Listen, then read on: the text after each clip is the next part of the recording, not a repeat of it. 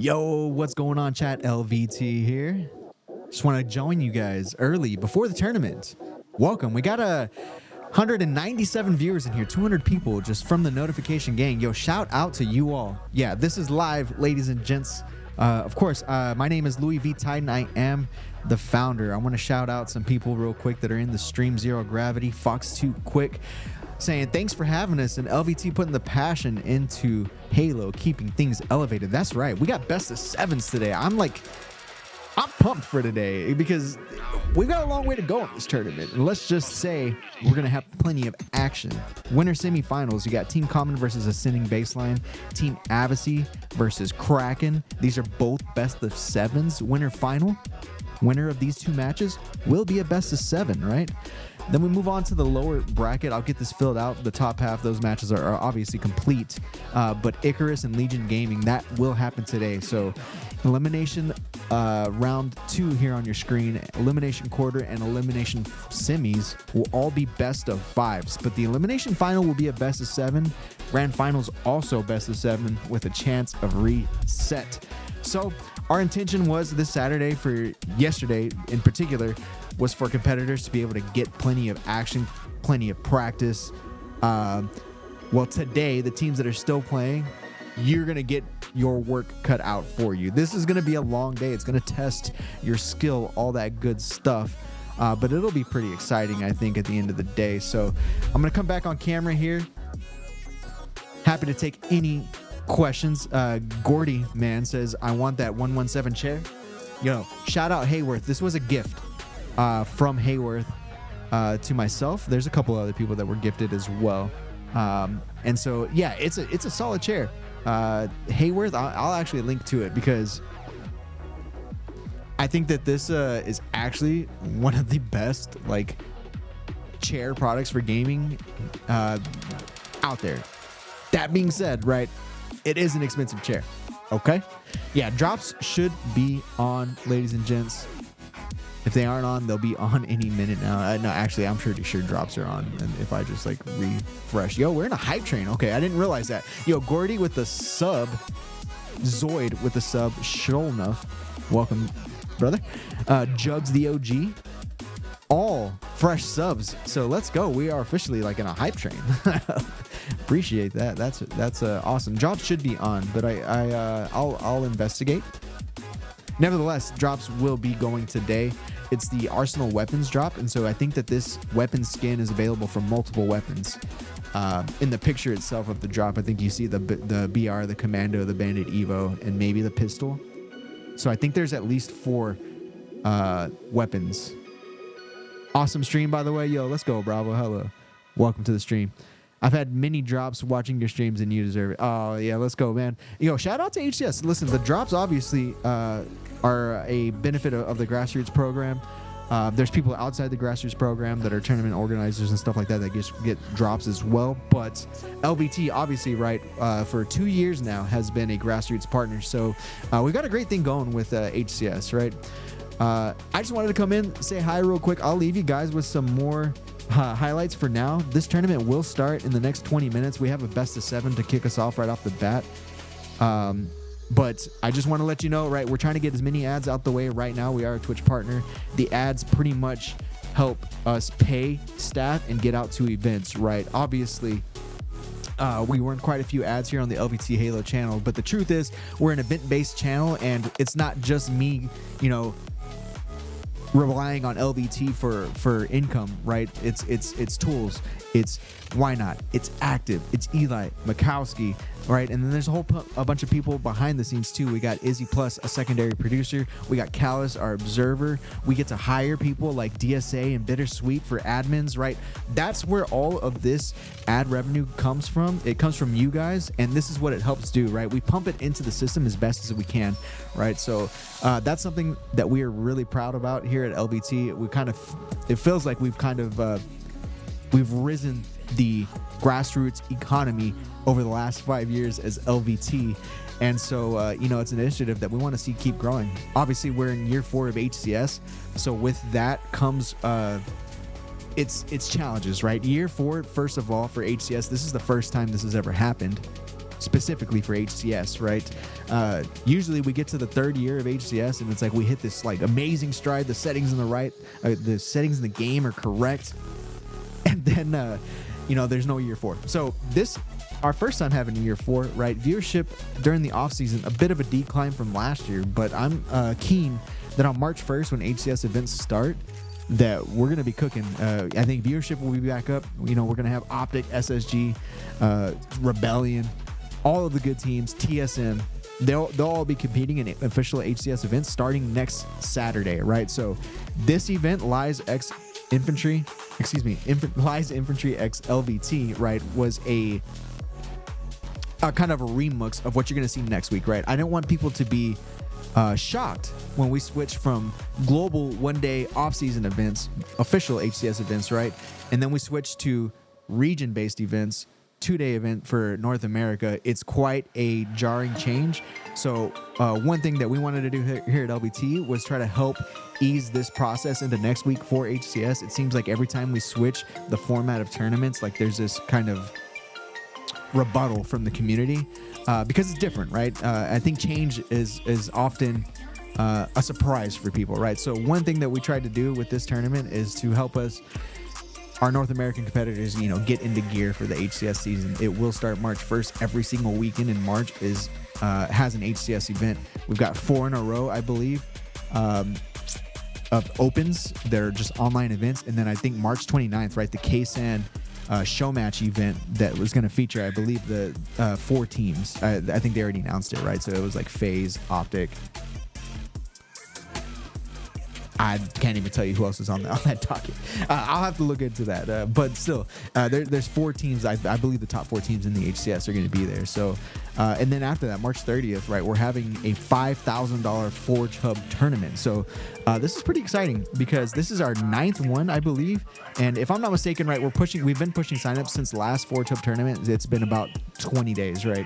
And we've been pushing it as a 4v4 tournament. But I do believe, and I'm not the final say in this, but I do believe that this is going to be a $5,000 2v2 tournament. So we're going to have all new maps, right? The Forge Hub Dual Tactical Contest submissions end on March 1st, right? So we're going to have our first glance at 2v2 Forge maps that are brand new. Mikowski says he's getting breakfast tacos. Yo, give me a... Gotta eat like something semi-healthy, right? I'm not gonna eat a taco. It's all good. Nevertheless, yeah. Oh, shit. The guitar guy says a bag of milk. Zoid says all of the tacos. So yeah, sorry to go on a bit of a rant there, right? We are trying to get our ads out the way, like I said. So just bear with us here. It's 10:45. It's call time. So what I'm gonna do is I'm going to cut us to, I'm going to get off camera here. We're going to start making sure that everything is aligned for the tournament today. We're going to have Ascending Baseline versus Team Common right off the bat, right? So this is pretty exciting stuff. It's a best of 7, you guys. It's going to start in approximately 15 minutes. I'm going to do my absolute best to get these teams going as fast as possible. But we all know how competitors are. They might take an extra 5-10 minutes to get in the lobby, get the coffee going. It's going to take a minute here, but today will be an action-packed day. We'll be back in 15 minutes. Don't go anywhere.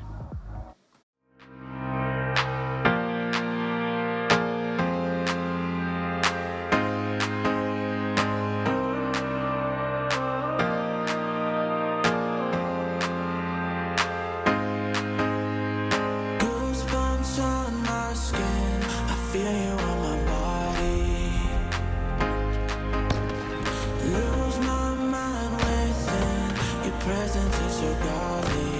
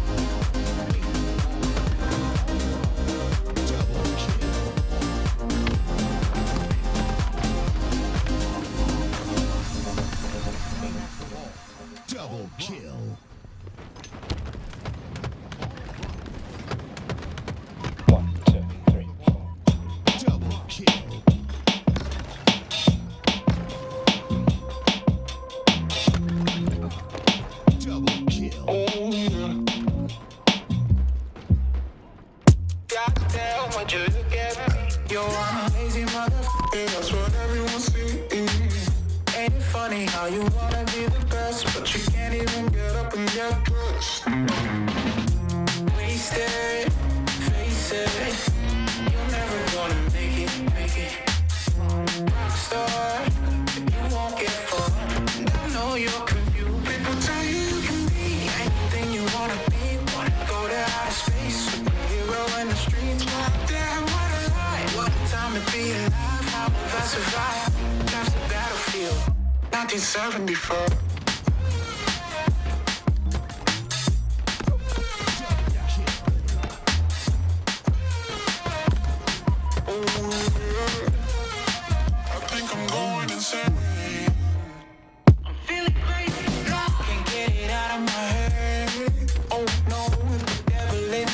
Takes hold, then I just might wind up dead. Wasted, face it, you're never gonna be the one.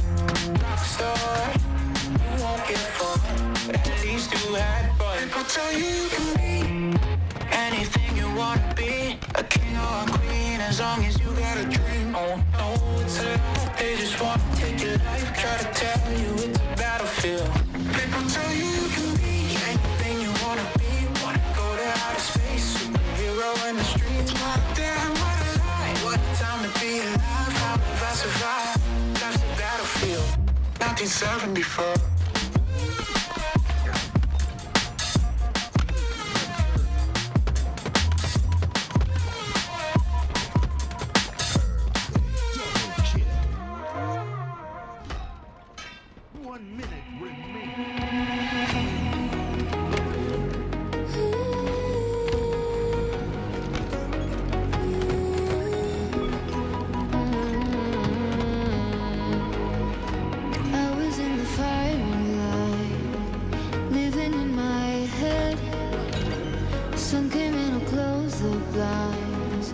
Feel it in the air. This is just a waste of time. No one really cares. But then you came across my mind, got me out of there. So I went down to the river, swam till the panic was over. Yes, I went down to the river, watched all the heavy rain. I watched all the heavy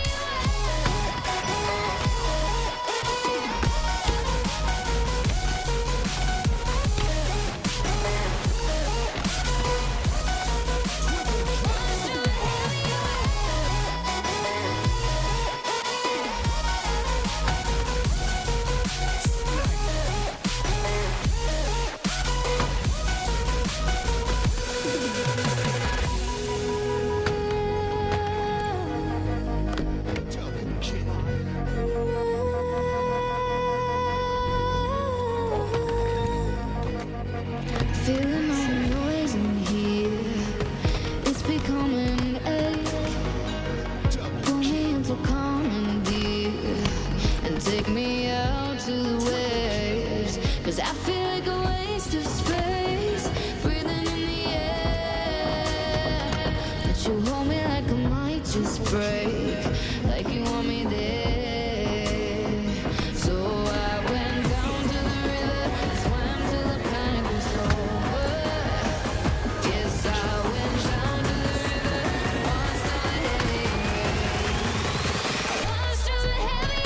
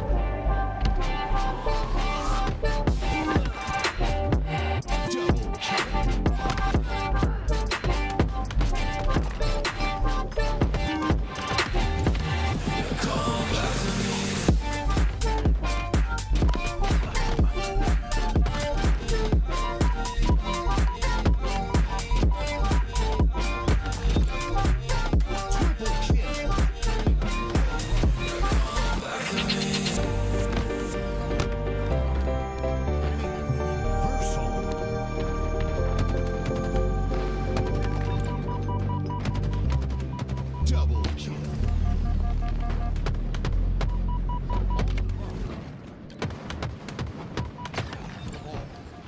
Double kill. All I heard about was all your love, wrapped in lies. Oh, showing off, pretending to be nice.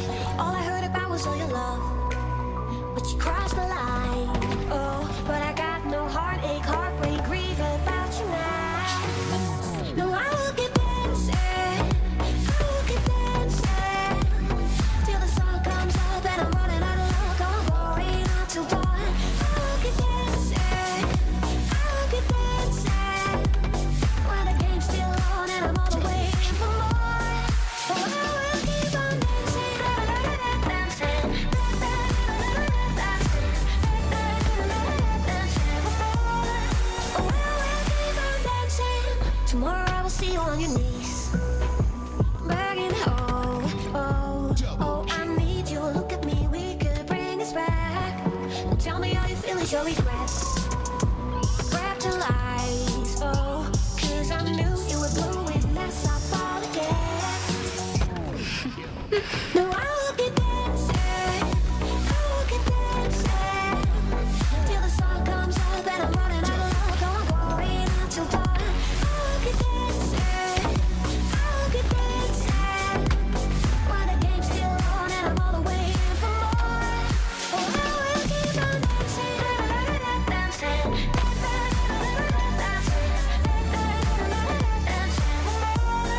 I will keep on dancing. I will keep dancing till the sun comes up and I'm running out of luck. I'm going out till dawn. I will keep dancing, I will keep dancing when the game's still on and I'm all the way for more. I will keep on dancing, dancing, oh, I will keep on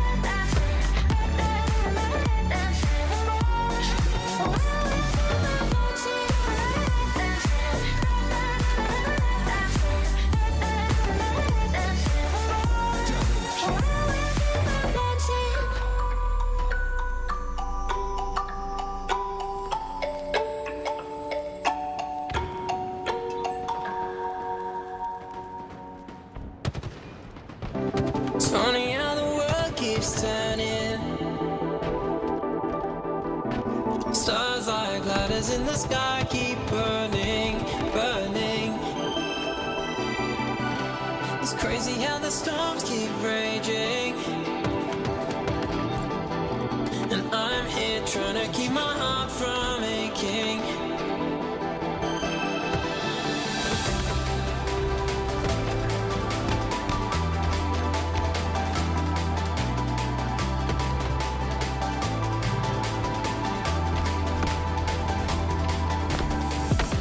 It's funny how the world keeps turning. But here with you, it's like my life's returning.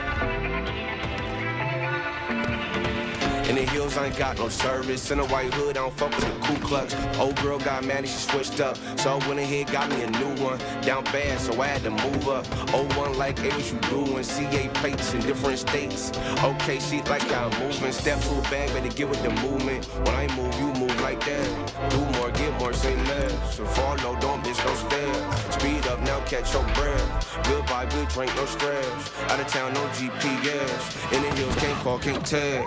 In the hills, I ain't got no service. Too high up, I don't think I heard you. Head high where the birds be chirping. Going for speed in the freeway swerving.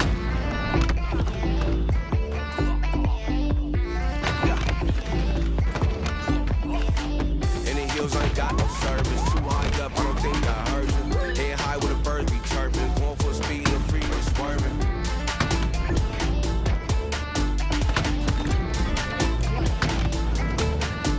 Swerving.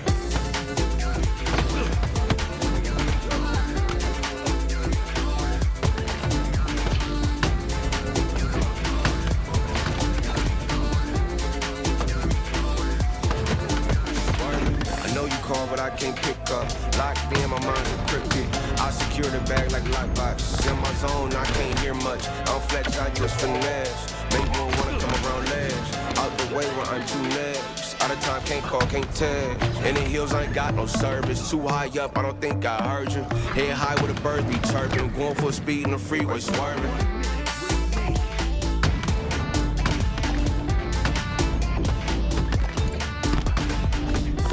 I ain't got no service. Too high up, I don't think I heard you. Head high where the birds be chirping. Going for speed in the freeway swerving.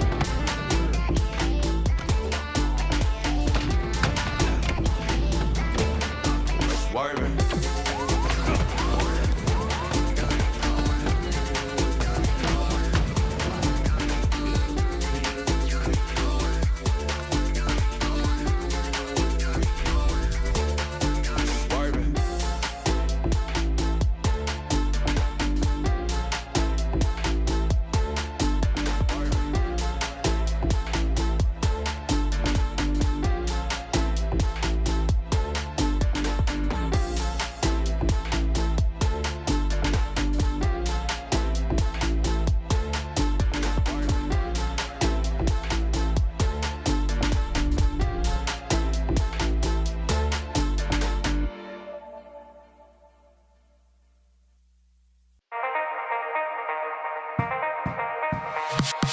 Take me back, leave me buried beneath wandering stars. Brilliant night. In disguise, having traveled 1,000 lives, just to satisfy. I'll never know what we're supposed to do. It ain't true that your heart brings you all the clues. Given the chance, would you be someone new? 'Cause that's a fact, what it's asking of you. So let me fly. Take a chance, give it a try. So let me fly. Chase it like it's too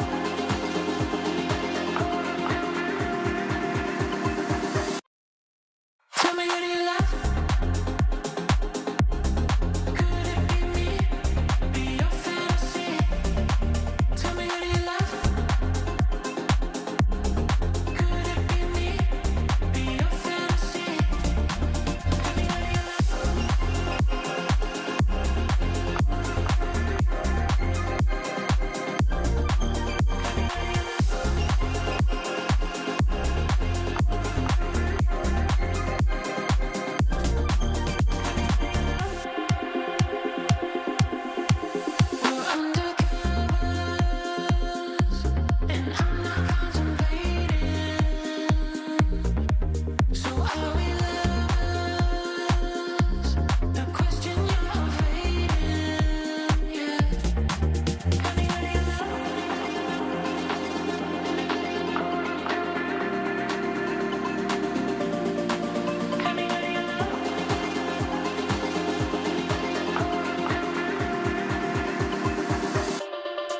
Tell me, who do you love? Could it be me? Be your fantasy? Tell me, who do you love?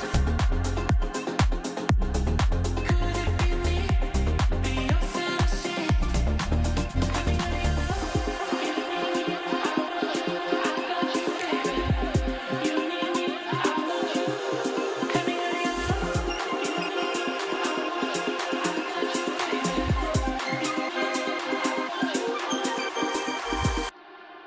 Tell me, who do you love? Tell me, who do you love? Could it be me? Be your fantasy? Tell me, who do you love? Could it be me? Be your fantasy?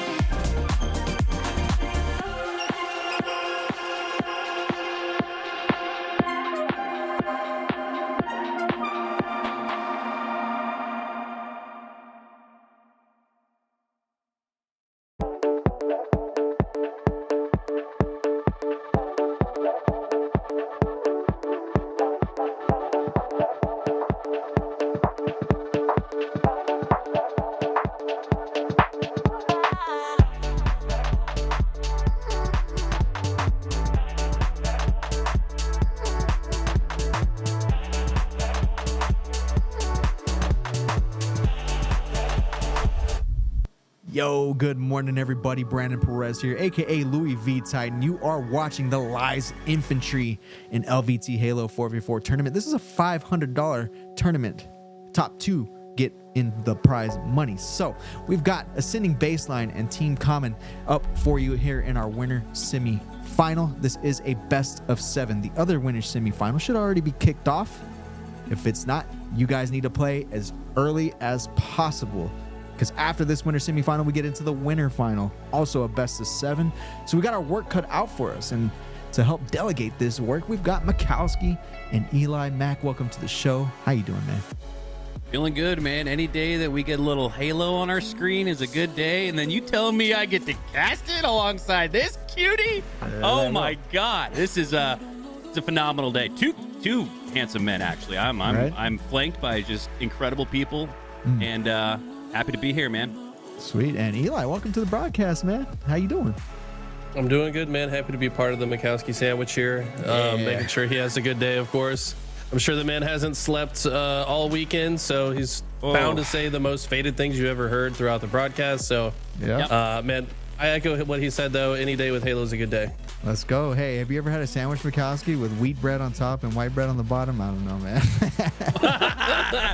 I guess I'm about to find out. Hey, let's go. So we're starting off with Aquarius neutral bomb, and it looks like we're actually in this match. So I'm going to shut up to Mikowski. Let's get on into this action.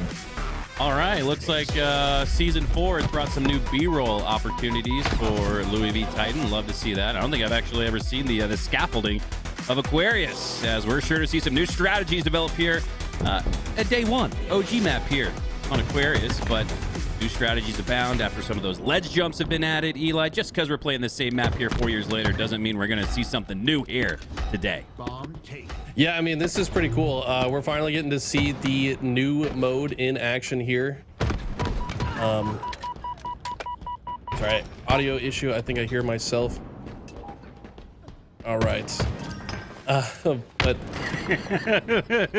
it's always so awkward when you hear yourself. Like, you guys ever, when you hear an echo of your own voice, it's so disorienting. Oh yeah, my you're God. like, who's that dork talking? And then it's like, oh, that's me. But yeah, we might have, yeah, there we go. We are locked and loaded here. A minute off the clock, and that oddball, that bomb still located bottom mid. Eli, this is the first time we've ever gotten to cast Assault together. Now, going back to 2004 and 5, we played this plenty of times together on midship. But what have you noticed in some of the scrims and early first-person point of view that we've had with Assault now, a new game mode added to Season 4? I mean, it's just like we remembered it back in the day. It's very similar to midship Assault. One of the big differences is the explosion radius of the capture point is much smaller in this. It's kind of like only the area that you're arming it. You don't have to run away like crazy to survive, but we already see the first bomb being armed here. It's going to be planted as well. So yeah, this kind of perfectly shows what I was talking about. Uzi not even having to run away from the explosion. He's just going to stay in his base, but a great start for ascending baseline. Yeah, that is one of the differences I've noticed from Bomb of yesteryear. The bomb would essentially clear out the base for you. Now you can kind of stack the attack and stay within just mere inches away from where that bomb detonates. So that's going to allow ascending baseline to still have some presence in the red base. You can see Uzi there still in the red base. Wow. So, excuse me, in his base. Early morning, we're just getting our coffee in, but this is impressive. This is an ascending baseline roster, Eli, that haven't needed many kills to potentially put up multiple points. This is so impressive. I mean, when I looked at this bracket yesterday, I looked at Team Common. I said, this is the team to beat. And Hative says, your face is what I'm going to beat with this bomb, on the way to potentially arming it, but he will be stopped. They will clear ascending baseline out of the base, but regardless, the tone has been set. Ascending baseline playing with some fire already. I like the strategy here, Eli. You got Uzi, Zuzi countering Common and Ryanoob, and they could not be more polar opposites. You got two of the old guard going up against the two hot shots on the block, and I think that fits with the young personality and play style to play quick and fast, but they overextend. And I guess, Eli, that's the dueling dichotomy of strategy. You play too fast like we just saw there from AB, you're going to give that bomb right back to Team Common. I don't know. I kind of liked that, though, because if they were able to arm that, I mean, most of the capture was already completed, right? They had like 80% capture completion, thought they could sneak in, get one by, but good stop there. King Nick going to be the one that finally throws it out of the base. That's such a crucial part of this game type, is if the other team, even if you know you're going to die, just chuck the bomb into the courtyard so that they have to restart from square one, and that capture progress doesn't come back to bite you. A lot of raw skill on ascending baseline, and they're putting it to work here early with early 1-0 lead. Team Common, though, seeing red X's more often than not in the top left corner of our screen, but they have played some good goal line stand defense, keeping it from really busting open to a 2-0 lead, as we see Hative here pushing in the generator. A little 2v2 gunfight goes through. The Dark Matter pushes a little too far. He goes down, and now look at this. Everybody except for Uzi, Zuzi. The two twins are up on the map, and with 4 down, you're going to see a toss-up here. Grabbed by Uzi. He catches it, and now arming the bomb at 50%. Needs just a few more seconds, but I don't think the spawn points are going to be close enough for Common. No, they're not. Ascending baseline with a quick 2-0 start. Wow, did you see the way he was strategically sitting in that exact corner, specifically so the spawners in the fridge could not get a line of sight to his forehead? Also, with camo, obviously going to make it a little bit easier to cap, but that corner is also difficult to grenade. So ascending baseline showing that they have prepared. They've been practicing in this game mode. They've been playing together forever, and so far their teamwork has just been overpowering Team Common. Practice has met preparation here for ascending baseline. Eli previously with his comments mentioned how the camo bomb combination has been multiple times. We've seen that part of the process for ascending baseline. It seems like they first step, get the slays to gather top mid, then grab the camo, then take the bomb into the base and allow the camo holder to cap it. And with camo bomb, Eli, you're going to get an extra 1, maybe 2 seconds or 3, and that could be the difference between a 3-0. Absolutely. I mean, at that point, players are just going to frantically throw grenades into the zone and try to, you know, damage the camo player wherever he is. But if you're smart about where you position yourself to where it's difficult to throw grenades, it's the smart way to do it. But look at this, man. This has been all out aggression. They're already juggling this bomb back into the base of Team Common.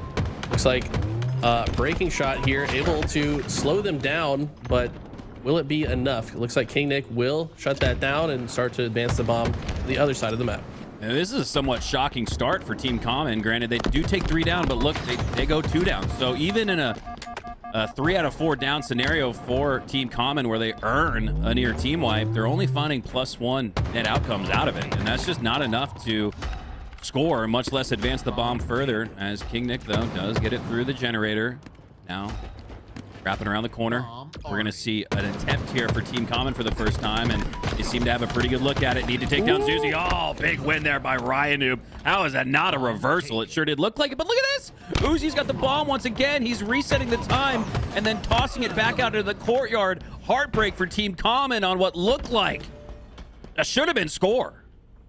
People watching that are probably confused. Why did he hold the bomb like that before throwing it out the window? It's because he was letting the timer reset.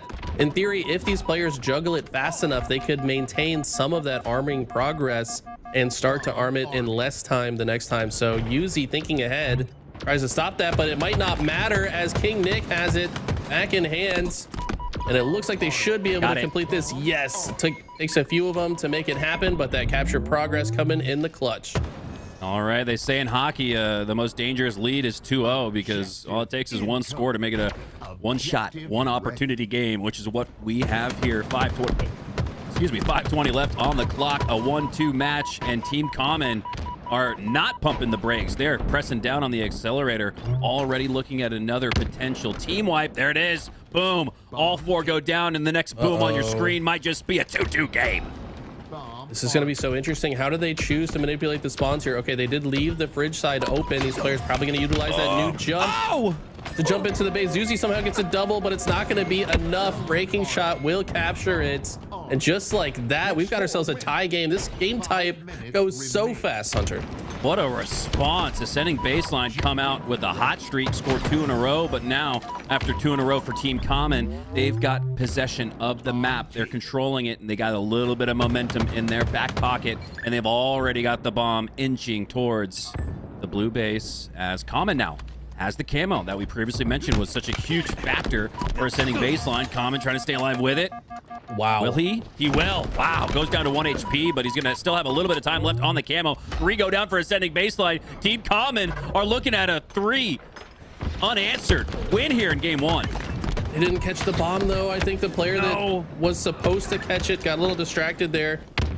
Maybe had something else to worry about, but with 3 dead, this might just be it. That's gonna be it. What an insane comeback. Maybe they just needed to wake up a little bit. Team Common are gonna steal game number 1. These old guys, they're just like us, Eli. They just need a little sip of that coffee. And I imagine with all the all the time that Team Common spent on the respawn screen to start off the game, they're probably doing just that, taking sips of the coffee, getting a little caffeine running through their system, and they have woken up. 3 unanswered to force what feels like a little bit of an upset. Now, granted, you'd probably say Team Common have the better power rankings with their roster of 4, but definitely felt like an upset in the sense that it felt like Ascending Baseline. We're looking at a 3-0 in 3 minutes. Didn't happen, though. Definitely an upset when you're when a team comes back literally as far down as is possible in the game mode and come back to win it. I mean, that is a heartbreaker if I've ever seen it, but it's going to be something we should get used to seeing. This is a game type that can swing very heavily once you get into control of the map. That quick route through the courtyard, chucking the bomb into the window. If you've got 3 or 4 dead, you're just going to comfortably be able to arm it more often than not. But wow, what a great start to the day. Yeah, this is not like your Sanctuary assault of yesteryear where sometimes a 1-0 match would be all you'd see, and on Aquarius, you know, much more like a midship where the action is fast and frenetic. And it also feels like I'd love to get a comparison, Eli, on the timer, because it also feels like the bomb arm's a little faster than what I recall back in 2005. Granted, it's been 20 years as I glance over at my calendar. My God. But yeah, this game mode here in Halo Infinite feels much faster. I do think the bomb arm time is probably the same. I mean, I am the one of the 2 of us that recently played in a Halo 2 tournament, so I remember it being roughly the same amount of time back in November, but Fortress is going to be very different for that one, I think. More like the Sanctuary you mentioned, where it's going to take maybe a 1-0 in that game mode at times. There's so many spawn points on Fortress that can see the bomb arm spot, but let's talk about Slayer Solitude. This is one that the players are going to all be a bit more familiar with. They've been playing this game type for a while. We talk about this being kind of a steamroll, snowball type game mode. If one team gets control early, it could spell curtains for the other side. Ammo going to be a priority like it was in game 1, but now you got the power weapon, the shock rifle as a potential kit of the arsenal. Going to be curious to see who's able to grab a hold of that. As we take a look at your series layout, we got a little recharge oddball after this.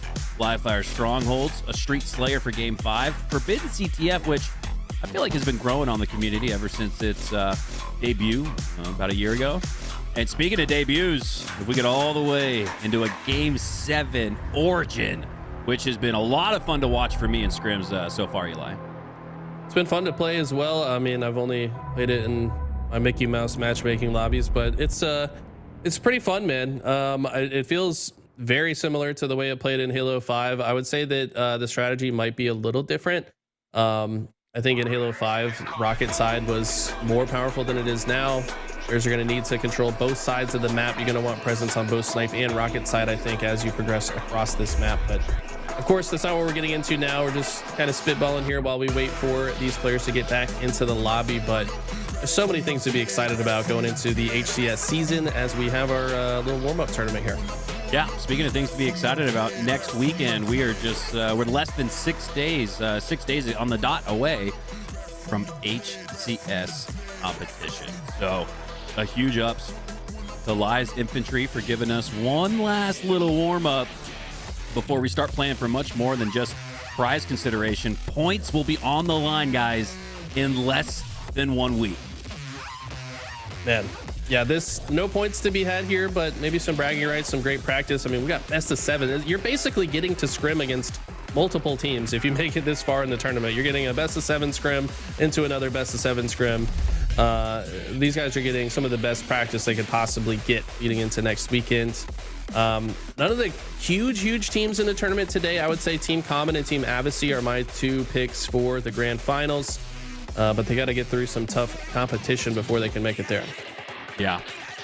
Well, when we look at Team Common, you know, it looks like a draft tournament team name, but this could be a team that sticks it out into Season 4, into next weekend's HCS competition for points. And so, Eli, like you said, you're not necessarily playing for HCS consideration here, but you are playing for the consideration of who you're going to go into HCS with. So a good tournament here for Team Common might just make this an official team of 4. And we know Ryanoob in recent weeks in memory, he's been trying out a lot of thirds, or however you want to call it. A lot of different teammates have cycled in and kind of been like musical chairs a little bit for Ryanoob this offseason. He's trying to find the right fit.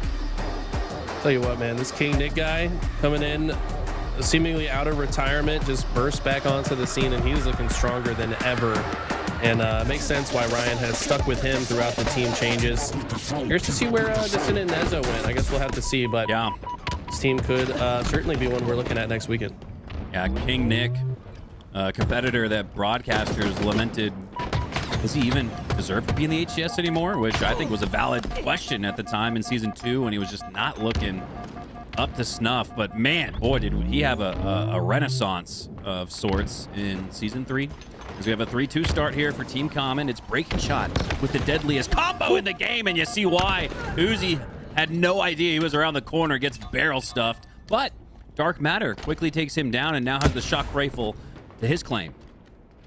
Interesting little hop out there. I don't know if he wanted to just get a slightly different angle and had planned to thrust back into the window the whole time, but either way, Dark Matter with the shock rifle can be highly dangerous. One thing I really like about this Ascending baseline roster, their communication is so clean. They know when they're in disadvantage. They know how to keep each other alive. Their communication is on point as they navigate through difficult scenarios. And this is exactly what I'm talking about. Their positioning didn't look phenomenal, but they're able to convert it into a 4 down and look to spawn kill into the next cycle. Sometimes the shock rifle is more of a support weapon, in the sense that if you land those easier to land body shots, it's a quick cleanup for the teammates around you, which is exactly what we just saw from Dark Matter. Oh no. 2 assists with that shock rifle, but he goes down with it. Just 1 beam left, so King Nick gonna essentially recycle it and drop that 1 beam into the body of his opponent. I don't know if they're going to be able to clean him up, though. They do, actually. So Zuzi does get cleaned up. Not sure if that counted as an assist for King Nick ultimately, but the shot, 1 beam in the beam rifle, if you will, was enough to find another slay for Team Common, and they're keeping it close, only down by 3. Wow, great positioning here from Uzi. This little ledge, I think, underused, especially in lobbies like Tools Gold lobbies. But, you know, these guys are going to use every part of the map to their advantage. Make sure they get perfect lines of sight to help their teammates out. Native going to trade out here, but they've got a 4-kill lead pretty strong early. Yeah, had the camo, did Hative there, but he trades out 1-to-1, so not the most efficient use of that power up. As we see Ryanoob, he's got a great angle here. He might just be looking at a multi. He already has the double, looking for a triple. Zuzi's gonna scurry away, but Ryanoob is on the hunt, trying to sandwich him here with King Nick. Now getting into a 1v1 across the map onto the trucks with Dark Matter. Look at that prioritization of opponents. Gets a couple of shots into Dark Matter and gets to his next pace and space on the map, earning the assist. This is why Ryanoob is just so damn good. Yeah, they brought this back. Now only down by 2. New shock rifle coming up as well. You can tell Ryanoob kind of setting up for that up in the next couple seconds. Breaking shot going to try to clear some space on this side to maybe keep Ryan alive, but he takes heavy fire from multiple parts of the map. Great shutdown there. Shock rifle ultimately was not able to be collected by Ryanoob as he had to reroute his positioning. Have to see if he can hold down a line here. Yes, he does. Ultimately, just existing on this half of the map is enough to get his teammates to spawn near the new power weapon, and that might be the difference here. Snappy shot there from Breaking Shot, and he's looking to do it once again. And we're seeing more and more of that, Eli. We've seen a couple of headshots in this game. There's another one, but I think more kills have come through from the shock rifle in its use case of being a support weapon. So I think these players are doing a great job recognizing when they've got eyes on an opponent. They don't try to line up the headshot. They just go for the body damage, as I think we see that there. Then repositioning and reappearing on the ledge is Breaking Shot, popping off with the shock rifle, fortunate for Ascendant baseline. The ammo is out, but Breaking Shot, the damage has already been done. Yeah, Breaking Shot really putting the hurt on. Anytime you can delete a player off the map in one shot, it's just going to make the rest of the team fight so much easier for your squad. But Ascending baseline have done a good job to weather the storm here, still maintain a lead. Hative was also able to snag the camo, trying to shut down Common, who's hiding top of that sneaky ledge there. And just look at the way these guys work together, man. Chasing opponents down, cutting off each other's opponents. And that was systematic, the way they shut that player out of the equation. Tied 30 all previously, but now Ascending baseline have jumped back out to that 3-kill lead. They had to start, make it 4, a full team wipe here. And if you can start to extend this into a multi-possession, multi-team wipe lead heading into the 40s, Ascending baseline got to feel good about their chances of tying this up. Look at the positioning as well. They have ultimate high ground, 2 highest points of the map. Yuzi in the window there. Hative top snipe. Breaking Shot does get behind, but Hative's aware of it and will shut him down. But Breaking Shot with the clutch stick there, that could be a slight opening, but no one's in position to really follow up on it to take any space for themselves. Team Common still stuck in the back of A. They're being collapsed upon, but I don't know if the collapse was quite as executed as they intended. Sending baseline go down, maintaining their lead, but lost a little bit of it. Ryanoob again exemplifying phenomenal shot prioritization. Opponent prioritization is on point, and that's not so much how he's able to get a lot of kills in a match, Eli, but that's how he's able to stay alive. And as I say that, I actually glance at his death column. He's only got 8, so he's got the least deaths in the lobby. Big reason why is because he just prioritizes the perfect opponents to shoot at and to show himself to, so he takes minimal damage in that case. Speaking of a spot, King Nick's got a cheeky little corner here on top of the ledge. I think Ascending baseline probably kicking themselves now. They had made that aggressive push, but they've given up most of the map to Team Common, and they have certainly taken advantage of it. Now with 3 dead and Dark Matter left to scurry, he's gonna die now. Double kill. Next set of spawns has been located by Ryanoob. I expect the rest of Team Common to pounce here. We might just see another heartbreaking loss from Ascending baseline after a strong lead. Oh, like sardines in a tin can. Ascending baseline all spawn on the sniper lift, and that's like shooting fish in a barrel for Team Common. They easily clear that out and extend the lead to 5. So the largest lead of the game comes late for Team Common, and they're about to shut the door. 47-41, now 48. They're looking good. Are they shooting fish in a barrel, or are they shooting sardines in a tin can? I'm not Sardines following. are a type of fish. If you watch know Planet Earth, you'd know this, Eli. And there it is. What should have been 1-1. We had Ascending baseline throughout the entirety of the match into the 40s, had control of the lead. It was a narrow one by 3 or so, but man, in the end game, Common busted out to a 7-kill advantage for a 50-43 win. Eli, going into the 40s, this is not the finishing score I expected to see. I mean, it was ascending baseline's game for so long. They had a 3 or 4 kill lead for the vast majority of that until, like I said, they made that one push where they had the high ground advantage. They had snipe, they had blue control, and then they decided that I almost feel like the theory of how this game type is supposed to be played ended up getting in the way of them making a better decision in the moment. They thought, oh, we're always supposed to collapse on the next spawn, but in reality, when you had the lead there, you could just chill and let the other team come to you. Instead, they push forward a little bit too fast. They fall into a trap. They go 4 dead. Team Common takes the map, and then all of a sudden, it's them pushing into the spawns instead. So I think Ascending Baseline going to be kicking themselves a little bit for how that in-game played out. I agree with you wholeheartedly, Eli. You and I have had a chance to talk to a lot of the top HCS professionals, a lot of them with championship rings on their hands, and they told us one of the biggest learning curves last year in season 3 was to not cycle and to not, in an odd enough way, continue to slay out. Sometimes it's best to just Streets, for example, let him just spawn at C over and over again. On Solitude, let him spawn at A over and over again and force those spawns into disadvantageous spots and just hold the line. And I think that's going to be one of the narrative evolutions that we see here in season 4 as we are on our way to game 3. Recharge oddball. It's all about timing, man. There's a time and place to sit still and wait, and there's a time and place to just push and be as aggressive as possible. So I think Baseline, I think, missed the mark on their timing adjustments there, and that's a crazy win from Breaking Shot. I mean, does this guy ever stop doing insane things? I don't think so. Even just the melee there to take Dark Matter down on 1 HP was massive because he gets cleaned up shortly after, and with 3 going down for Team Common, that could have been a 4 down for Team Common and a 4 up for Ascending Baseline. Regardless of Dark Matter going down, they still do make it away with possession of the opening strike. 10 seconds and rolling on the board for Ascending Baseline. They're bouncing back. Ball dropped. Okay, Yuzi gonna hold the line here in the tower. Has great sight line on the rest of the map, but knows he's easily flanked, and with some good communication, I assume, is gonna hunt down Common and take him out. Zuzi with the grapple.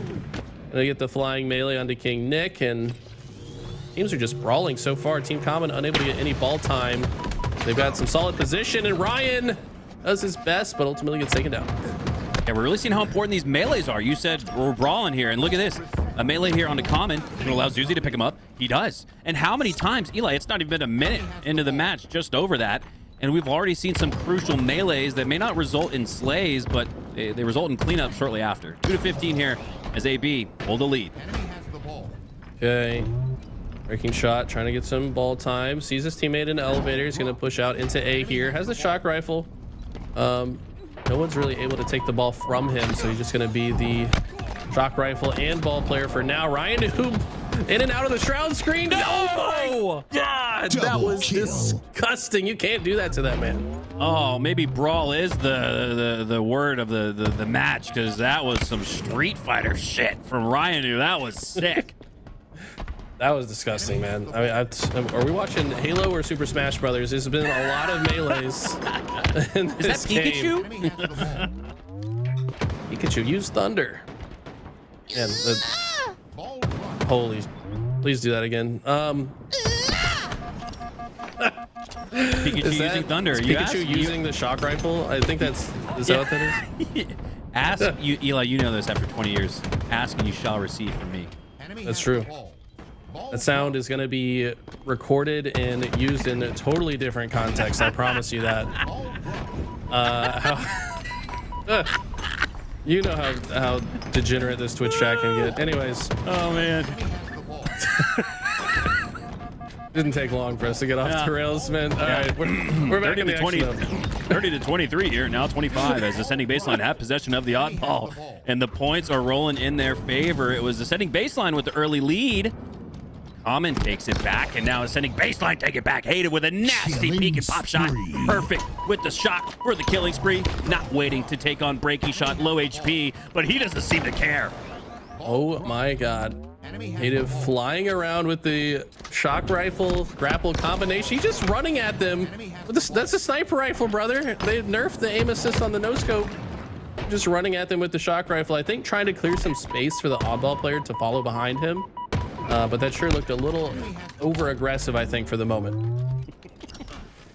Common now. And this feels like more of what we just said last time we were on the mic, back and forth.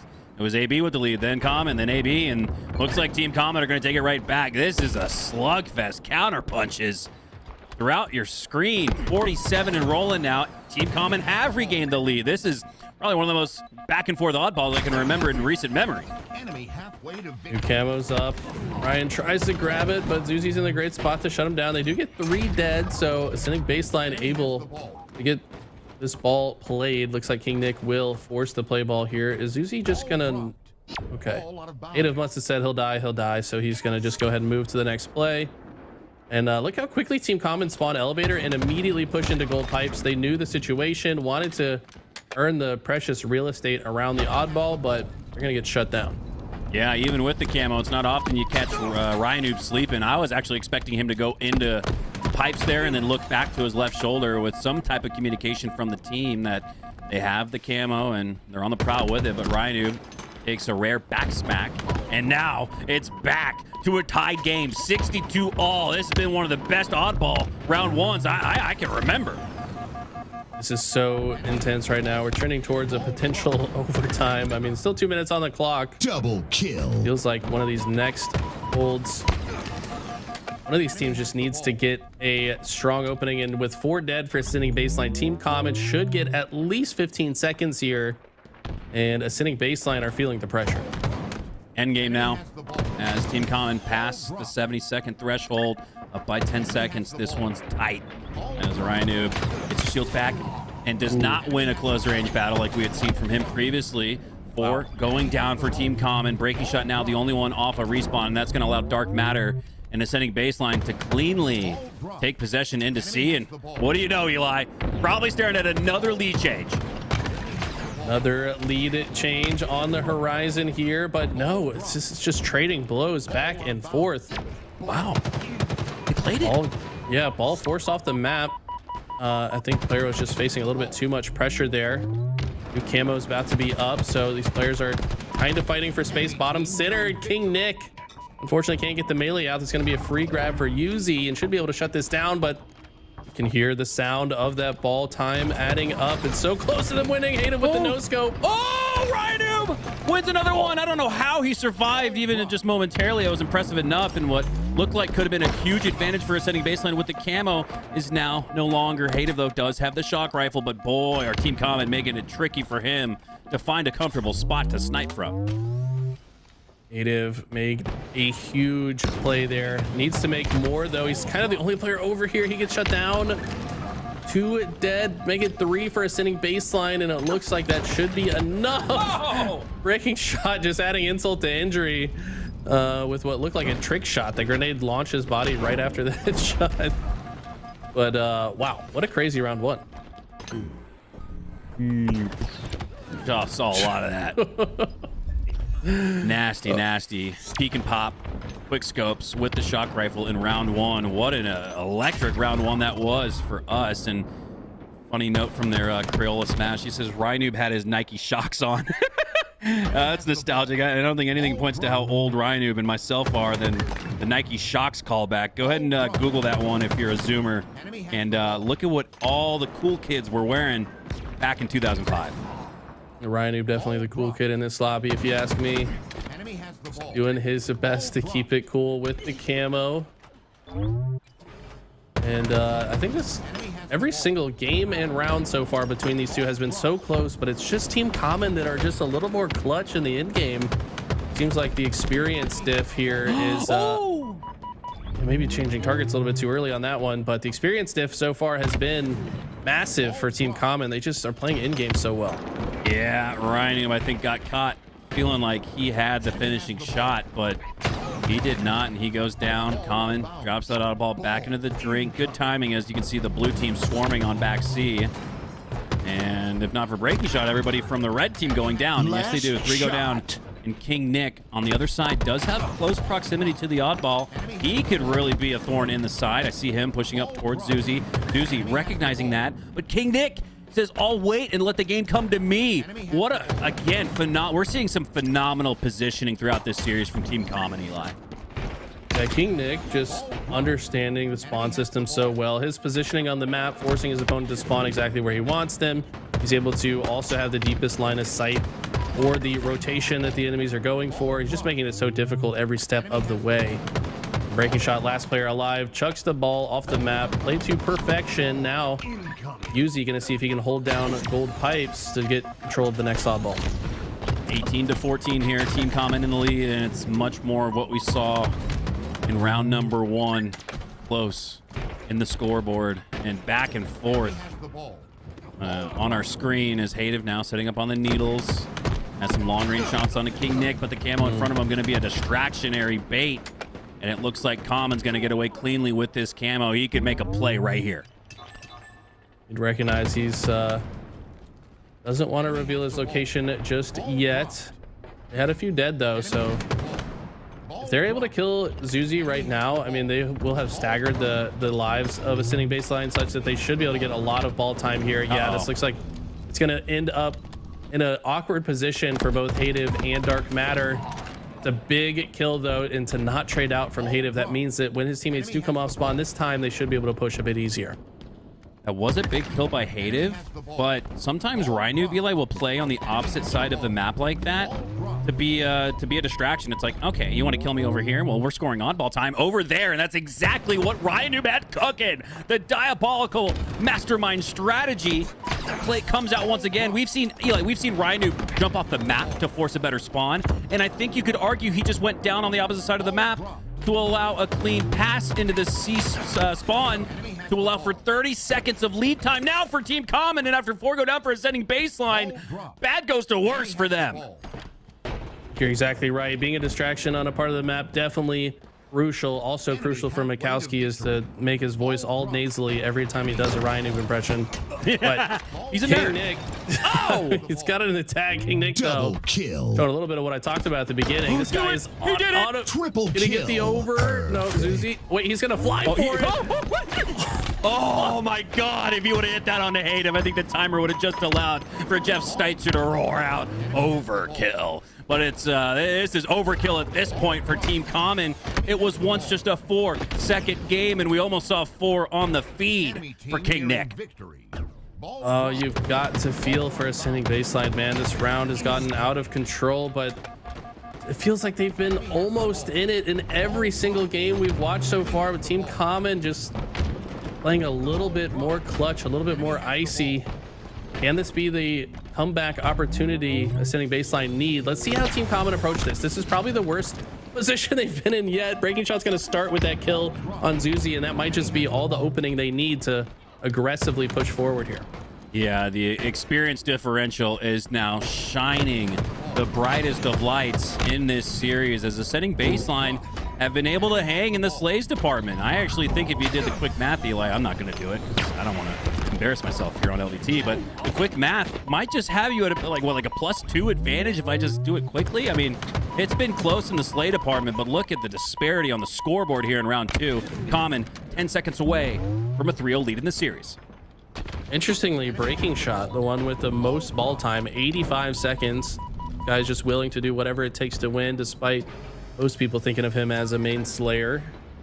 And we've got another C hold here, but the thing is, Team Common, one good break, one forced reset. All they need is 10 seconds to close this out, but so far, Ascending Baseline playing this setup pretty well. Yeah, they've cut the lead in half now at 45-90.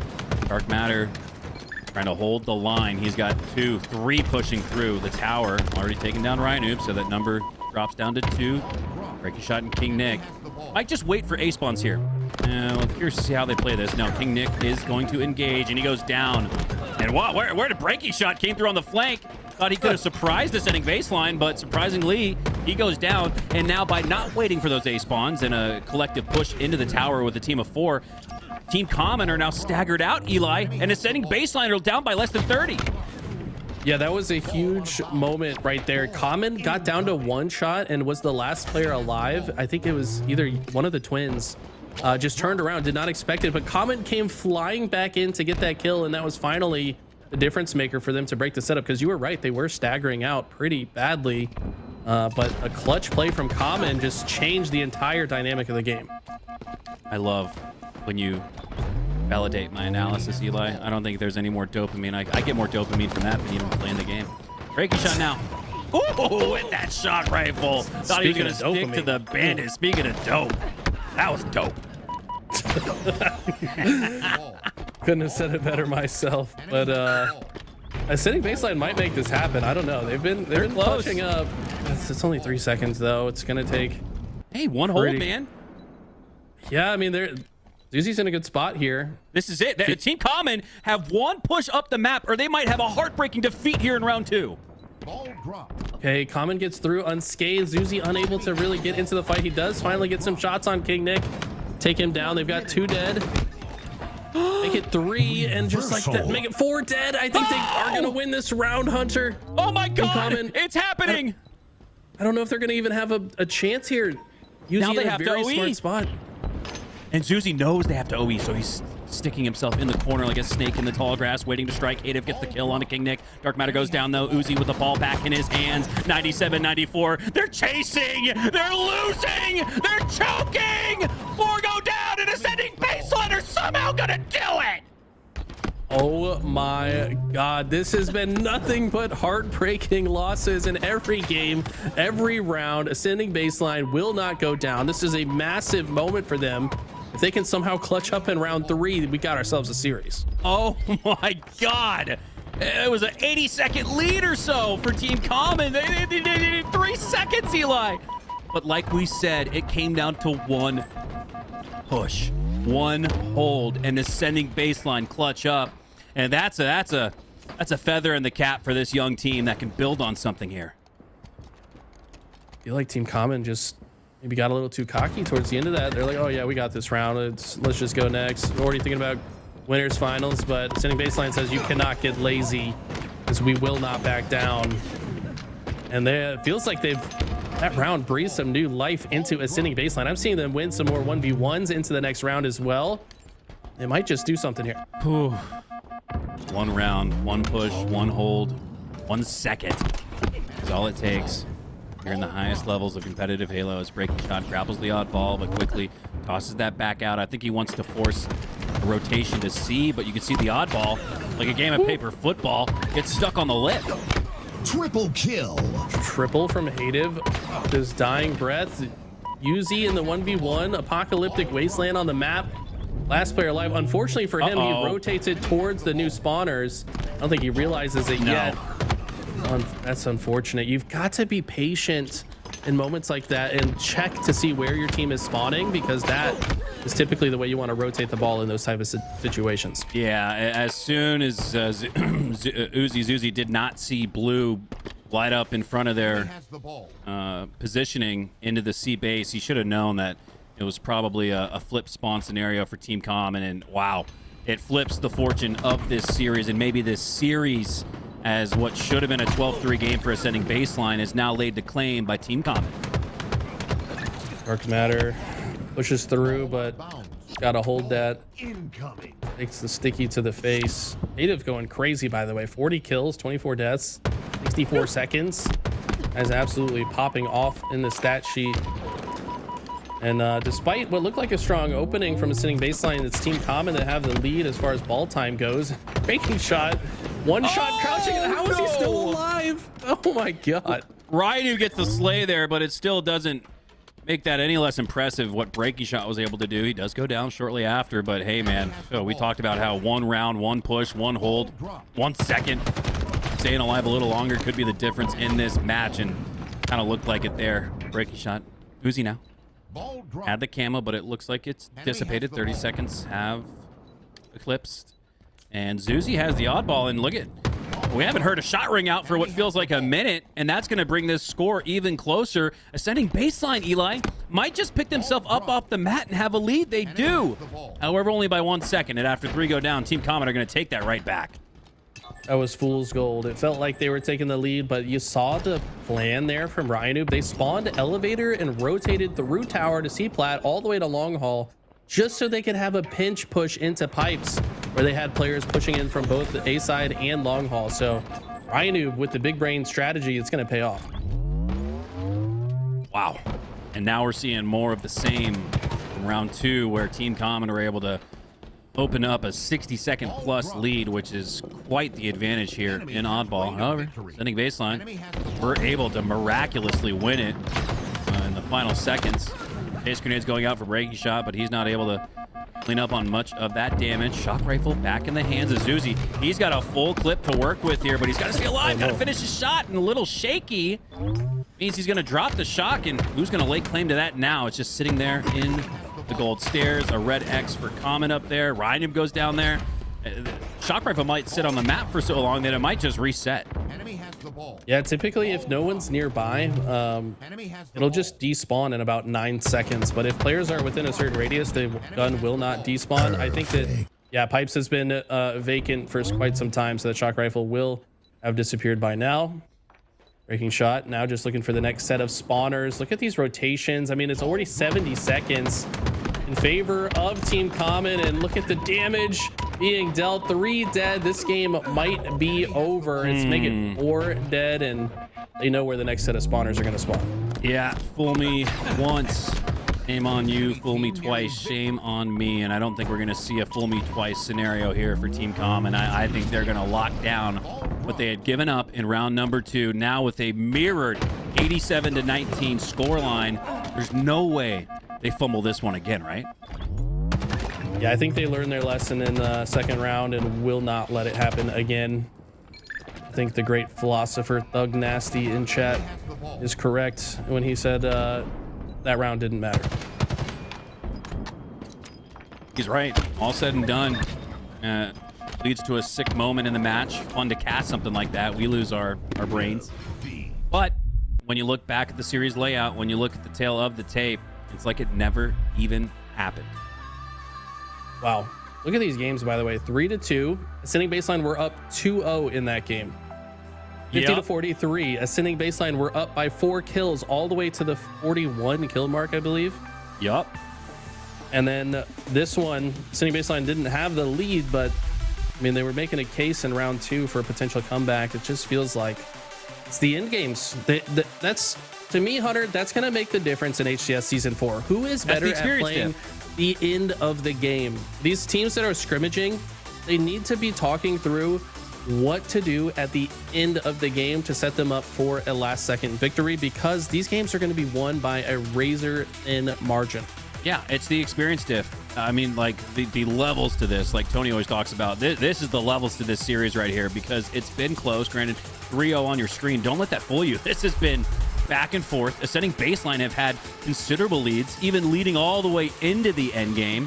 And I think based on the kill death differential in that last game, I think it was only like 4, 5, or 6 total in favor of Rhinoob's team. So this is not to say that we don't have 2 very evenly matched teams as far as their shots are concerned, but when it comes down to the experience differential and how you play the end game, we are seeing a stark difference in that case. Exactly right. We've got a bit of a even faster paced game mode here. I think Live Fire Strongholds, what a nade. Possibly one of the, if not the fastest game mode we play right now, as far as just non-stop pace of play throughout from start to finish. There's not many times you should stop moving your feet in this game mode at this level. We already see a lot of pressure being placed across the entire map from Team Common, and they should also get this camo and hold on to this trip cap. I really like the opening start there from Team Common, recognizing the A spawn Common. I like that specifically, the sticky. But I always say, Eli, if you're going to run over 2 grenades, why not just toss the other 2? Unless you're playing sneaky and trying to find a flank or keep your positioning unknown to the opponent. That's not the case in an opening break. Everyone knows where you're starting. You're pushing out through the A sandbag. So King Nick there tosses 2 GB grenades out, gets opening damage, picks up 2 more frag grenades there at the spawn location, and it's already a 46-0 start. Ascending baseline do get on the board though, but again, a remarkable opening break there for Team Common, has them up big in the first minute. That's got to feel bad for Hative. Wanted to reroute to the tower. As you can see from the positioning, it would have worked, but unfortunately bonks his head on the ceiling. I want to see that. But you're right. Ascending baseline able to get some points on the board here for now. I've also got 2 dead. Breaking Shot's only got 1 shot or 2 shots of the sniper rifle left. I think baseline looking pretty good here with the AB hold. Wow, it looks like the 46 seconds for Team Comet might just be answered back by ascending baseline hit again. Eli, this has been the narrative. This has been the storyline all throughout this series. Team Comet go up big, and then ascending baseline strike right back and match their opponent. Can they overtake them? Can they overthrow the old guard? They've done so momentarily, up by 2. You guys see why they're called ascending baseline and AB. They like the AB hold, but now it's been flipped to common. But if I'm ascending baseline, that looks to be the money hold for them. See, every team has kind of a different configuration they're most comfortable with. And right now, Team Common trying to just not let ascending baseline get comfortable at all.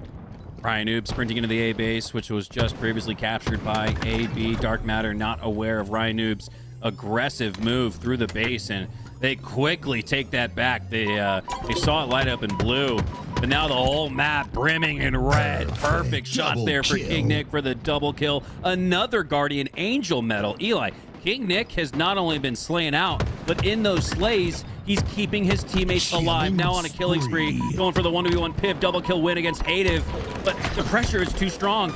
He's asserting himself on the map, and that grenade is not going to martyrdom. So Hative is going to have a chance, so too will Dark Matter. But Dark Matter goes down. 3 go down for Team Common, so ascending baseline should be able to get A.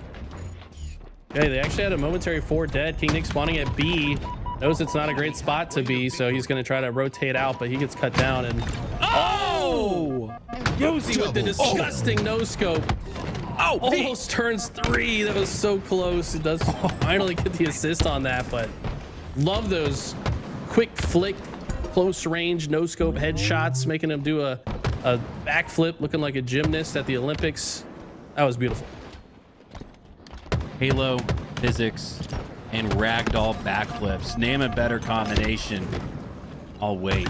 Golly, that was nasty. And the whole team, Zuzi gets the double. Zuzi, channeling some inner twin psychology or something, has now gotten back on his steez. And this looks a lot like what we've seen all throughout this series. Team Common take a lead, but now ascending baseline are absolutely ripping and roaring through the map. Yuzi and Zuzi, the former Fortnite pros, looking like they are cranking 90s on Team Common right now.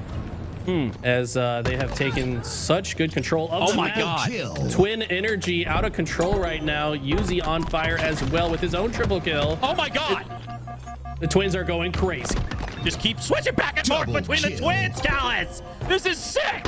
Every time we switch to their POV, they're ripping triples and doubles on your screen, single-handedly dismantling Team Common, and now they have reclaimed the lead, 127 and rolling to 126. Uzi Zuzi, pop off. They are on fire right now, and look at this. They're back in the ascending baseline hold, the AB. Can they hold it for very long? Hative somehow flanking across the opposite side of the map, trying to make it a little bit more difficult for Team Common to push out, but when he gets taken down, it's a free path forward for Team Common. They should be able to retake some control. Breaking shot with the camo, sneaking his way into A. I don't know if they know which corner he's on. He's going to allow maybe his teammate to clean it up and cap it. Yes, that's what happens. So communication there from Team Common. Hey, breaking shot, push out with that camo. We need you to be the tip of the spear, but Zuzi with the shield defends himself, takes down the camo, but ascending baseline, go 3 down. So Common should regain control of the map and the scoring here. What do you know, Eli? Another back and forth. King Nick just trying to apply a bit of extra pressure, knows the players are spawning at C.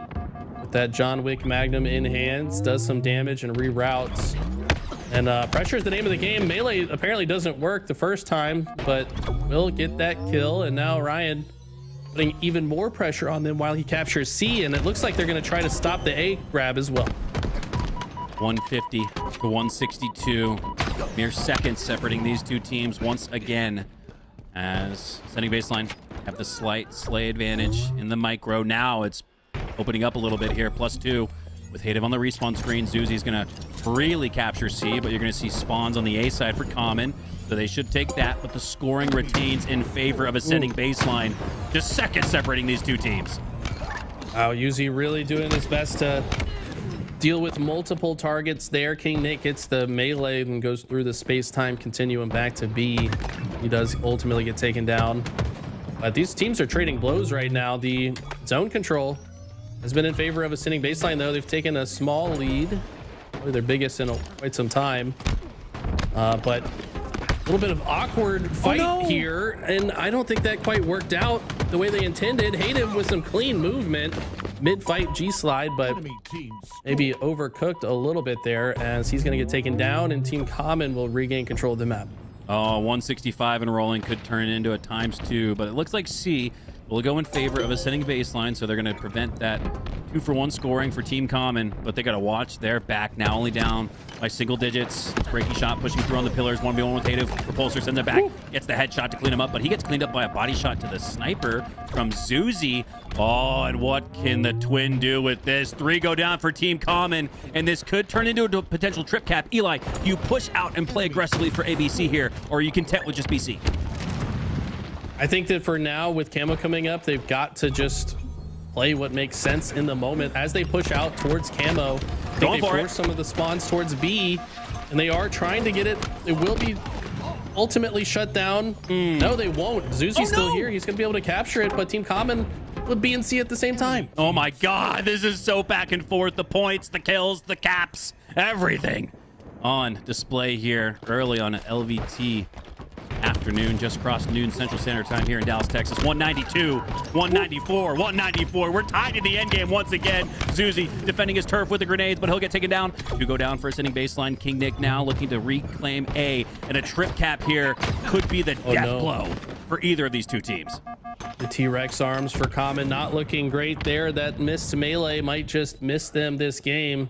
They do retain positioning for now, but every kill going to be so consequential here as these teams are winding into the end game. Will we see another game that slips out of Ascending Baseline's hands? It's been almost every single game so far, and it might just be all 4 as 4 go dead for Ascending Baseline, and they're on the brink of an 0-4 defeat in this series. Yeah, it's got to be a little deflating in the comms for Ascending Baseline, knowing that we can give these guys a fight. We can be in the lead, but when the clock strikes midnight and turns to 12:01, the end game has just not been kind to Ascending Baseline, as Team Common is seconds away now from claiming a series sweep. But Eli, I wouldn't just look at the 4-0 and think that this was a drumming. I mean, Ryan has a full sniper, and he's in the perfect position to protect both B and C as 2 go down. I think you're right. This is probably the end of it. Perfectly placed grenade from Ryan Noob. The quick scope just to add insult to the triple on the teammate. Overkill from Ryan Noob. No HUD, no fucks given. Ryan Noob slays out 4 in a row for the win. The series sweep secured in phenomenal fashion. That was beautiful, man. I love me a good no HUD, no. I mean, let's just play it back, okay? Grenade, perfect grenade, perfect quick scope onto Dark Matter. Teammate, you think you're safe? Nah, son. Clothesline, enemy headshot on the big door. Disgusting. One of the nastiest endgame clips you'll ever see in Halo. I mean, the no aim assist, teammate headshot, one of my favorite things to do. No reticle, no aim assist, no problem. Teammate, see you in the next game, brother. They actually got I am absolutely shook. Usually I have somewhere to take things, but Louis, can we just watch that again? That was absolutely nasty. That's like an all-time clip in my eyes. That was absolutely sick. The perfect grenade placement here as well. Oh. He's just having fun with it too, man. We love to see it. Yeah, I can only imagine the cheeky grin on Rynoob's face and the snicker afterwards. I assume was all the trash talk he needed to secure that series. But again, Eli, let's take it back to more X's and O's. Ascending Baseline, we're in this all the way through, not just in this game, but in every single game of this series. I will say for Ascending Baseline, they're going to be tucking their tail a little bit with the 4-0 sweep. But my God, they could not have walked away from this series that was nasty, with more VOD review. Like, you could not have asked for a better VOD review session than what this series is going to give those guys. And they lost in the winter semis, so you still get that token burned. Now you drop down to the lower bracket. You're not out of the tournament just yet, and you've gained some phenomenal footage to go over as a team of 4. So it's not all down and out for Ascending Baseline, despite the just absolutely disrespectful way that Ryan Noob ended that series. Yeah, no, these guys are all students of the game. They will certainly be reviewing this footage. And I think for them, if they're listening to me right now, it should be a good opportunity to just really learn in the games and how to play them. I mean, 'cause that was really the difference maker. Ascending Baseline had strong mid game, had the lead in 3 out of 4 games at, going into the end game, but just were unable to close it out, unfortunately. So the VOD review should be fruitful as they adapt their playstyle to win more of those end games. Yeah, I'm putting that in the montage. That's the closing clip for Ryan Noob, and I'm dubbing Jeff Steitzer over that with an overkill, and then maybe like a unfriggin' believable as the montage fades to black. That was nasty. Okay, well, we should have our winners finals coming up here shortly. I think for now what we're gonna do is just throw it to a quick break while we get that next lobby set up. So don't go anywhere. We'll be right back.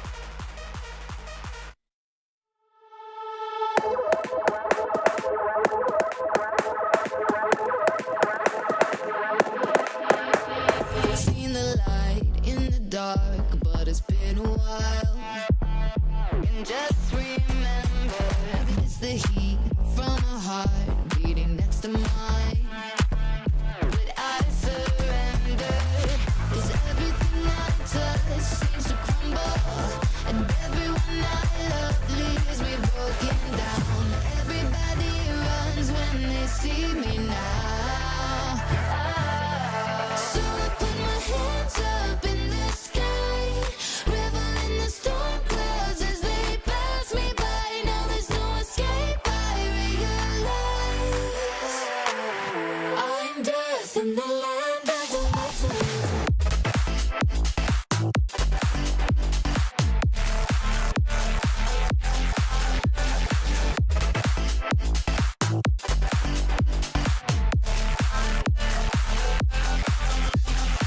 Still all the energy when we get connected. Your good is done when you have my full attention. I'll take you away into a dark dimension, and you can't get out. I never thought I'd be like this. Further down into the deep abyss I'll go. Stay off my radar 'cause I never miss. Yeah, everybody knows. So I put my hands up in the sky, revel in the storm clouds as they pass me by. Now there's no escape, I realize I'm dead in the land of the living. Put my hands up in the sky, revel in the storm clouds as they pass me by. Now there's no escape, I realize I'm dead in the land of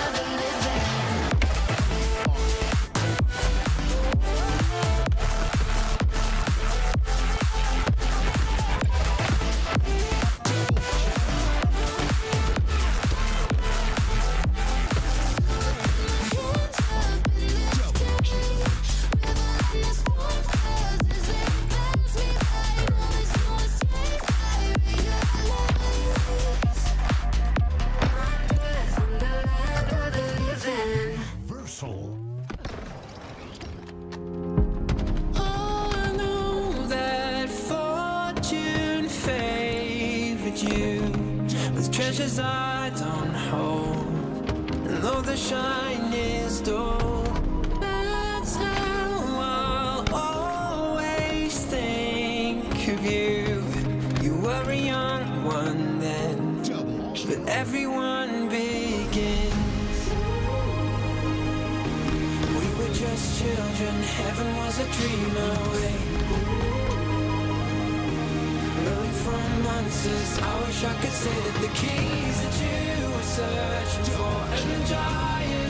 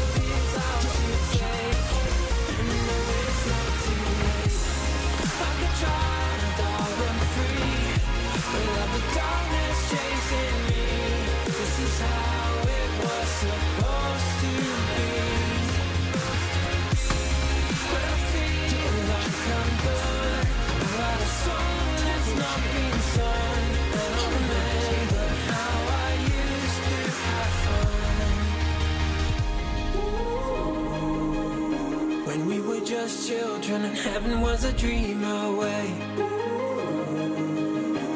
Running from monsters, I just wanna say that the keys that you were searching for and the giants of the past have turned to dust.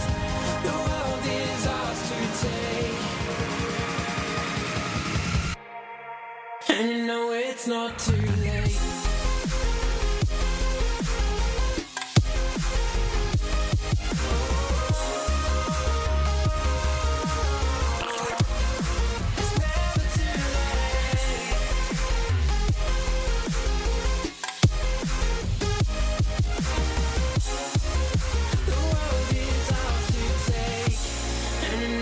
Not too late.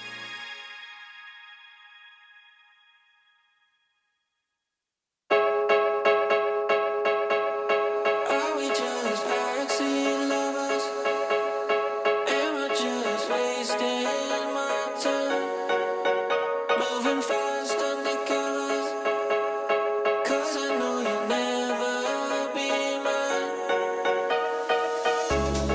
Loving on the low key left me kinda lonely. If you can't see what I see, I'll just take a backseat for now. I'll just take the backseat.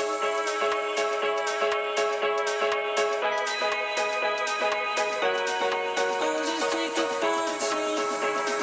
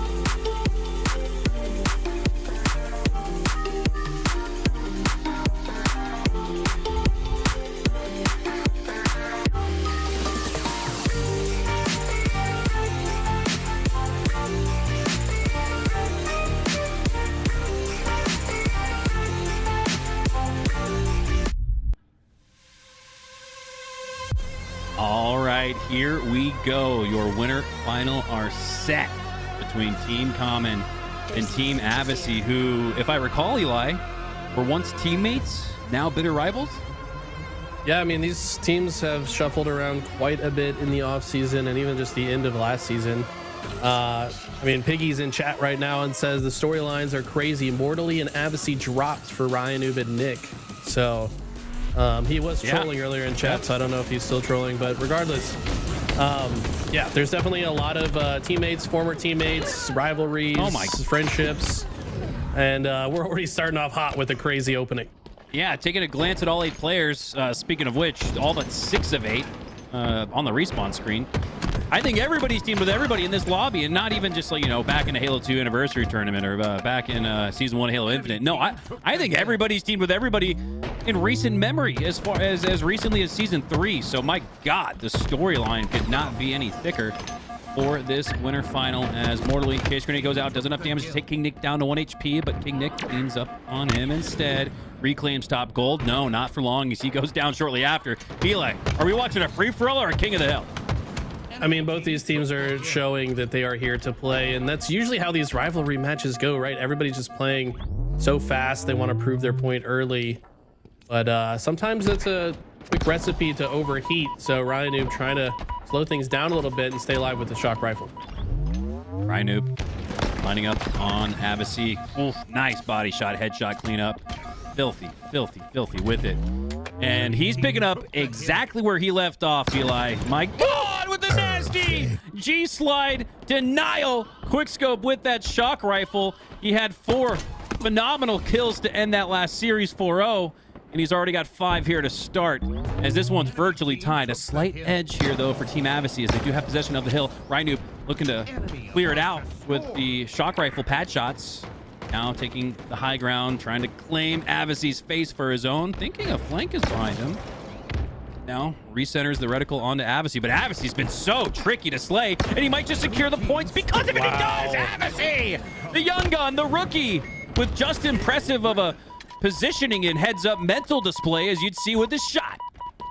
Yeah, Ryan that entire life was just trying to like play the outskirts of the map, trying to block the elevator spawns. His elevator spawns are so good for that hill, and you know, as long as his teammates stay alive, his positioning is good, but when his teammates go down, he's unable to be a part of the fight, and that's kind of a free point for Team Avicii. But now, New Hill has rotated to the blue pipes. Both teams still fighting for space. The C plat going to be fought for very hard here, and so far it looks like Common and friends are already here. Remember when Avicii first stepped on the scene, and for I think like 3 straight months, we thought his name was Avicii. Double kill. And now he's kind of like folklore, essentially, in the LVT chat, as I think every time Avicii's on your screen, you see the Avicii. And boy, has he been fun to watch. 4 to go down, though, for Team Avicii, as Team Common will be able to reclaim control of the map and the lead on Hill 2. Yeah, so far looking much better in this hill. And the breaking shot will make it even more difficult for them to push through. Nice chase grenade there. Find himself down here in what some people call the Walshy, old heads. New shock rifles up as well, so this is looking really good for Team Common to cap this. They got 2 dead right now. They got the entire map. They're spawn killing into the next cycle. If you're Team Avicii here, you might start thinking about next already. Breaking shot going to be real hard for him to stay alive as he goes down shortly after. Haynes now. Man, we talked about the storylines of this one. Haynes and Common. That was a pairing that you'd see all throughout Halo Infinite's timeline, and even going back to the classic Halos. Haynes and Common were duos. And so to see them on competing sides, I'm having to kind of rub my eyes and readjust my glasses, as this one's getting closer and closer to a tie game. It should be after 3 go down for Team Avicii. Yeah, great bounce back here from Team Common. Didn't really feel like they got their footing until this hill. So Team Avicii already set up for next. We might see a situation where these hills just keep going back and forth as both teams play for the following hill, and they're so evenly matched, these 2 teams. Right, with the camo here, seeing what he can do to help his team break in, but looks like the path in isn't completely clear. We'll find a weak Yaxon, but that's a huge trade from Yaxon in a position that he really had no business trading. Yeah, I always say in situations like that, Eli, a 1-to-1 trade when you should have gone down with no trade is a win to Yaxon there, who just seemed dead to rights, but still took Ryan down with him.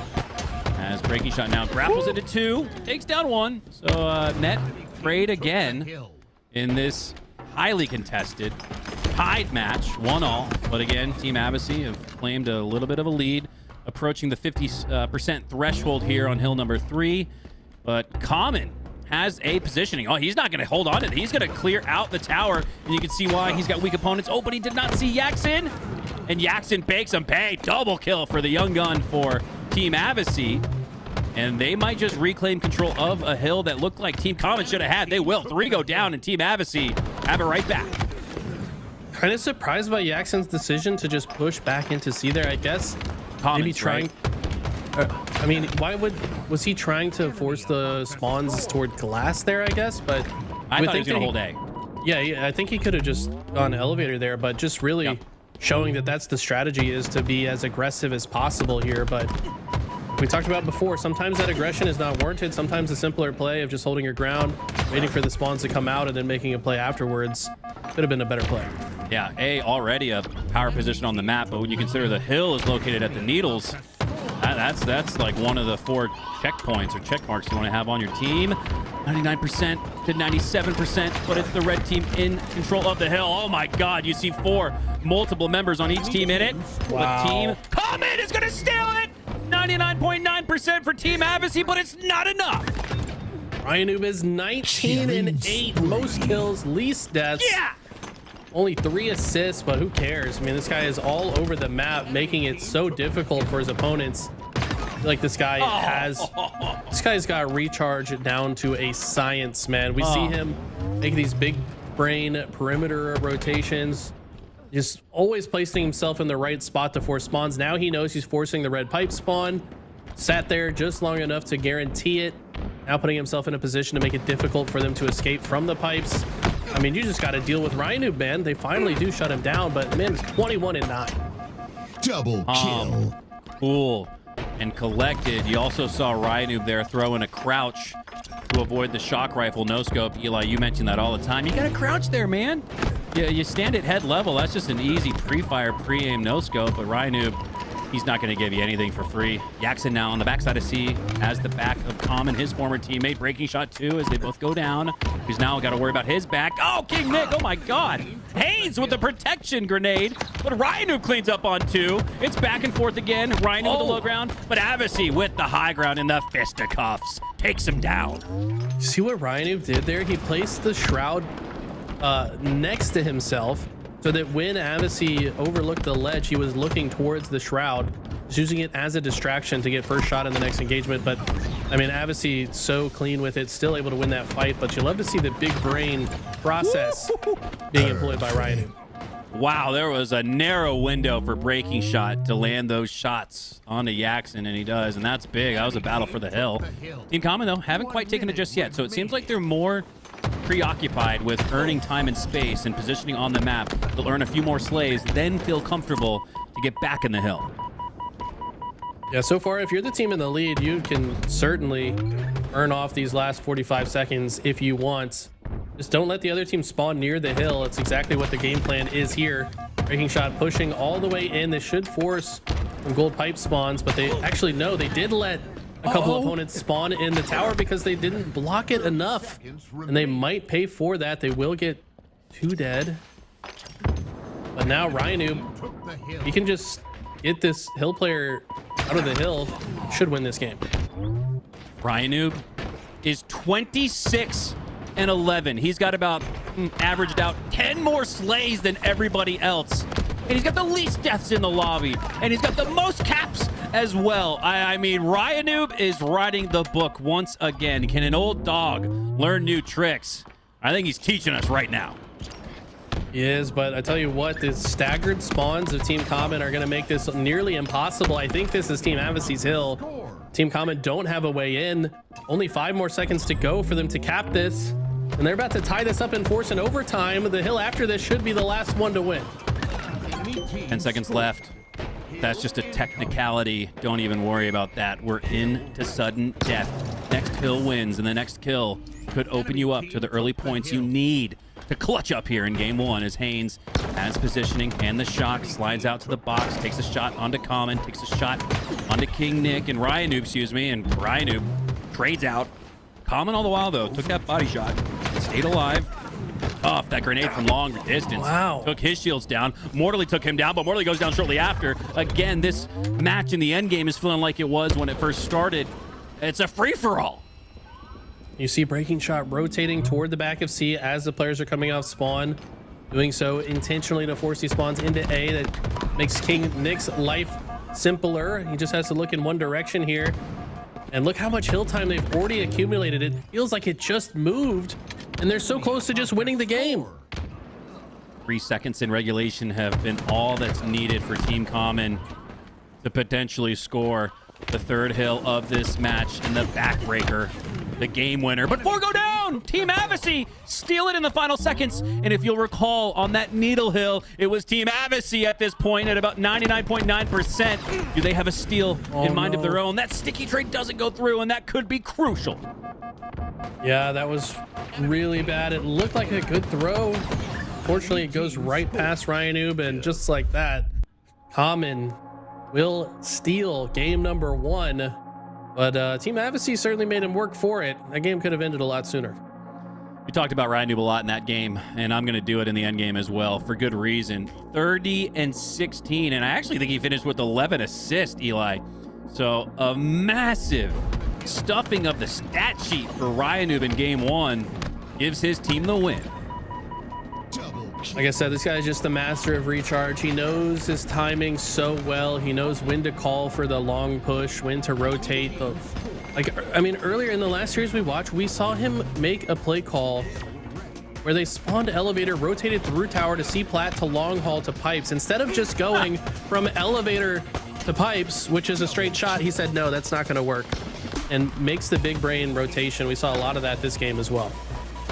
And crazy game number 1 comes down to OT, and we'll go to Origin for game number 2. One of our first eyes on a familiar favorite from Halo 5. Always a classic fan. Eli, right? Me and you, Halo 1, 2, and 3, and Reach all day. But boy, Origin, there's no denying that this probably is, no matter what you feel like with the newer Halos, this probably is one of the greatest Halo maps of all time. Yeah, I mean, it's just got everything to it. I feel like the bottom center of the map, how there's kind of like this maze that you can run through, actually adds a unique element to this map where you can like be in a fight at the top of the map, then drop below to try to stay alive. If your opponent wants to chase you, he can, but that means he's also in bad position now. There's just a lot of creativity in the way that fights can play out. It favors high ground like any classic Halo map. You got the sniper, you got the rockets. I mean, there's so much to be happy about when it comes to this map. Yeah, you mentioned previously during the broadcast that Origin, the rocket side, was a little bit stronger in Halo 5. I recall in Halo 5, you could run up that ramp to the rockets and have almost all but the forehead of your Spartan covered. I don't think it provides as much cover here in Halo Infinite. So you're going to be taking a little bit more risk factor on if you go for those rockets, as it looks like that's what Ryan Noob is trying to do. Yaxon looking up at Common. Low ground, doesn't matter. Still takes him out, but trades out. Ryan Noob waiting for the snipe, but Avicii's not going to let him have it. One thing I cannot wait to see as this map develops in this game is people finding the combat evolved spots with the plasma grenades. You can tell Halo Studios intentionally only put one plasma grenade in both base because they were scared of how effective combat evolved could be, but we haven't seen it yet. Oh, it's a great point. Yeah, it's definitely a decision made there to include one sticky instead of 2, like we traditionally see here in Halo, as Mortally has the snipe and plenty of S7 shots to work with. Gonna reload, re-rack, reposition, and get back up on top. Common, watch your head. Common trying to use the sneaky route, but Mortally knows it's coming. Pinch! Whoa! That was I don't nasty. know why. I had no doubt that Mortally was going to get that kill. This guy, oh my God, is disgusting with a sniper rifle. One of the more accurate players we have in the HCS. If you don't know this kid yet, you should. Mortally was getting pinched, and now he's popping heads. Killing Taking down spree. 1, 2, 3 for King Nick. He'll get cleaned up, surely. And he does a little bit Double later than kill. anticipated, but my God. You see Haynes with a double kill, but this was all spurred by Mortally. Low ground doesn't matter. Pinched doesn't matter. He finally goes down, but not before doubling up on the lead. Wow. I mean, 15-7, strong lead for Team Avicii. Can they hold on to it? Or will Team Common find their way back in? It feels like so far, Rhino has been able to come up with all kinds of ways to bring his team back into it. Starting with a nice fight win there. Could be a good start, but doesn't seem to be enough. The rest of his team kind of dying around the map, and every single one of these trades just plays to the favor of Team Avicii. Breaking shot, shields beeping. He'll get back up to full. Tough angle to get shots onto Avicii. He's got to reposition himself here, as what looks like he's trying to do, getting outside to the periphery and now into the heart of the blue base. And he's got a little bit of a flank cooking there. Helping out his teammate King Nick, take down Haynes. But King Nick goes down, rockets are up, and it's a battle for him. Avicii looks like he has the edge, but with 1 HP, he does not want to peek and grab those rockets until he's reclaimed his shields and maybe even a few more slays. Yeah, you cannot just walk out and grab these rockets. You need multiple enemies dead, or else you're going to get beamed from across the map.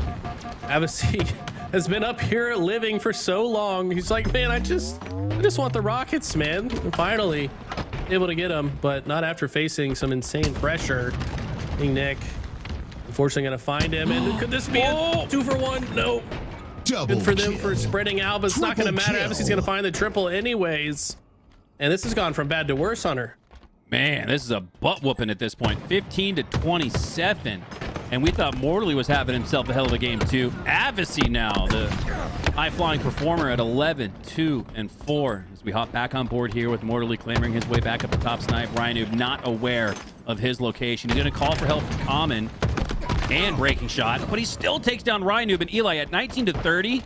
You could argue that was a little aggressive there from Mortally, but with a 10-kill advantage, I love that play. For sure. If this is a closer game, then yeah, play your life a bit better, but who cares? Getting a little bit closer to the 50 kill mark just means you're that much closer winning the game. Avicii finding a kill in the kill feed here, and as does Haynes. I mean, now the lead has grown to 13, and starting to feel like Team Common doesn't have a chance to get back into this. You'd have to think they need a clean squad wipe right here, right now. It's our 6th cumulative game of the day here on LVT with the the Lies Infantry tournament. And this is really the only one, Eli, that's not been intriguing and close at some point, as Team Avicii have really opened up a big lead. 3 go down, 13 kills in total that they're up on top. Haynes going to get another free assist. His teammate will ultimately clean up on that. No, look at what I found. A snipe. You'll take that any day of the week. By the way, Haynes has 8 assists already somehow. The teamwork just seems really fluid for Team Avicii on this map right now. Really taking complimentary angles. King Nick looking like he's lost. Top rockets. That's a rare sight to see. I mean, buddy, what are you looking at?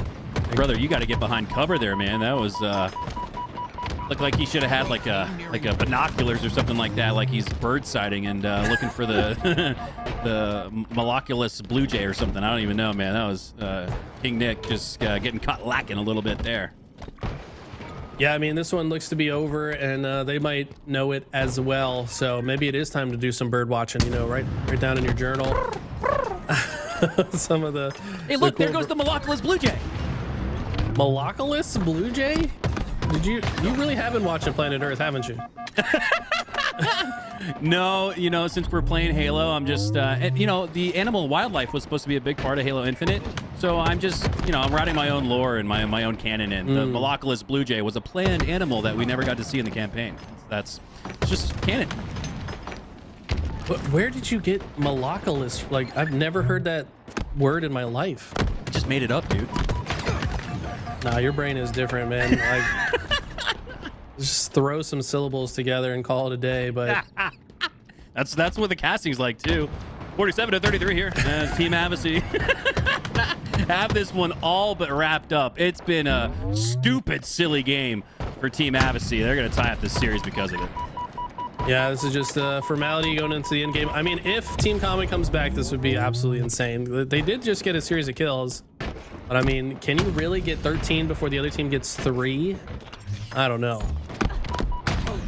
Ooh, okay, that's a good body shot. King Nick finds one. And a perfect grenade from Avicii. No, it's not going to be perfect. Okay. If Avicii goes down, it gets a little interesting. Okay. It's only a 7-kill game. 6. Okay. Are they gonna make us eat our words? Okay, Mortally says, all right, let's stop messing around, man. It's the kill. Only down by 6 still though, but they just need 2 to close it out. Man, this might just be one of those too little, too late. One of those you can't win a game early, but you can lose it, and that's exactly what we see here, Eli. I say that all the time. You can't win a Slayer in the beginning, but you can lose it, and that's just what it felt like there from Team Common. They spotted way too many slays, and ultimately made it a close game though. Yeah, I mean, if anything, Team Common have built themselves a little bit of momentum in the end game there. They were winning the last half of that game, like not the score line, but like, you know what I mean? They were getting more kills than they were dying towards the end game. It's just they had fallen to such a large deficit that it didn't matter. So a little bit of momentum carrying into Aquarius, though, should bode well for them. But huge pop-off performance here from Avicii in game number 2. Yeah, early goings here. Mortally had previously just been pinched by King Nick behind him, and he had Common in front of him. I started getting a little antsy when I got the snipe, and I'm looking forward to making something happen with it. And then I got shots into my back and in my face shield. I don't know how Mortally was able to stay so calm, cool, and collected, but man, that was a flawless example of how to play under pressure from Mortally. Mortally started this game 5-0. Lean killing spree out the gate with some sick headshots. I think team was kind of feeding off that energy for the rest of the game. Whittled down just a little bit in the end game, but ultimately came out very strong and tie it up 1-1. Now going into game 3, Aquarius CTF. This one should be intense. Fast, frenetic, and intense. Like Eli the Ninja said, that's what we expect the adjectives be. Describe what we're about to see in game number 3. 4-man everybody, 4 push. Okay, but they're spreading out, so their spacing is not too tight, and there's no way Team Common expected this. No, absolutely not. That's a very unorthodox strategy. Maybe thinking like they just need to out big brain Ryanu. Ultimately, but the first pull goes to Common. Yeah, they burn the camo. Oh no! And they're all kind of in not the great positions on the map. I don't know about the 4-man push off the break. That typically does not work out, and it looks like they're going to be punished for that call. Yeah, I used the hockey analogy earlier, but once again, time and space are everything. Oh, but Team Common, hold the line. Might just have a last-second pull, but all about time and space. You've got to find it if you want to. And honestly, Aquarius kind of set up like a hockey rink a little bit. Symmetrical. I know Pure Delight, the Canadian, probably loves that comparison. As Team Common go on the board first. That 4 push from Team Avicii, crash that. Yeah, I mean, I don't know. If you're going to make a play like that, you've got to spread out a little bit more, I think. Avicii had the opportunity to completely wrap behind the enemy team, but yeah. Now they have not been able to regain, they've never been able to gain map control at all this map, so sometimes a bad start can lead to an even worse game, and right now they're being punished. An interesting time to litmus test an unconventional strategy in a tournament with 500 buckaroos on the line, but each their own, as Team Avicii do have a pull, as they just drop that simply out into the courtyard. They don't have enough slays, only Common down, so they're going to play for more slays here. Ryanu, they want to get him down, they do. So now they're starting to clear out opposite sides of the map. They might be able to work something here. Yeah, flags in the courtyard. Mortally's able to get the touch, but he goes down. Avicii need to land some slays before they pick this flag back up. Avicii thinks he has an opening to push it through bottom center, and he does. Jackson with a clean, perfect kill. R3, that's going to bode well for their chances of ultimately capping this flag, but they're going to have to keep working for it. Ryanu in the generator. Tossing a frag out. I think he cleaned up on the initial damage. 3 taps. Oh, in a melee. I thought he maybe got that cleanly. Does still trade. Haynes trying to sneak it in. He's the only Spartan alive for the blue team. This could be a geometrical grenade toss. But oh my God, Haynes with a speed run. A man on a mission. He could only rely on himself. Everybody else was dead, but he still puts it in. We're tied. I like the decision there from King Nick, though. He's in the base and gets a kill. Might as well go ahead and pull the flag, try to create a counter cap opportunity, and it looks like it's going to be successful. How could Mortally or Haynes possibly stop this flag run? Counter cap should be going in here shortly. Oh yeah, that's counter cap indeed, and we should have known when Haynes miraculously pulled that one out of himself to make it tied 1-1. Too many resources used, and now it seems like they might be setting up a counter cap. Oh my God, Team Common had all 4 up when the flag was scored, but shortly after go all 4 down. And so again, the case of too many resources depleted is probably going to tie this thing up at 2. This is just going back and forth. We said this was going to be a fast-paced game. This is exactly what we meant. Morley still in the other team's base, but he gets taken down, and this finally, I think, should cool off a little bit. No one quite in position. The captain, well, never mind. Avicii trying to make an opening. Jigglypeek's been nerfed, but Avicii's still looking clean with it. Dude, and Avicii goes down, but yeah, Yaxon cleans up on the other side. If Avicii stays up and Yaxon stays up there, that is the dangerous looking pull. But for now, it's Team Common resetting the map, clearing out their base, and it's going to be a battle for the 50-yard line. And that camo up next. Saw Ryan Noob go for some kind of late jump in whatever fight he just took, but he goes down. Looks like new camo is up. Breaking Shot wanted to make sure the map was safe before grabbing it. Look how fast Avicii. What, the G-slide? Looking like Usain Bolt on the map. Flies through bottom center. Yaxon finds a double all the while, and this looks like a guaranteed cap. Bro, Avicii, it took 1 full second on the stopwatch, and he had it past the 50-yard line. That's got to, like, if you know, you watch a little Halo speed runs, they always got the timer in the top right for when you clear bottom mid. That was the fastest in HCS history. That was pretty insane, I'm not gonna lie. Avicii's Spartan moves different, as it always has. Doesn't care about the speed nerf to the Spartan or acceleration. Right, that too. That's insane to think about. That on top of it. How did he do that? The guy's just different, man. I don't know what to tell you.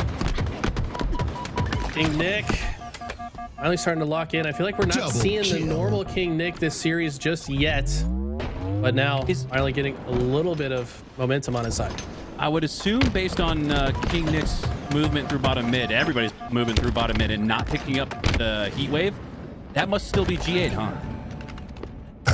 Yeah, I think so. I think Heat Wave is still very strong. A lot of these players still not picking it up. I don't know why. I guess the long range distance is what was nerfed, but you can still 2-tap people in close range, and that's mostly what pros don't like. Yeah. I think the Bulldog, though, you can no longer 2-tap. It has to be a 3-tap. So I'm not sure if they're going to be using Bulldogs. Good thing to point out there, though. Yeah. Wow, another validating comment from Eli the Ninja. Maybe I'm not as faded as everybody thinks. 6 minutes left on the clock. We are halfway through this one, and it's a tight, highly contested DTF. Contested. 2-3 here as Team Avicii, after that speed run from Avicii himself, gives them the narrow edge. But King Nick now trying to hit a G-slide of his own. A little too flat on that, so he gets no speed boost. But he might not need it. Enough slays occur in the feed to allow King Nick. Put it in? Yes, there it is. 4-3. As we're tied now. 3-all. Wow. Yeah, this one, I have no idea how this one ends, man. This is a really important game to win in the series, though. I mean, to take the lead and be just 2 away from closing things out. Get you that closer to the grand finals. Breaking Shot with the triple kill. This dying breath. Gonna open the door for his teammates to push through. King Nick, last man alive, and he's trying to just push forwards, make it a little bit more difficult for the opposition to push out. 5 minutes left, and this one's pacing for a 5-cap win. I don't think this one goes to time with how quickly players are pushing along. Aquarius is Yaxon, trying to stay alive here in his own base, defending from Ryan Noob. It looks like he wants to push through, but he's got to come back a little bit. Breaking shot goes down. King Nick goes down. And so Ryanoob's advancement along the map is now going to be thwarted for now. Okay, big pickup from Haynes, staying alive as well. Just having presence in the enemy team's base makes it so much more difficult for them to play out. They're now forcing the spawns all the way into, looks like one spawn utility, the other spawn P side, so maybe not controlling the spawns as well as they could have. Double kill. King Nick, Triple okay. kill. Perfect timing, triple kill, and this looks like a flagpole. King Nick not had the day we're used to seeing from him, but all it takes is one to kind of click back into action, and I think we might have just seen that there. And previously not really positioning himself very well. The Origin match previously was a great example of that. Now he seems to be positioning himself to where he's only got the back of opponents in his point of view. So great readjustment here from King Nick in the middle of this Aquarius match. 3-3 still. Avicii with 5 perfect shots, retained control of the camo. He might just advance this flag. Oh, but they were waiting for it. Yeah, Ryan with some beautiful grenades and some shots, gonna shut the whole play down. Also pushing in, knows this player is weak. Just wants to stay alive here to make sure his flag can get returned and maybe even get a flagpole of his own. It's the melee and no, mortally barely dodges enough of the plasma grenade to stay alive. They're close. They're inching it forward. They have to get a reset, but they have that flag right under the nose of making it 4-3 in favor of the blue team. But 3 go down. This might be a counter cap. And Ryanoob's running with it, but he works his way back towards Mortally. Gets into a piv fight with him, but he might regret that. Yeah, I'm imagining Ryan's teammate was saying he's one shot in the util. Ryan's thinking that's the only guy that can kill me. If I can turn around and kill him, almost a guaranteed flag cap, but some clutch shots coming in from Team Avicii will shut it short. Ryan's back alive though, and he's already over here grabbing the flag again. Jackson in the courtyard should go down here to his teammate. No, Jackson's still alive. And Avicii and Mortley are both in Team Common's base. Well, what featured a ton of scoring up until this point reached a little bit of a stalemate where both flags have routinely been out. So this is anyone's ball game right now. 2:15 left on the clock. We're in the end game. This flag has been out for so long. They are not willing to give it up. It's still sitting in the utility.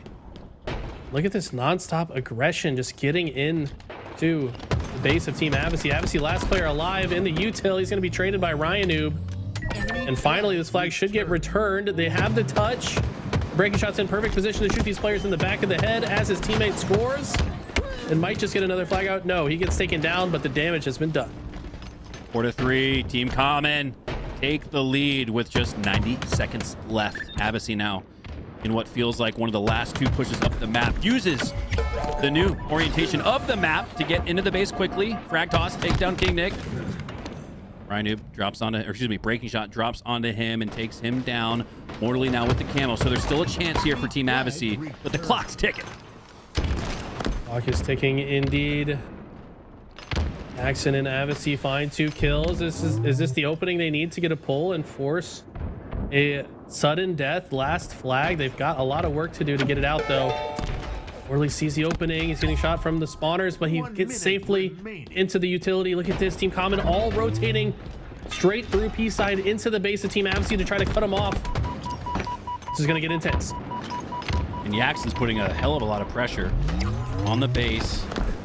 There's a lot of opponents for Team Common there. Oh, and they, just as I say that, they get quickly dismantled. Wow. 4-0. It's gonna end up in a scored best score wins scenario. 30 seconds left. Who's gonna get to 5 first?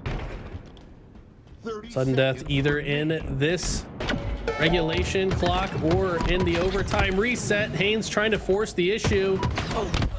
Avicii with the clutch kill so he can move the flag some more. Morley finds one as well. This looks like Team Avicii should be able to cap this. They just got to shut off the next set of spawners.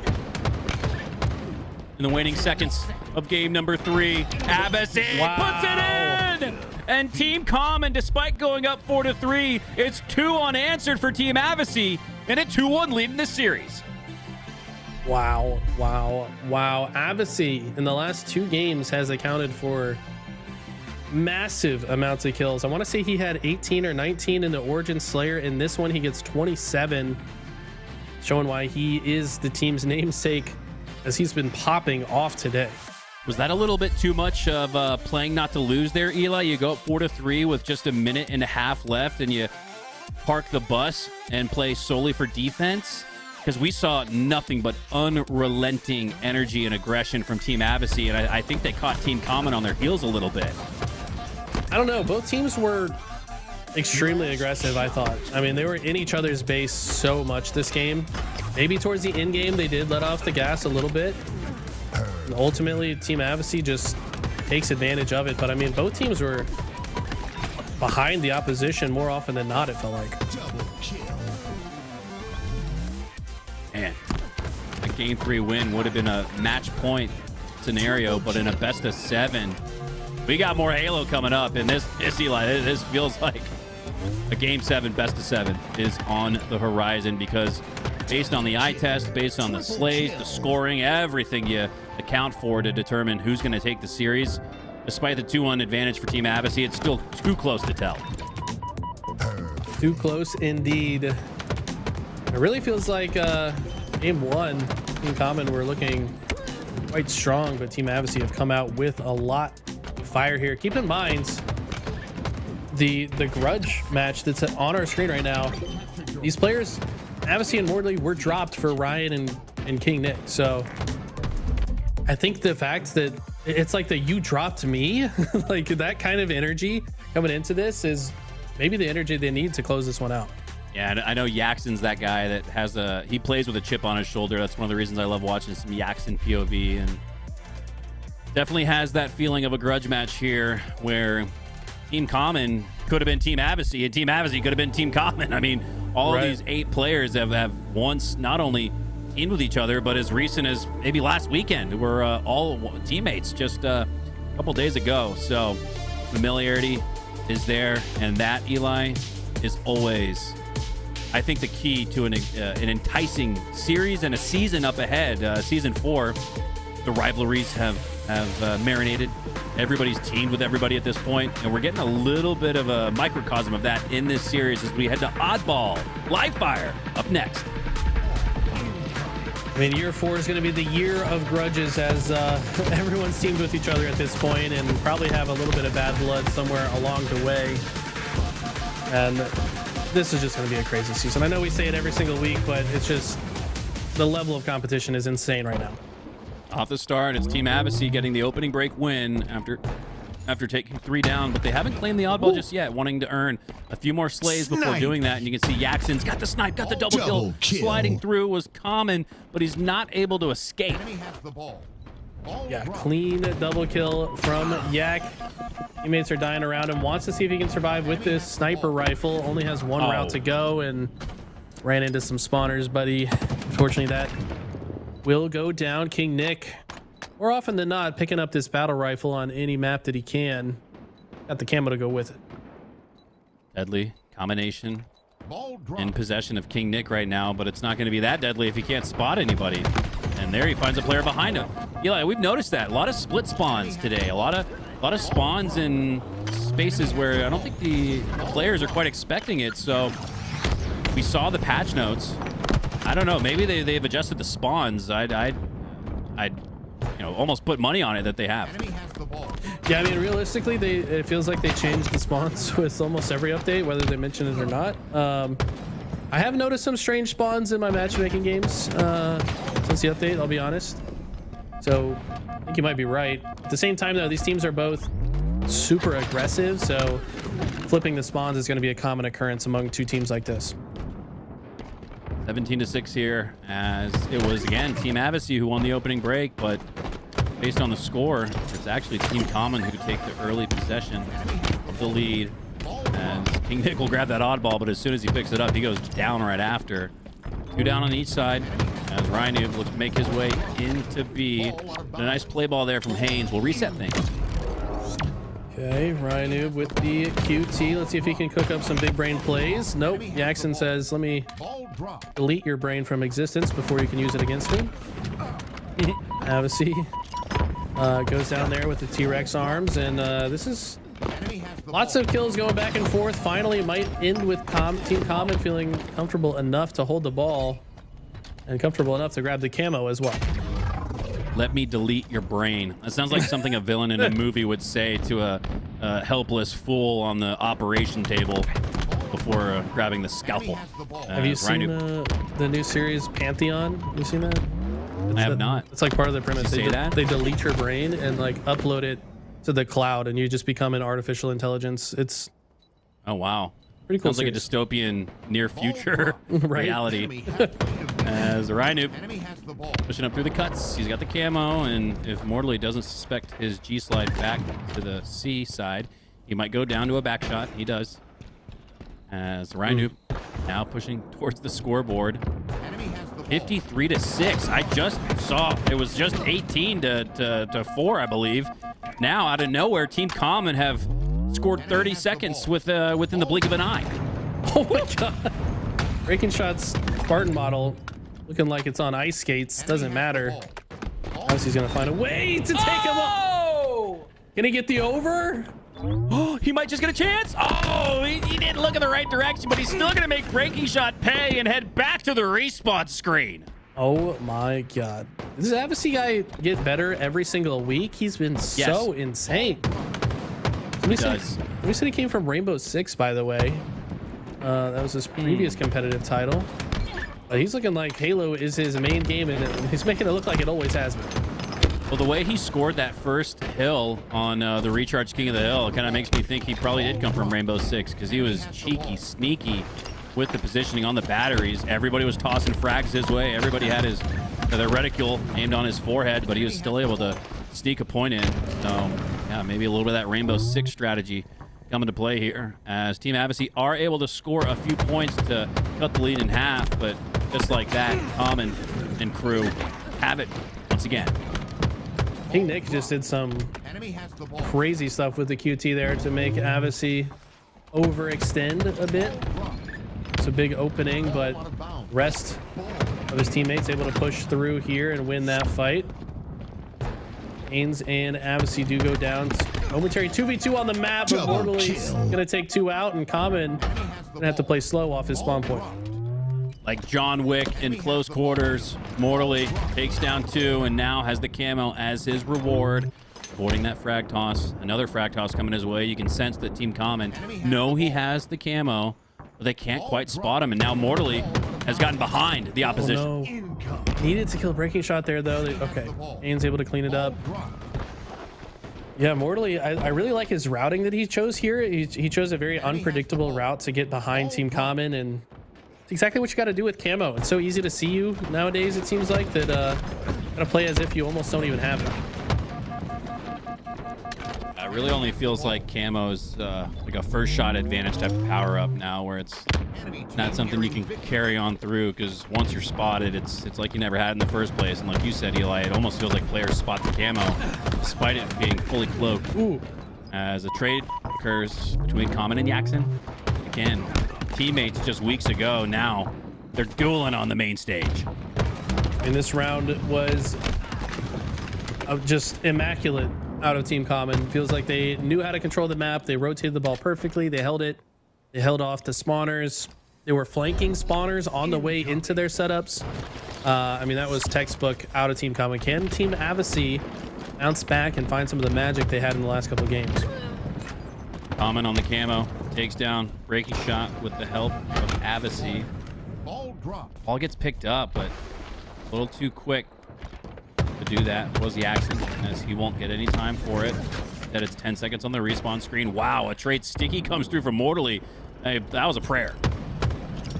Sometimes it works. Avicii probably gonna burn this camo. Okay, I like the thought process. Thought maybe he could sneak past that player, but he's gonna get taken down. Opponent's a little bit too smart.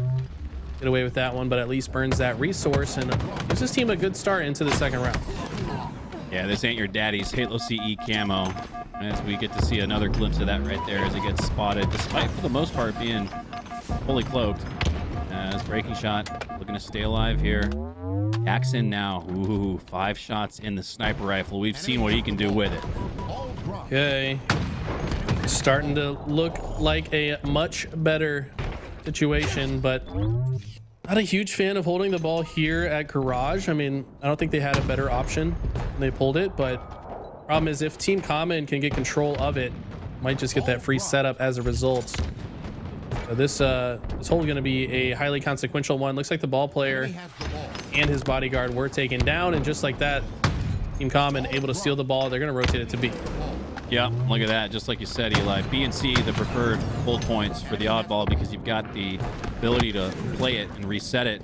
So Common takes it from A and works it to the preferred position of B as a trade occurs once again.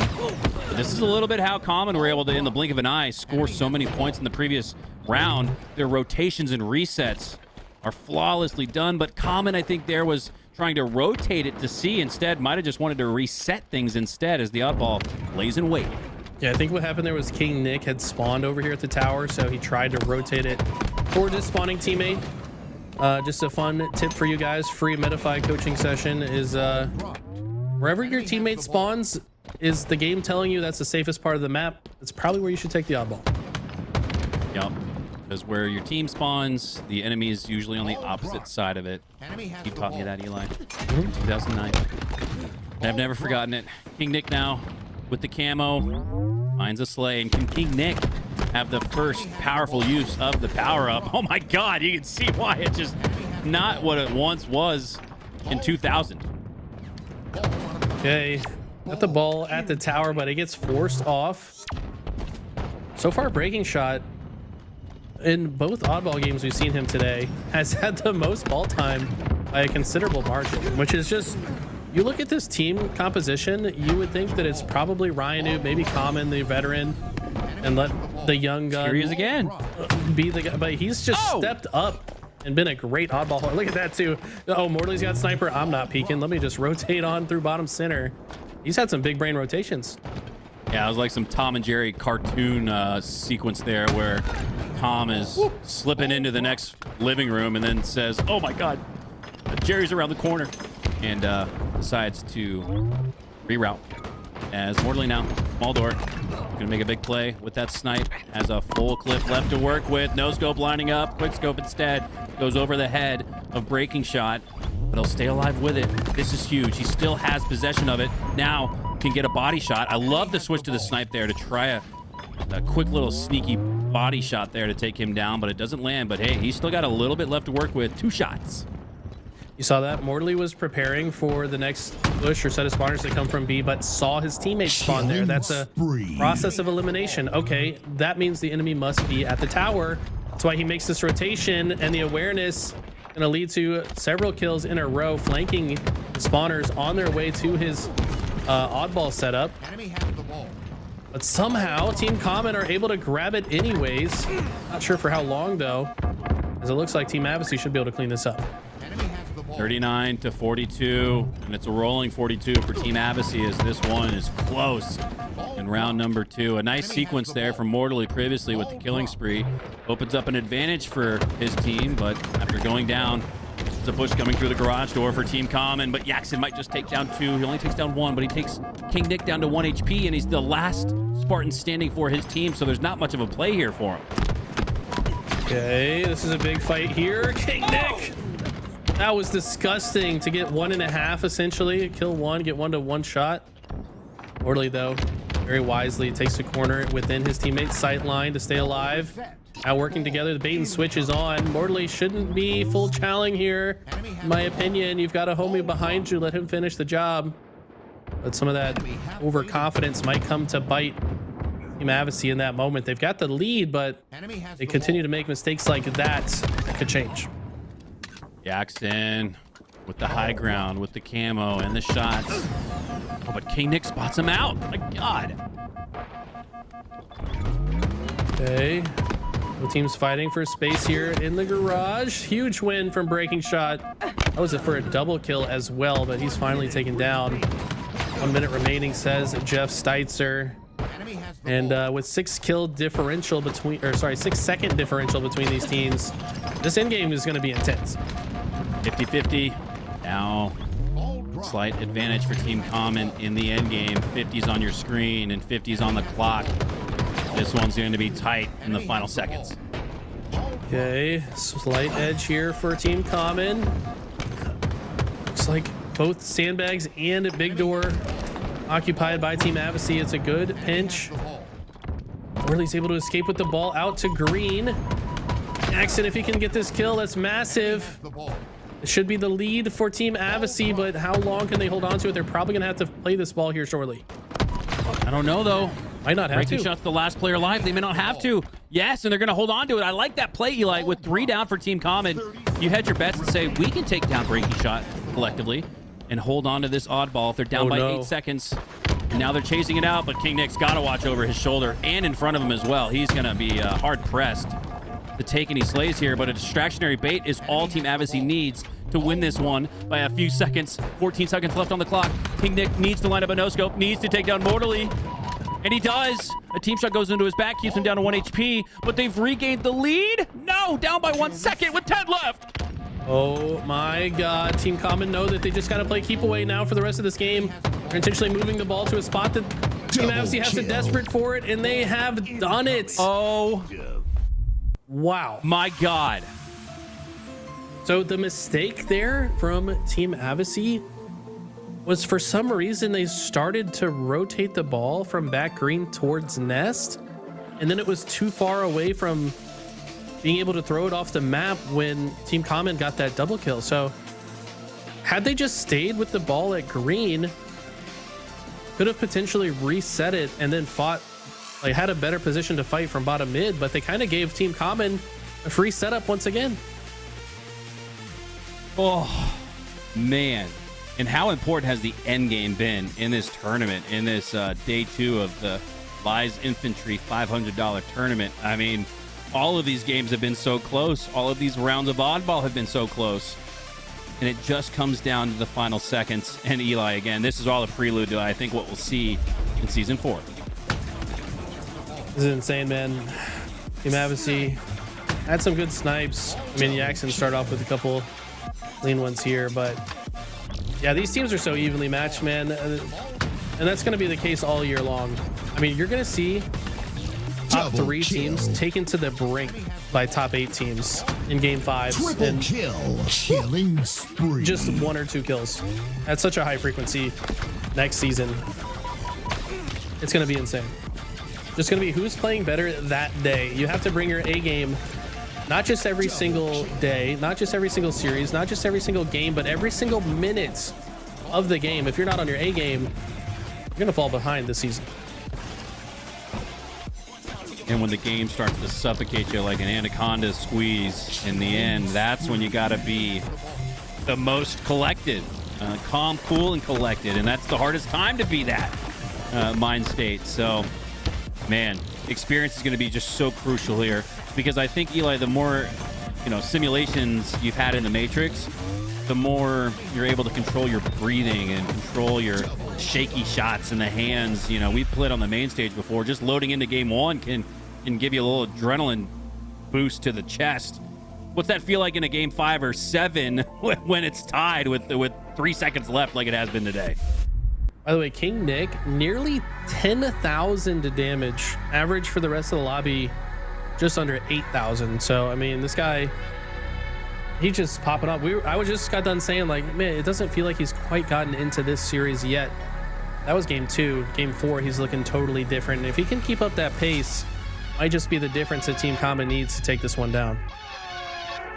Slayer on Solitude will be the battlegrounds for deciding who takes a 3-2 advantage lead in this series. That's right, a 3-2 is not going to be enough to win it. We're dealing with best of 7s here deep in the bracket. We head to Solitude for game 5, but it ain't over just yet. Not over yet, indeed. We did see Team Common got to play this game type earlier. Team Avicii got a forfeit win in their winter semifinals. The other team did not show up, so I would actually say that's kind of a disadvantage. Yeah, it's a disadvantage. They didn't get to warm up. They didn't get to feel themselves play on this game mode yet today, but Team Common have, so let's see if that plays a difference here. Loading in to the grueling gray of Solitude here. Shock rifle, ammo, in controlling the spawns. And if anything, Eli, what was that main takeaway we had from the last time we saw Solitude? There's a time and a place to push out the spawns and flip them. Sometimes, though, your best bet is to just trap them at A, make them keep spawning at the most disadvantageous spawn point on the map, and let them try to filter out like a bunch of helpless ants. This game mode can be brutal. We saw a team earlier lose this because of their timing. And we saw Ascending Baseline had the lead at high grounds, waited too long before they decided to collapse. And that missed timing is what made them lose that game. So these two teams here, I think some of the best when it comes to choosing when to be aggressive. Well, typically these two teams just always stay aggressive. There's not a whole lot of changing, but they're very good at what they do. And typically the team that comes out to an early lead can run away with it. 5-6 here off the start, and a big shout out to European Halo for the raid. Hope you guys just had a fantastic tournament there across the pond. Big fan of our Halo counterparts there, keeping the Halo scene alive in EU, as Mortally, with the last half of this camo, works his way through A. Wow, that thrust was used to keep Breaking Shot alive a little bit longer now in a tough 1v1 against King Nick. Does do enough damage to open up the trade, but it looks like Common is going to win that portion of the map and take the high ground advantage because of it. Yeah, you can see he saw where his teammates spawn. It's made it pretty clear that Team Avicii would be spawning in blue. And he does get taken down. It looks like Avicii may have spawned out. So a little bit of split spawn actually playing to Team Avicii's advantage there. We take advantage of it and got ourselves a tie game once again. Ryan Noob trying to find the right time to push through. But he's got Mortally pushing him. A lot of pressure. Haynes is coming. Oh, bounce toss grenade almost stuck his opponent, but Mortally stays alive with 1 HP in a dream. That's massive, Eli. Anytime you get down to 1 HP, no shields, and you're able to stay alive like it never happened. Okay, Mortally does go down shortly after that. King Nick gets the double kill. Breaking Shot goes down. A double kill for Avicii. Has us tied here. 18 all. What would you expect? This is so intense right now. New camo is up. Was anybody able to comfortably grab that? I think if anyone did, it was a member of Team Avicii. No, it's still up. Okay. The team's still fighting for space. Very creative grenade here from Mortally, but unfortunately does, I think, more damage to himself than his opponent. Like the thought process, though. Ryan with the high ground, trying to overlook the camo, and still neither team. I mean, this is the longest we've seen the camo sit on the map without getting picked up. It's been over 30 seconds. Finally, Breaking Shot able to push through and grab it. And the hardest fought camo win you'll see all day. But what can Breaking Shot do with it? Melee, headshot, goes down into Yaxton. King Nick would have been there to help out, so likely would have seen Breaking Shot stay alive regardless. Rust in his back pocket as well. He's going to use that on the offensive to get more shots into Avicii. And here we go, Eli. Here's that trap we were speaking of. The A spawns for Avicii could spiral out of control. Common with a 6-kill lead, and it could double here. Breaking Shot. Double kill. Listening to his teammates' comms. Finding unsuspecting victims everywhere. Killing. You're letting him spawn trap. Is that a double jump I don't know about right there? That was clean. Double jump perfectly played, Eli. This is exactly what we were talking about. Team Common elect to just keep Team Avicii trapped, and the lead all but doubles for them. A great heads-up strategic display. Now they'll split over to the cafe, does Avicii, but the damage has been done. Yeah, Team Common have woken up. Something about between games 2 and 3. They're looking different right now. 10-kill lead and have great map positioning here. When Breaking Shot sees 2 of his teammates go down, he's going to wisely back up, but he's been spotted. Nick will trade or get that melee kill there without trading. And Breaking Shot's done a good job to hold off the pressure while his teammates come off spawn, and for that, they should be able to earn this camo. Tough bounce back here for Team Avicii. Yaxton has to get this triple. He does. Killing spree. Yaxton is bringing him back. They're down by 8, going for the overkill. Ryan, though, he's not going to give that away for free. He doesn't want any Twitter clips happening on his watch. 42-35 here as Avicii and crew have kept it close. But again, the spawn trap at the back of A from Team Common turned a 6-kill lead into 12. And they're still pretty comfortable with an 8-kill lead. Jackson just kind of going wherever he wants on the map right now, outputting so much damage, forcing Team Common backwards. That's going to allow his teammates to move forward a little bit easier. But look at this. All of Team Common fighting back, going straight into Team Avicii. They're spawning and being cycled at A once again. Avicii wisely escaping through that blue side. Gonna pick up a kill, but his location is known. I don't think he's got anywhere to go here. Wow. Whoa. That was clean. Buff that? Dude, the thrust, that was Halo 5-esque. Like a little inertia, it looked like, even at the back end of it. That was one of the zoomiest thrusts I've ever seen, but it's all for naught. 50-41. Team Common take it convincingly for a 3-2 lead in the series. Avicii's gross, man. This guy just finds a way to win pivs in the most unlikely situations time and time again. But like you said, doesn't matter. Team Common still come out ahead and go into a Fortress CTF. We've seen this a couple times in the off-season tournaments, but I have a feeling this one's going to be intense. Oh man, if it's anything like the Aquarius CTF, where Common took a 4-3 lead, and then Team Avicii in the last minute, 90 seconds tops, they're able to score 2 in a row. Fortress kind of like a hybrid of Midship and Sanctuary, so don't expect things to slow down much here in Game 6. We've seen Fortress CTF end in, I think, 2.5 minutes in a couple scrims. So I think there's a chance that it gets intense, but these teams have been so evenly matched. As long as they play smart, make sure they don't have their own sniper rifle stolen off the rip, they should be able to keep it close. This is a beautiful triple kill here. Mostly all positioning and listening to communication. This is the double jump, by the way. You can see the second hop there. There's a lot of blockers, invisible blockers on this map that trick your Spartan into thinking there's a step jump available. You do have to have step jump enabled for the double jump to be possible, if I'm not mistaken. Yep. There's a lot of different parts of the map. If you guys want to get better at this game, I highly suggest learn all the double jumps. There's a lot of tricks that can just help you move a bit more fluidly around the map, and these pro players are very good at that. Yeah, we thought we had these maps figured out, but with the skill jumps and double jumps being embraced by Halo Studios, it's a whole new map. Even if we're on the same landscape as before, as we'll actually go to a new map here, Fortress, another one of the Forge creations. CTF, a lot of fun. This flag is already across the map. Look at the cheese slide though, out of Common and King Nick. Obviously he's gonna get the kill, but Common finds his way all the way under the base. Can he kill the flag player? That help. It's a trade, but I don't think it's going to be enough. Yeah, that's going to be a cap. Great trade. Wow. Great trade. When hey, I'll go down, but we'll go up 1-0. I take that trade all day. So a great job there from Team Avicii to open up, and they're not letting off the gas. They're already back into the red base.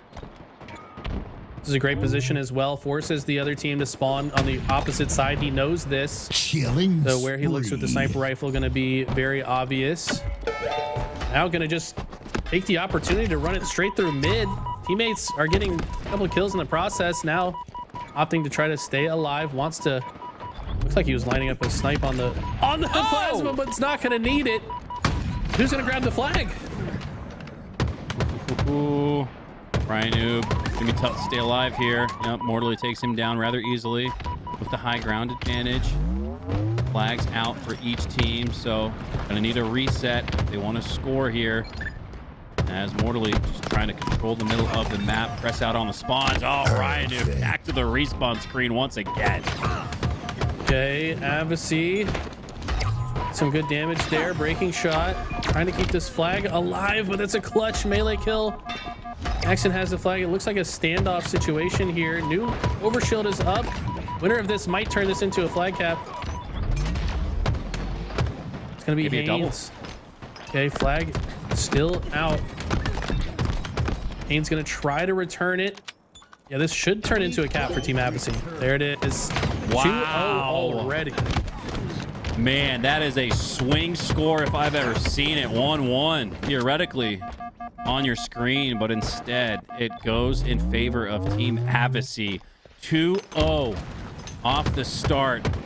And Eli, it's feeling closer and closer to a Game 7 Slayer. It is looking so real right now, pushing both teams the distance. Nick tries to get some shots onto Avicii, long range. Avicii somehow takes down Common while one shot, and also hits a nice little skill jump there to have a cleaner route into the base. He's looking to end this right here, right now. Common first spawner, and he has to stop the flag. Avicii's gonna repulse the flag to mid and then back up so he can continue to shoot these spawners in the back. This might be the end of the game. What a route! What a route! He's going to G-slide to get this advanced a little bit further. He booped it with the repulsor to advance it to bottom mid. Now with the G-slide, he's past that, and now he's doing the exact same thing we saw previously. Inch the flag a little bit further, then double back, get more slays. Avicii, a phenomenal strategy here. The positioning just as good. Takes down Rhino with it, but can't spot his opponent, King Nick. King Nick takes him down, but it might not be enough if Haynes gets into the base and stays alive. That's huge! Okay, King Nick's in a decent position to stop this, but has to take care of Yaxon first. He gets flanked. Avicii keeping this flag alive. Teammates down here as well. Breaking shot, trying to be the hero, but Haynes clutches it up. Did they get the flag out though? Yes, they did, but it's not that far. They can reset and score all in one fell swoop, but no. Common and crew are going to advance that map a little bit further along the map, and King Nick with the OS should assuredly advance it all the way through. Both flags out at the cap point. A reset is going to determine a potential game-winning 3-0 or a 1-2 game. Avicii kind of choked on that shot there. Common with the clutch shots. I mean, Avicii gets that kill, the flag returns, and the game is over, but Common keeping his team alive. Now, 7.5 minutes left. There's still a lot of time. It was a little bit more towards the end game. This stagnated dueling flag out would really benefit Team Avicii, but it looks like after 3 go down for Team Avicii, Team Common are pushing through for the reset. Time ticking away, and they'll get it. Should be 2-1. Wow. And it is. That's insane. That was so narrowly captured from that one piv win from Common. Common doesn't win that fight on Avicii, this game's over, and we're in Game 7. But Team Common keeping themselves alive to maybe not even allow the Game 7. Wow. It's nuts. 3 go down. Team Avicii could send us to a Game 7 right here. This is going to be all but impossible. They got a 90% chance, I would say, to score right here. And King Nick has to win that battle while pushing towards the flag, but it's not going to be enough. Team Avicii, send us to a Game 7. Man, I agree with Piggy in chat. He said neither team plays defense in flag, man. Like, they're literally just in each other's base at all times. I mean, we saw the same thing on Aquarius, 5-4. I mean, it was just nonstop flag caps and aggression. But hey, man, if you can cap 3 before the other team caps 3, then you win the game when it comes to Fortress. Probably the most advanced analytics you've given us all day, Eli. Beautiful, right? Yeah. Wow. That's like, I would have paid for that. You just gave it to me for free. I'll send you my cash app, don't worry. I got you, boo. All right, here we go. Some replays from the previous match. And as I looked ahead in the series, this no-scope was sick. We're going back to Recharge, which is where we started, Eli. And recall, my first overarching thought after the first couple minutes of Recharge King of the Hill was that it was a free-for-all. It felt like a Slayer, which is where we're heading for Game 7. Yeah, got to give the edge to Ryanoob, man. This guy is the king of Recharge and the king of Slayers, typically. Typically, his teams have always been good at Slayers. I think he just approaches them a bit more strategically than most other players do. So this has gone back and forth. It was Team Avicii winning 2-1 in the series. Team Common win the next 2. Team Avicii win this one. This has been close the whole way through. I feel like that's an understatement. Oh man, that was right it. That was the game. I mean, well, that was actually Common keeping them alive. Yeah, that was the game shifting there. It should have been 3-0 right away, but made Common with that win there, made it 2-1. But oof, all is said and done, 4,700 damage, only 2,800 taken for Avicii. Oh my god! In only 6 minutes, by the way, that's an insane pace. 76. 76%. This guy is different, man. And he had the most telling you. shots on his team, just about. His place right now is starting to look like, you know, if there is an HCS season 5, he's gonna rise up, man. I see big things for this kid. His stats have been insane this whole series, by the way. He had the most kills this game 2 and game 3, and those numbers are just crazy. I mean, 4,700 in 6 minutes, shooting 76% accuracy is nutty. Well, we did talk about the future of HCS and the potential of a season 5 with Tashi on the podcast recently, so go check that out for a glimpse into the future. But it's the present day we're most intrigued by, as we have a Game 7, the music fitting, as we have an epic tilt coming up here. Team Avicii, Team Common, in a series amongst 8 players who once called each other teammates, now bitter rivals, blood on the floor, and some hurt feelings afterwards as well. This game mode, I think, is so important to play the buddy system. You've got to be constantly playing through the perimeter. Send 2 left, send 2 right. Eventually you will pinch your opponent on the other side. These teams are going to be probably playing that throughout the entirety of this game, so look out for that, as right now all the focus will be bottom center for this camo to start. King Nick calls for help from Common, and he gets it. Look at that. Absolutely dropping towards the bottom mid area to win the next camo. I saw 3 players for Team Common drop there. They have the strength in numbers. They have the camo. They have the shock rifle. It couldn't be a better start for Team Common. The pinch is on, but Team Avicii knew that the pinch was coming, so they try to play out fast to one side. It's a good counter strategy to getting spawn killed, but we're unable to fully get out of it. It's like Team Common were kind of expecting that to be the strategy. Now they're spawning in pipes, and they're going to be pinched once again. There should be players coming in both this right side of the pipes, and you see Common flanking in on the opposite side, and Team Avicii have nowhere to go. This is getting bad very fast. Ryan Noob's not going to wait for it. He's going to push that out with the use of the grapple, but his teammates do all the work anyways. He says, well, I might as well continue to advance on the map if it's clearing for me. Taking down Avicii in a 13-4 game, Eli. We're just seconds into it, and you're already in a trade win condition if you're Team Common. 9-kill lead out the gate. Mortally in not the best position here. Has nowhere to go, but playing strong from that position regardless. Able to somehow stay alive. Jackson picking up the kill as well. I mean, the bait and switch was crazy from Avicii there, but still not going to be enough. Still a 9-kill lead for Team Common. This is insane! King Nick with the triple kill, doubling up on the advantage state early. Our Team Common, and my God, this, talk about a sprint to the finish. I mean, this game, the advantage state has been solved. These teams know how important that opening strat was, and Team Common came out on top of that and have not relinquished the pressure. They continue to roll. Breaking shot, getting a little bit overcommitted there. Going for this camo. Okay, here we go. This is huge. Yeah, this could bring it back. It's out of nowhere. It's just a 5-kill game. So Team Avicii have started to plant their heel in the sand. They're digging in deep into the dirt after previously getting sent back to the grave, back to the respawn screen. It's just a 1 team wipe game.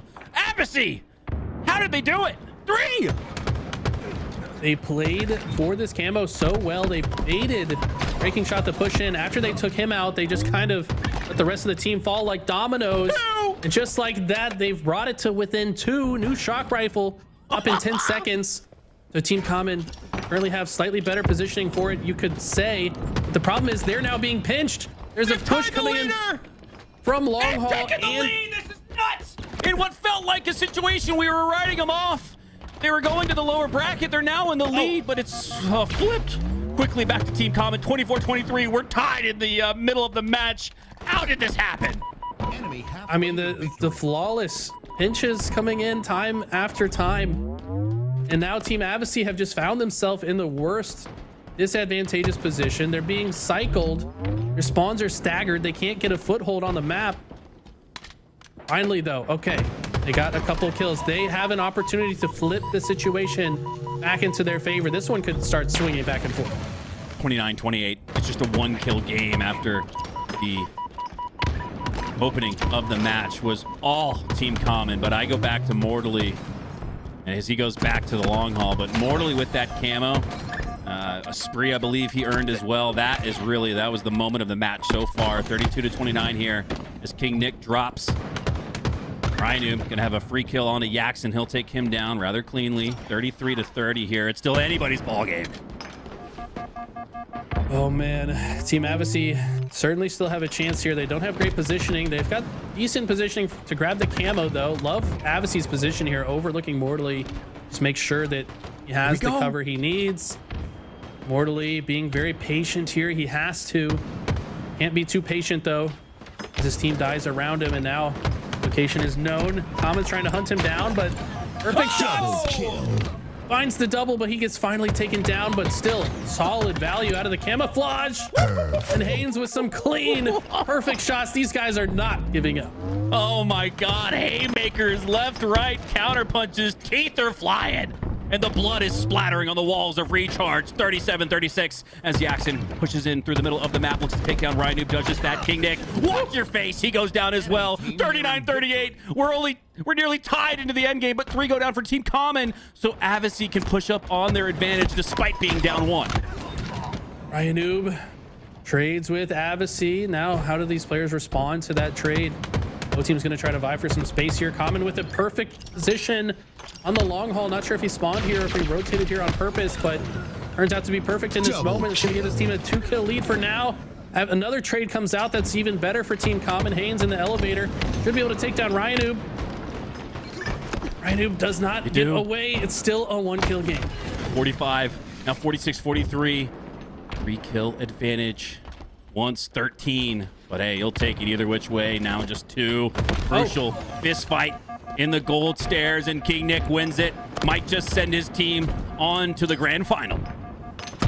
King Nick somehow stays alive here. You know he was being called out, and I think that's gonna be it. Wow, that was over in a blink. It felt like either team could have pulled away in the end. It's just a few clutch moments, a few narrow escapes, a few perfect headshots. It made the difference there. That was insane. Man, in a grudge match for the ages, where once dueling duos became, I don't know, what's the word for it? Just like arc, like the villain arc and the revenge arc. I mean, this series had it all. As Team Common ultimately come out on top, they built a massive lead in the opening of the match, but tied in the middle did Team Avicii. I got to give credit to Team Common, Eli, as we approach the end game here. Once they reached a 3-kill edge once again, you could tell strategically, specifically playing for trades, were Team Common. You'll see all these guys in the replays here in a couple seconds flying for the melee trades, and that's how they won. Yeah, we saw trade after trade after trade, and if you're in the lead, that's what you love to see. Mortally, beautiful long-range shots, but even better shots from King Nick. Oh man, we didn't see any crazy snipes happening this game, but this is when everything turned around. That was when Team Avicii started coming all the way back. Team Common ended up keeping the lead throughout the game, but Team Avicii certainly made them sweat. And in what felt like an instant classic here on LVT Halo, I think we might need a classic best of 11 MLG style to truly determine who won this. And there we go, Eli, there's the example I was speaking of. I mean, how much more obvious could it be that King Nick and company were playing for trades there, absolutely flying to earn the melee, and 1-1 up 3. You'll take that. That's how they won by 6. King Nick 17 and 12, 7 assists as well. Common 13 kills, 10 assists of his own. These guys really stepping it up today. King Nick, I think, having one of the better off seasons when it comes to player upside that we've seen in quite some time. All right, our grand final is set with Team Common moving on to that illustrious final round. But to determine who they'll play next, will it be a grudge match ×2 against Team Avicii, or will one of these other teams prevail in the lower bracket? As we take a look, No Limit with a 4-0 over Kraken, ascending baseline, who we watched earlier. They're waiting on the winner of Icarus. Aquarius versus Legion Gaming. as we'll take a quick break. We're heading to the lower bracket. Up next on LVT.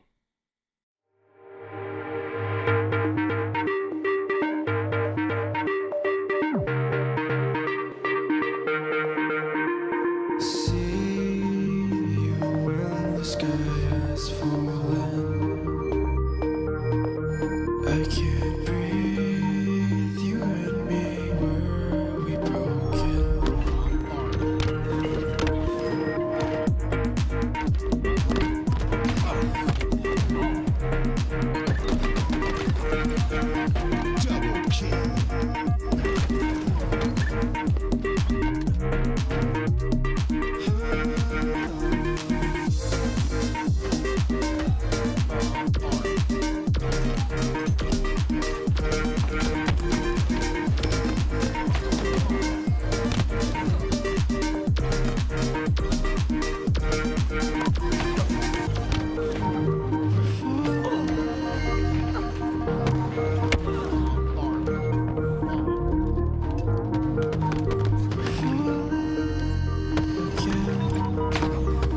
Double kill. Double kill.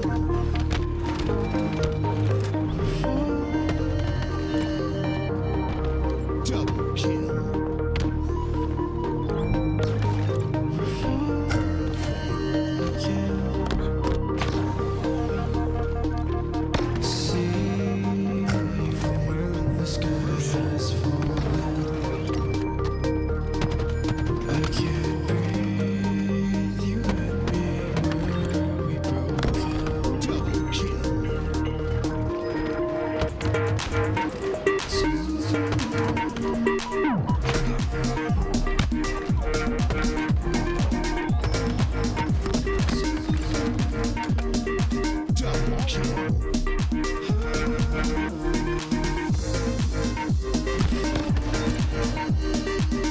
Killing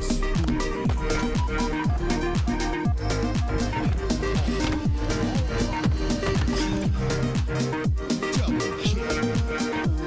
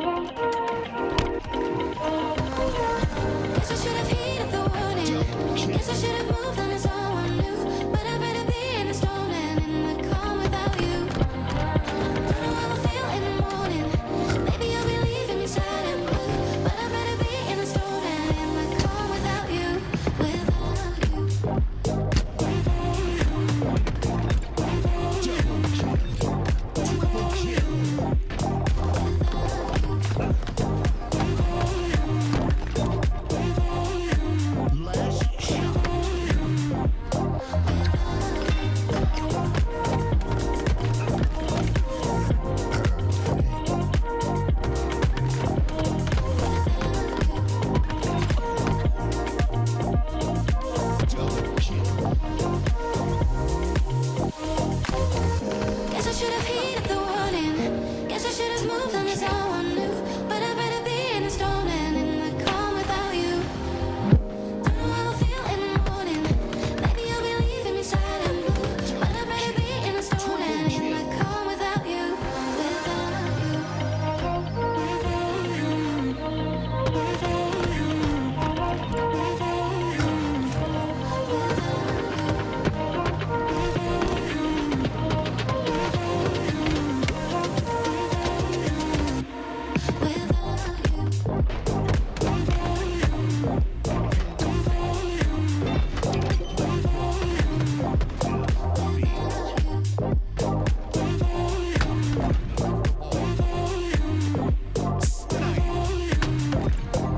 Double kill.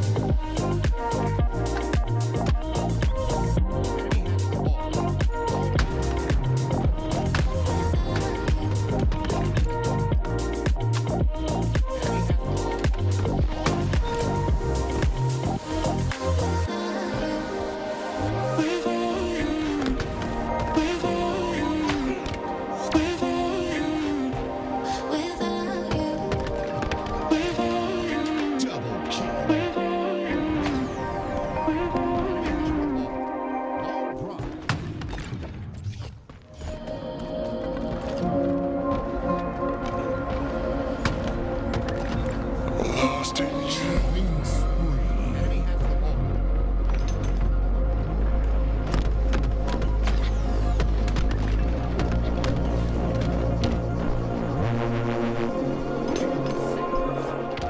Lost in you.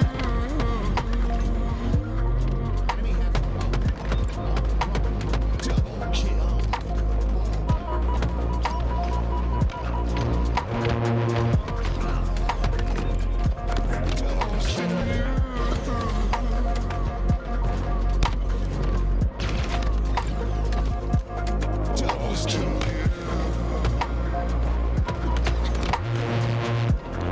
Lost in you. Double kill.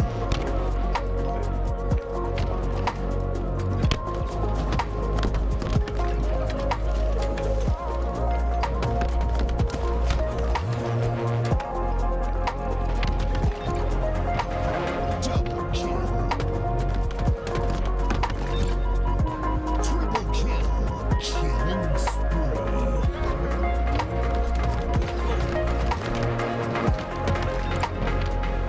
Double kill. Triple kill. Hide away. My secret place. Lost in you.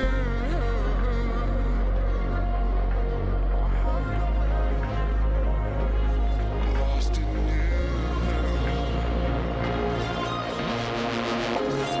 Lost in you. Lost in you.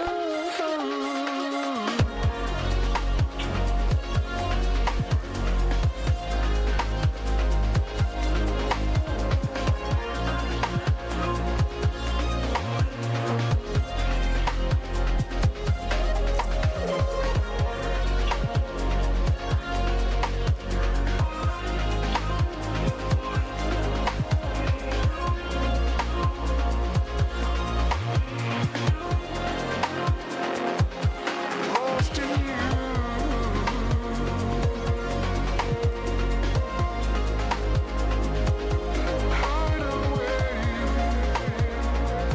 My secret place. Lost in you.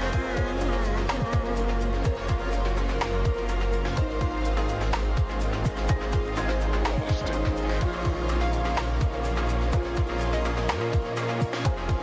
Lost in you.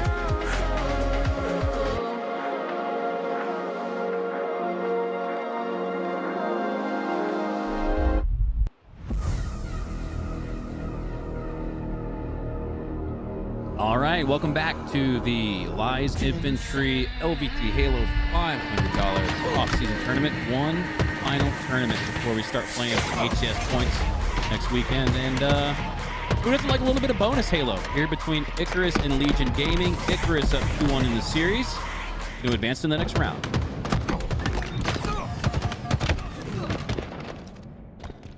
just looking across the board, these two teams should be pretty evenly matched. A lot of top competitors from Clutch Academy, various draft tournaments. Professor here, very strong mouse and keyboard player. One of the best in my opinion, underlooked, underrated.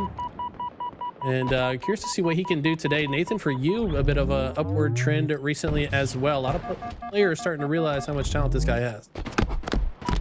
Nathan lining up the no-scope, gets the body, cleans it up with the headshot, but goes down shortly after. Now hopping on board here with Stefano Biscuit as he advances across the 50-yard line on the map. He's already got his teammate Spar in the base. Sniper ringing out onto Plies as he'll go down. Plays as Chills has that aforementioned sniper. Only got one shot left to work with. Only needs one shot to clean up Nathan. Body shot into Tricky. Clean up with the headshot. Melee doesn't register. And that's tough. Double kill. Tough indeed. By the way, Plays, formerly known as Placement. Maybe a little bit of a rebrand.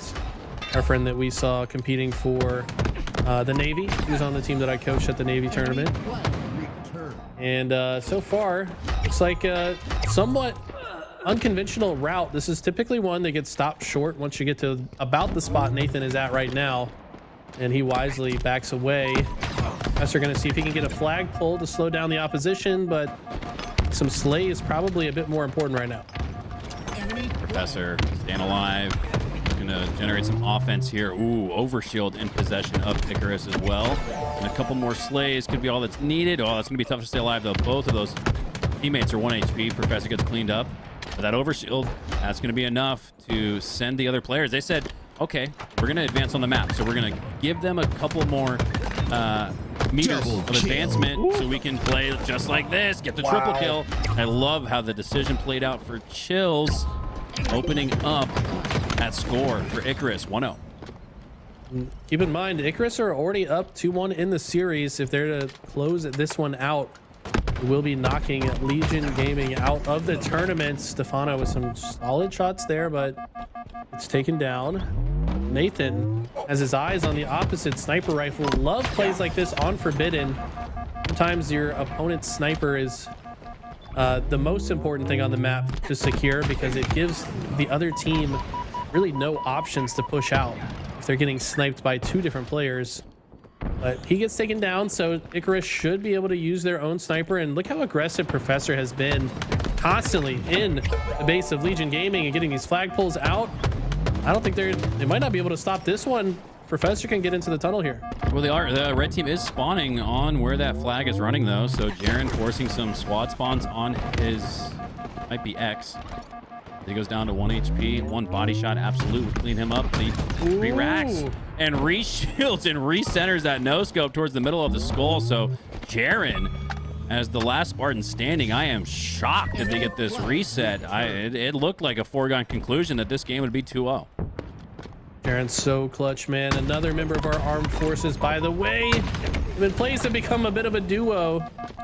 And he does heavy damage before taking down. Also burns a lot of the snipe ammo, so Stefano will be disappointed to find a single bullet in the sniper. Overshield's going to take him down.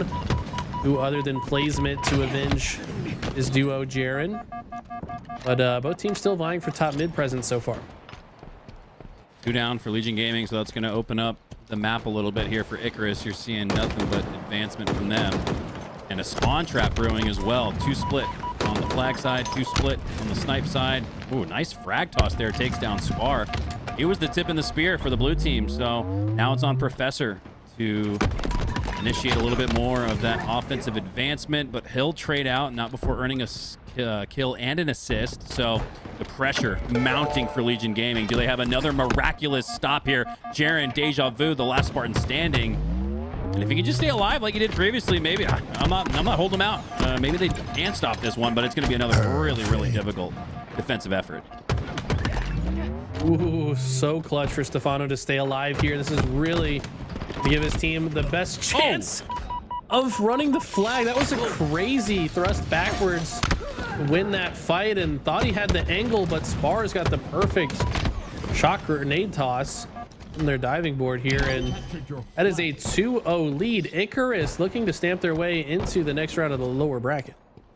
Icarus up 2-1 in the series and 2-0 in a decisive game number 4 as Professor and alive here on the pillar. The overgrowth providing a little bit of cover for him. Now stepping into the water, cools off, takes a drink, gets back up at full shields.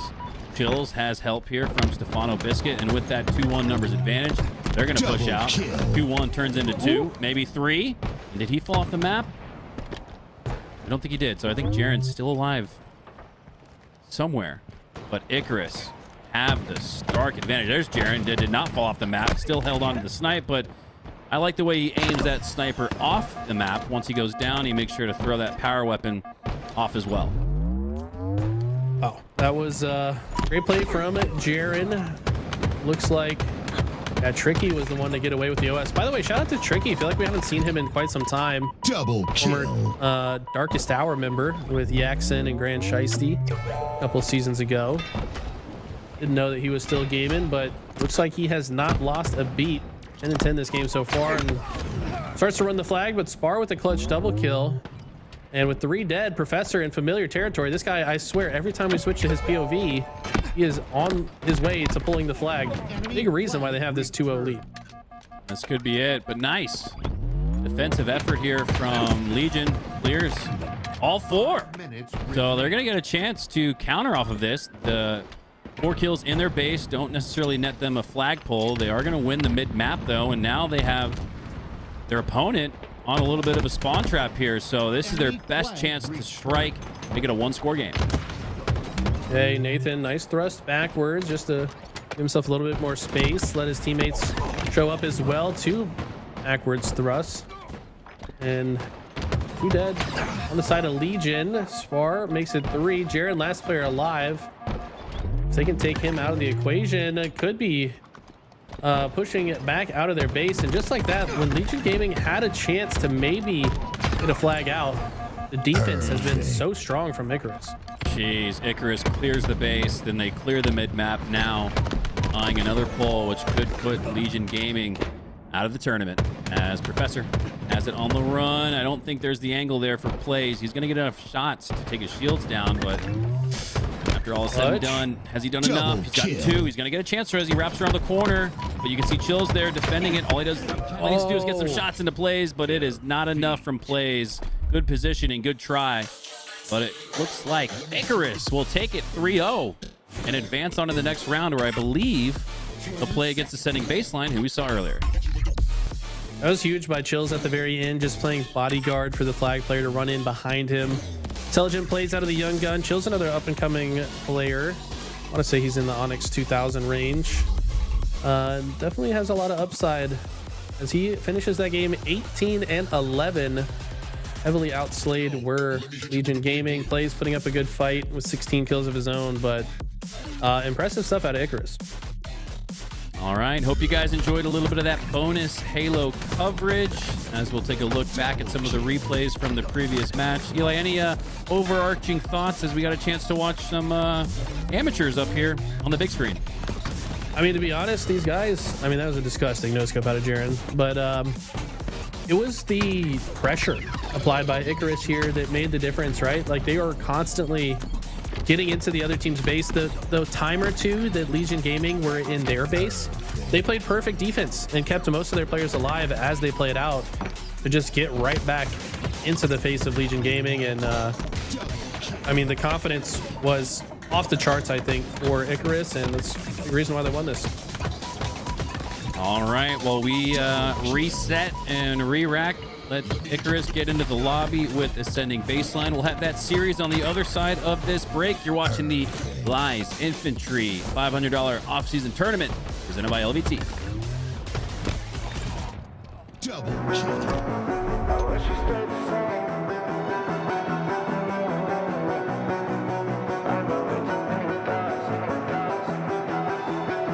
I wish we stayed the same. I got way too many thoughts in my brain. I got memories that run through my veins.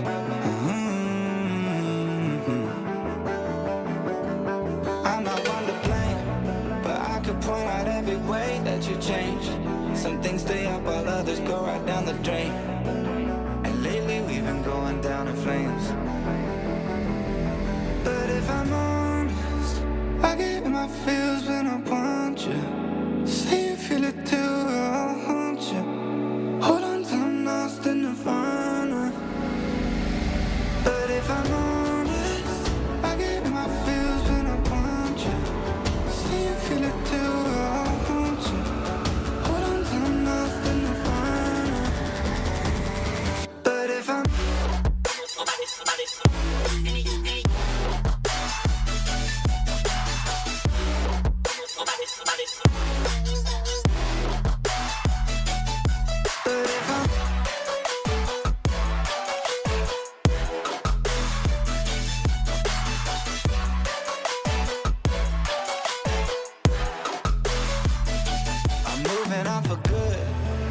my therapist is saying that I should. I don't believe her, but I really wish I could. Instead, I guess I'll stay misunderstood. Oh, 'cause I'm stuck now, just trying to figure out way out. I've tried but can't seem to slow down. I don't know if I want to, but if I'm honest, I get in my feels when I want you. Say you feel it too, I'll haunt you. Hold on till I'm lost in nirvana. But if I'm honest, I get in my feels when I want you. Say you feel it too, I'll haunt you. Hold on till I'm lost in nirvana. But if I'm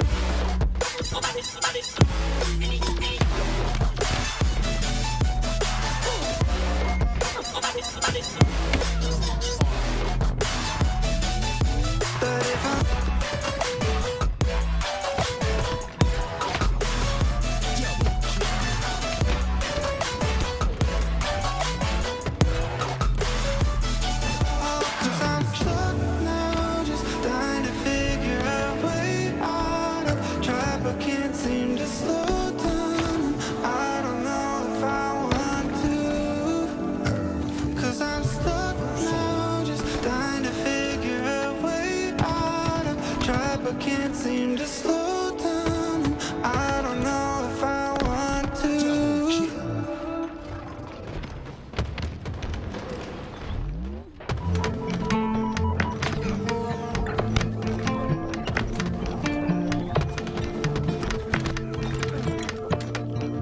Double kill. Took a little longer this time. Finally open the blind. Every time I look at the sky, reminds me it's 2,000 miles between us and this size. The distance is worse than I thought. Is this what I want?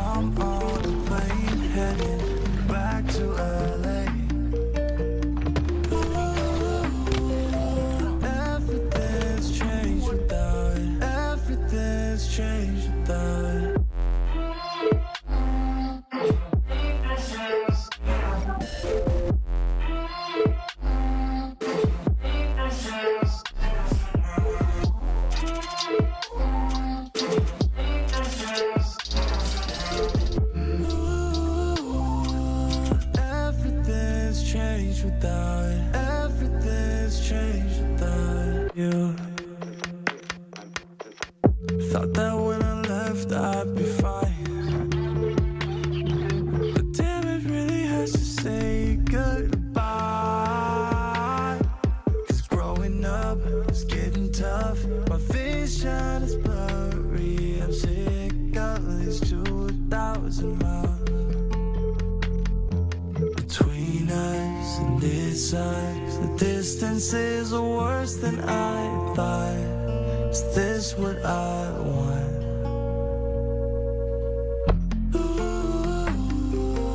Everything's changed without you. Even breathing feels different now that I'm on a plane.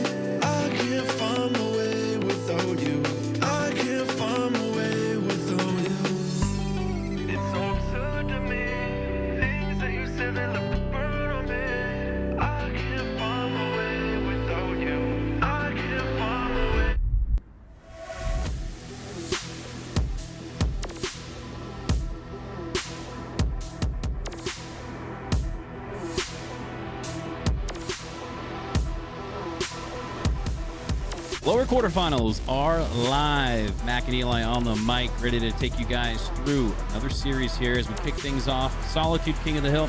Now, Eli, I think this is going to be quite the challenge here for Icarus. Some good players, no doubt, on that side, but ascending baseline seem to have the slight edge, but it's going to be a good challenge. It'll be a good test for Icarus to see if they can climb the rank. Yeah, I mean, the ascending baseline, Dark Matter and the Yuzi and Zuzi twins have been together literally for years now as a trio. Shout out to Ty is Reverb. I think he's just working too much at his job. So Hayden taking his spot, and I swear Hayden's been playing insane. So I mean, this ascending baseline roster, if they can sort out how to navigate those end game situations, like they could be in winners finals or grand finals by now. But I think you're exactly right. Team Icarus has their work cut out for them. There's a lot of talent on both rosters, so we'll have to see how this one plays out. Yeah, it does sort of feel like the entire grassroots community has just been waiting for the twins, Uzi and Susie. Was that Patrick the Star pinned to the wall there? That looked kind of funny. But yeah, it only feels like a matter of time before we start to see Uzi and Susie climb the ladder and get that next rank. But it's Professor instead hitting his shots onto Hayden with the shock rifle. Still plenty of ammo left to work with. Locking down the snipe tower. Expecting some spawns over to the blue side. He was correct, but did they add some new spawn points a little bit away from the line of sight there? I think they may have. I was saying earlier, it definitely feels new. Yeah, I would love a full patch breakdown with the new spawn changes whenever they do make those changes. But Yuzi here, sitting on the silo to avoid some frag damage, has some help from his twin brother Zuzi. And they look good to get on the board here. It was a strong start for Icarus, but feels like once ascending baseline are able to get into their comfort zone, that's when they really shine. Yeah, lead in favor of Icarus, but how much longer will that last as Professor looks to push up along the front side of the truck, now sliding his way back, doubles back. Oh, but the flank there from Stefano Biscuit, a little bit of sausage and gravy on it. Earns a big play. Owe me some good sausage gravy on my biscuit, if you know what I'm saying. But great plays here. Ascending baseline go 3 dead. And Icarus, they can hold on to the hill for about 10 more seconds. Might just secure first point. Not virtually tied. Slight edge though for Icarus, and they do have more dead than they have dead on their side. And if they take this third player down, they do make it all 4. So Icarus should absolutely take the 1-0 lead here. Upset alert, ring the bell. 1 point is not enough to call it an upset alert, if you ask me. But it's enough to pique the interest of the viewer, right? Sure. Yeah. I mean, they're playing good. I kind of did not expect them to win the last series so easily. So they've already kind of surpassed expectations in some respects. Now against very difficult opponents, showing that they've still got what it takes to at least keep this close. Still in control. You have to imagine, though, ascending baseline have a game plan to push into this hill. Can they execute?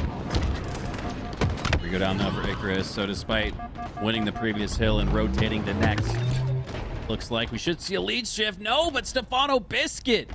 A little bit of sausage, gravy, and now some Cholula hot sauce dripping on his plate. Gets a triple kill and regains control of that side of the map. You getting hungry, Eli? I mean, clearly you are. It's only a matter of time before all the meal analogies start coming out. But yeah, I think after this cast, I'll might order me some tacos. You were talking about breakfast tacos earlier today. That got me hungry. Oh yeah, steak, potato, cheese. That was delicious. Hayden lines up the no scope, not able to land it with the shock rifle. Still a full clip left to work with for Chills.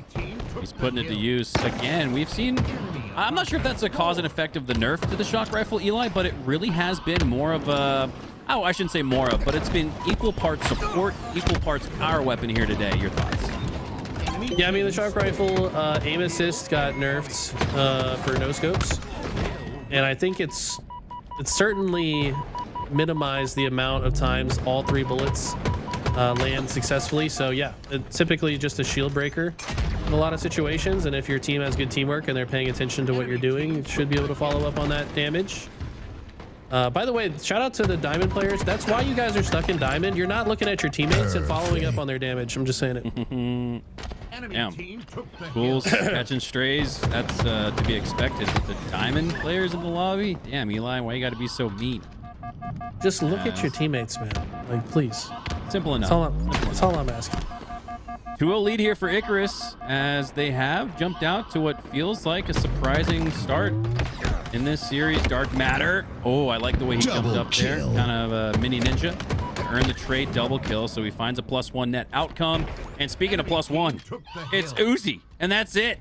No Zuzi, no teammates or enemies to speak of. He's the last Spartan standing in the lobby momentarily. Icarus looking strong right now. They've also been proactive to go ahead and get control of blue as long as they exist there. It'll be a lot more difficult for their opposition to get in the hill, and Zuzi trading out with the sticky. Stefano, last player alive. Never mind, he gets taken out, and this is looking like a sitting baseline's best look at a hill point, but I think they're gonna have to hold off at least one more push before they can score it. I'd say I'd go as far as to say this is a must-win for Ascending Baseline. Another score for Icarus makes it a 3-point game, but if Ascending Baseline score, it's just one hill needed to tie things back up and get right back in the mix. So this is a crucial swing hill here where the next 1 point could determine a net 3 or a +1 outcome, and that's exactly what we see here. 1-2 as Ascending Baseline finally find their footing, and they're going to find the rotation to next quickly, already scoring points as soon as that hill spawns. See that? Uzi getting a little bit of hill time, but then quickly rotating over here to the spiral area, but Spar, beautiful grenade, is going to shut him down. That's going to earn him the camo as well. But sitting baseline, finally getting their foot on the gas, getting 1 point on the board. I would say that point was more easily won than it should have been because Team Icarus died a little bit early when they had a chance to formulate a push and started staggering themselves out. So need to see them tighten up on those errors. A team like Ascending Baseline will take advantage and come back. And great recognition there from Professor. As soon as he saw Chill spawn in the cafe, instantaneously with that mouse snap, looked to the left, knowing that his teammate occupied the cafe, so the push was coming in from the left rather than the right. So good heads-up display of awareness there from Professor, and he's utilizing it to score some more points. Professor clean on the M&K, super high sensitivity, but super accurate as well. Watches his teammate trade out here, finds an angle onto Uzi. Like you said, more often than not, that shock rifle used to just take the shields down. Sometimes that's all you need it to do for you. Now with his position, finds Hative on his way up the lift, and I mean, they're looking very good to cap this one as well. Yeah, this is putting Ascending Baseline in a death grip. 2 minutes left on the clock, so they do have about a minute to work with for each come from behind hill, but they're going to need to really step up here as it's been Icarus upset bound, riding the wings of Pestilence. Okay, Stefano holding down this hotel corner here. Is a really important part of the map to control for this snipe side hill. Don't want to let your opponents walk down the blue ramp for free. You also want to get that line of sight onto the top ledge. I like the positioning here, and with the lead, feels like Icarus totally fine to burn some time off the clock. Setting foot in the hill is a bit dangerous here. As long as Chills can stay alive in the lift, might feel like he has a good chance to stop Ascending Baseline from getting in this hill. Zuzi waiting patiently to shoot Spar. That's to get his camo back, but Spar still finds a way to trade. 3 go down for Ascending Baseline. And despite putting some time on the board here, it looks like Icarus are going to play for time. They're going to play to dwindle this clock down to nothing. So it looks like their strategy has been set. They're playing for slays the rest of the way. Absolutely makes sense as well, because even if Ascending Baseline are able, or sorry, even if Ascending Baseline are able to cap this, they're going to have very little time on the clock for the bottom center hill, where it will move to next. They're doing a good job so far. I mean, as long as they can capture this with greater than 45 seconds on the clock, they have a real chance to tie this up.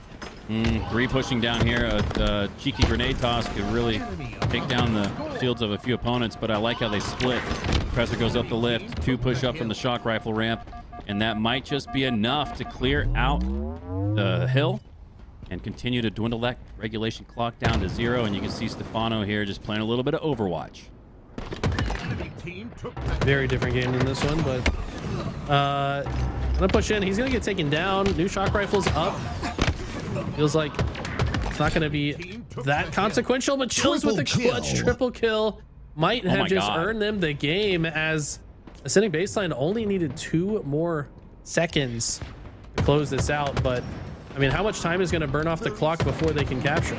And now they're in a situation where they have to overextend, and you can use that understanding to your advantage. That's exactly what Chill sets up for. He knows they're going to be rushing into the hill. A reload might prevent the triple kill, but it's going to be a win, most likely for Icarus, even if Ascending Baseline were able to get that 1 extra second. 15 seconds left in regulation doesn't afford them enough time to come back in totality. So it looks like the upset alert bell has not only been rung, but it's got a little crack in it. An aggressive pull of the yarn from Icarus here in game 1. Hold on, though. 2 down on each side. We got feet in the hill.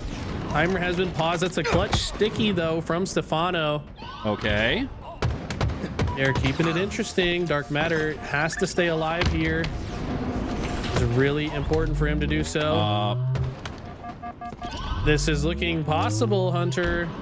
If the spawns all come in that snipe side, which they do, players are going to be like fish in a barrel. They're trapped. Yes, they are. They're trapped in snipe. Spar, and if they can just clear it. Just needs to kill Zuzi. Huge slide from Zuzi. Oh my God. He's still got a couple bit of time left. Oh my God. Oh my God. We're going down. We're going to OT. That was insane. Perfectly executed gameplay from Ascending Baseline. No shot. Icarus have to be reeling after that. That is insane. That is one of the greatest King of the Hill comebacks you will ever see. All that's left to do is to finish the job. And you want to talk about being tilted. You want to talk about throwing your controller into the window, through the next neighbor's house, into the next neighbor's house, down all the way through to the end of the cul-de-sac, into the car, ringing the alarm. That is exactly what is going to happen for Icarus. If they lose this game, they're going to be triggered. But they go 3 down, does Ascending Baseline. Cative goes down, that's all 4. But not before Ascending Baseline puts 60% on this do or die Hill 7. Dark Matter was desperately trying to get his team to spawn in Tram. That would have been perfect for them. And now Icarus have a good strong position here. 3 in the loop side. Professor with the mouse and keyboard grenade. Probably did more damage than a controller player could have with that grenade. Spar with the repulse. Oh my God. Time ticking the away. collapse So is good, the though. lives. 2v2. Oh, Juicy goes down. It looks like Icarus might just end up stealing it.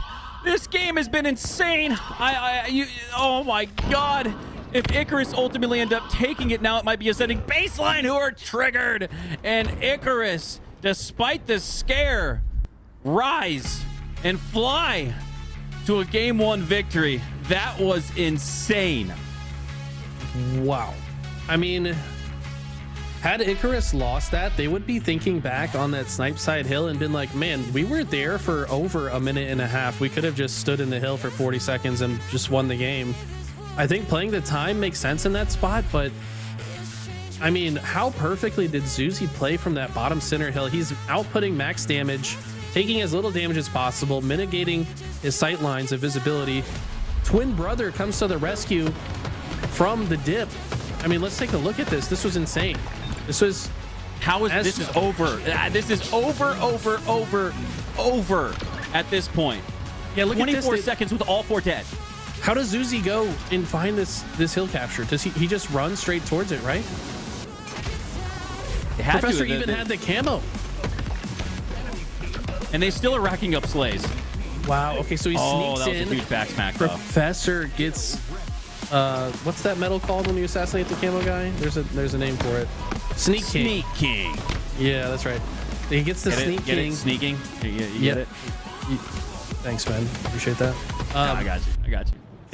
They just played that flawlessly, that second hill, and unfortunately it wasn't enough. I was getting ready to say maybe they learned from the in-game mistakes they had made in the prior series, because they really did ice up and kind of do everything right to at least give themselves a chance, but just were not able to hold down the very last hill for long enough. Crazy game number 1. Well, you let Ascending Baseline get back in that game 1. In game 2, you can't let him get back in the series by taking game 2. For an upset-bound underdog team like Icarus, you've got the advantage in the series. You got to extend it out. So I think this is a massive, monumental game number 2. We see all the time in high-level Halo where the games are so tight, or there's a team that might be slightly better than the other. If you give them an inch, they'll take a mile, and I think that's the setup here for game 2. Absolutely. Spar, weak shields, tries to bait these players into his teammate's sideline, does so successfully. Chill's gonna ice up as the chilly man he is. And so far, both teams kind of occupying low ground a bit more than I would expect. Yuzi clutching up in that engagement to get the double himself. And we got ourselves another close game. 8-9 here off the start. Nobody really able to take strong advantage into the double digits as we're tied all, 9-all. Native goes down. Nice shots there from Stefano, and he's got plenty of support here on the P side. But Stefano going down to 1 HP, that's going to force Ascending Baseline to feel like they have the advantage to push out P, and you can see exactly why there. Zuzi cleans up on the rest of the opponents. Takes a 1-kill lead.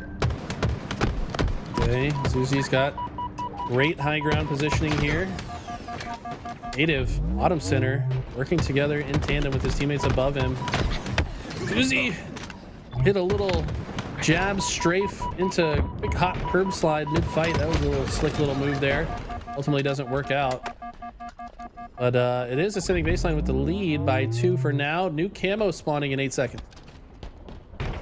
16-15 here. It does look like, based on the eye test though, Eli, that Ascending Baseline have a slight edge. A little bit more aggressive, a little bit more sure-footed, it feels like they are. As Dark Matter looking across the middle of the map. Camo is up. Stefano wants it, but he's got a... Oh, he's going to sneak his way in. So Spar acts as distraction. Stefano's going to grab the camo. What can he do with it? Yeah, trading a life to make sure you get the camo. You better hope it's worth it. Doesn't look like it is. Professor's going to ultimately trade out, so value not found for that. And ultimately, it's just a trade fest. Still a 2-kill lead at the end of it all. Yeah. Less resources on the map. Tough there. As Icarus had a glimmer of hope to bring this one back, tie it, or maybe even regain the lead with that camo, but they're keeping it close. Only down by 2. Ooh. I think Zuzi thought he had a sticky grenade there, the way he lined up to toss Professor with the double kill, but it's 2 down for his team. My God, mouse and keyboard. I feel like I'm watching Woodham. High DPI. This guy's POV does actually look pretty similar to Woodham. Like I said, underrated mouse and keyboard player, Professor. I think he's right up there with Male Main and one of the other ones that we see quite a bit on LVT. Kills right now, though. The leader in the lobby, 11 kills, 8 deaths. Need to see Stefano get back up online like he was in that game 1. Only 3 kills here. He's lagging behind a little bit. Gets 1 there to make it 4. 29-27. So despite, again, what looks like a better performance from Ascending Baseline, they've not taken advantage of their advantage state. They're leaving Icarus, or they're letting Icarus hang around in it, which is kind of what Icarus did for Ascending Baseline in that last game 1. But out of nowhere, excuse me, hold the phone, 32, now 33-27. This is the lead I felt like we were bound to see, Eli. They've just been picking them off one by one. It's been bait and switch across the map. The positioning from Ascending Baseline is so impressive. They have so many complementary angles for one another, cutting off their opponent's escape options. Icarus do play well out of it, though. Native, if he can get it double, it'd be massive. Oh, okay, my Stefano God. shuts him down, but he also goes down. Camo still being fought for here. Players of Ascending Baseline spawning in the blue base, trying to get eyes on Camo and also bodies on it as well. This is an all-out brawl right now, constantly being traded out. That's going to play to Ascending Baseline's favor. I like the decision here from Dark Matter not to chase out the damage, but he ultimately does chase it out. I thought he had the right call there, dropping off, avoiding the frag damage. It's now Professor with the camo. Those nades are chasing out any finishing damage. They need to clean him up, but he stays alive. Now it gets into a 1v1, but Zuzi spots him out. Bait and switch, times 3 there. But wow, the camo still goes down. Huge play. Spar goes down. So Ascending Baseline do a great job with strength and numbers to hold on to that 6-kill lead.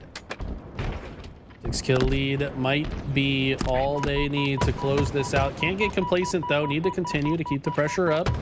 We've seen what Icarus can do with even a modicum of momentum. Dark Matter pushing on through here. Zuzi gets the double. 3 dead for Icarus, and this one's looking over. Just one more round of slays, and we're heading to a decisive game 3. Yeah, they led Ascending Baseline back in game 1. Ultimately, we're able to come away with the win, but now I feel like Ascending Baseline have all but regained control of the series. Despite it being tied, this was a much more advantageous victory here in game number 2. Granted, it is a Slayer, but I feel like Ascending Baseline, hadn't seen them play in about an hour and a half, 2 hours, Eli. Whereas like Icarus just came off that previous series. They're coming into that round hot and warmed up. But I think Ascending Baseline have found their shot once again, as they just need one more slay to wrap up game 2. There it is. Icarus made him work for that last kill, but it was kind of only a matter of time. It's almost impossible to not trade out a single kill for that many kills in a row. But impressive showing regardless. And we're going into our first Origin CTF for game number 3. I'm excited. Ooh, okay. Excited to see some multi-kills. I don't know. There's something about Origin or Coliseum from Halo 5 that just opens the door to some overkills. I don't know what it is. Probably the layout, symmetrical, small arena-style map, focused on the objective and running routes with that flag. Opens up the ability with rockets and sniper to make some plays. It's going to be really interesting to see the flag route choices as well. I think we will perhaps see some ran through top center, some ran through snipe side. I don't think people typically run the flag top rockets, but we might see like a bottom rocket route. It's going to be interesting. We have not seen these teams really compete on that map just yet. Had to see Origin Slayer earlier, but I think we'd all prefer on a symmetrical map like this a little bit of CTF, because that's where we'll head. Game number 3. This is a best of 5 here. So Recharge, Stronghold, and Livefire Slayer still lying wait will guarantee a recharge.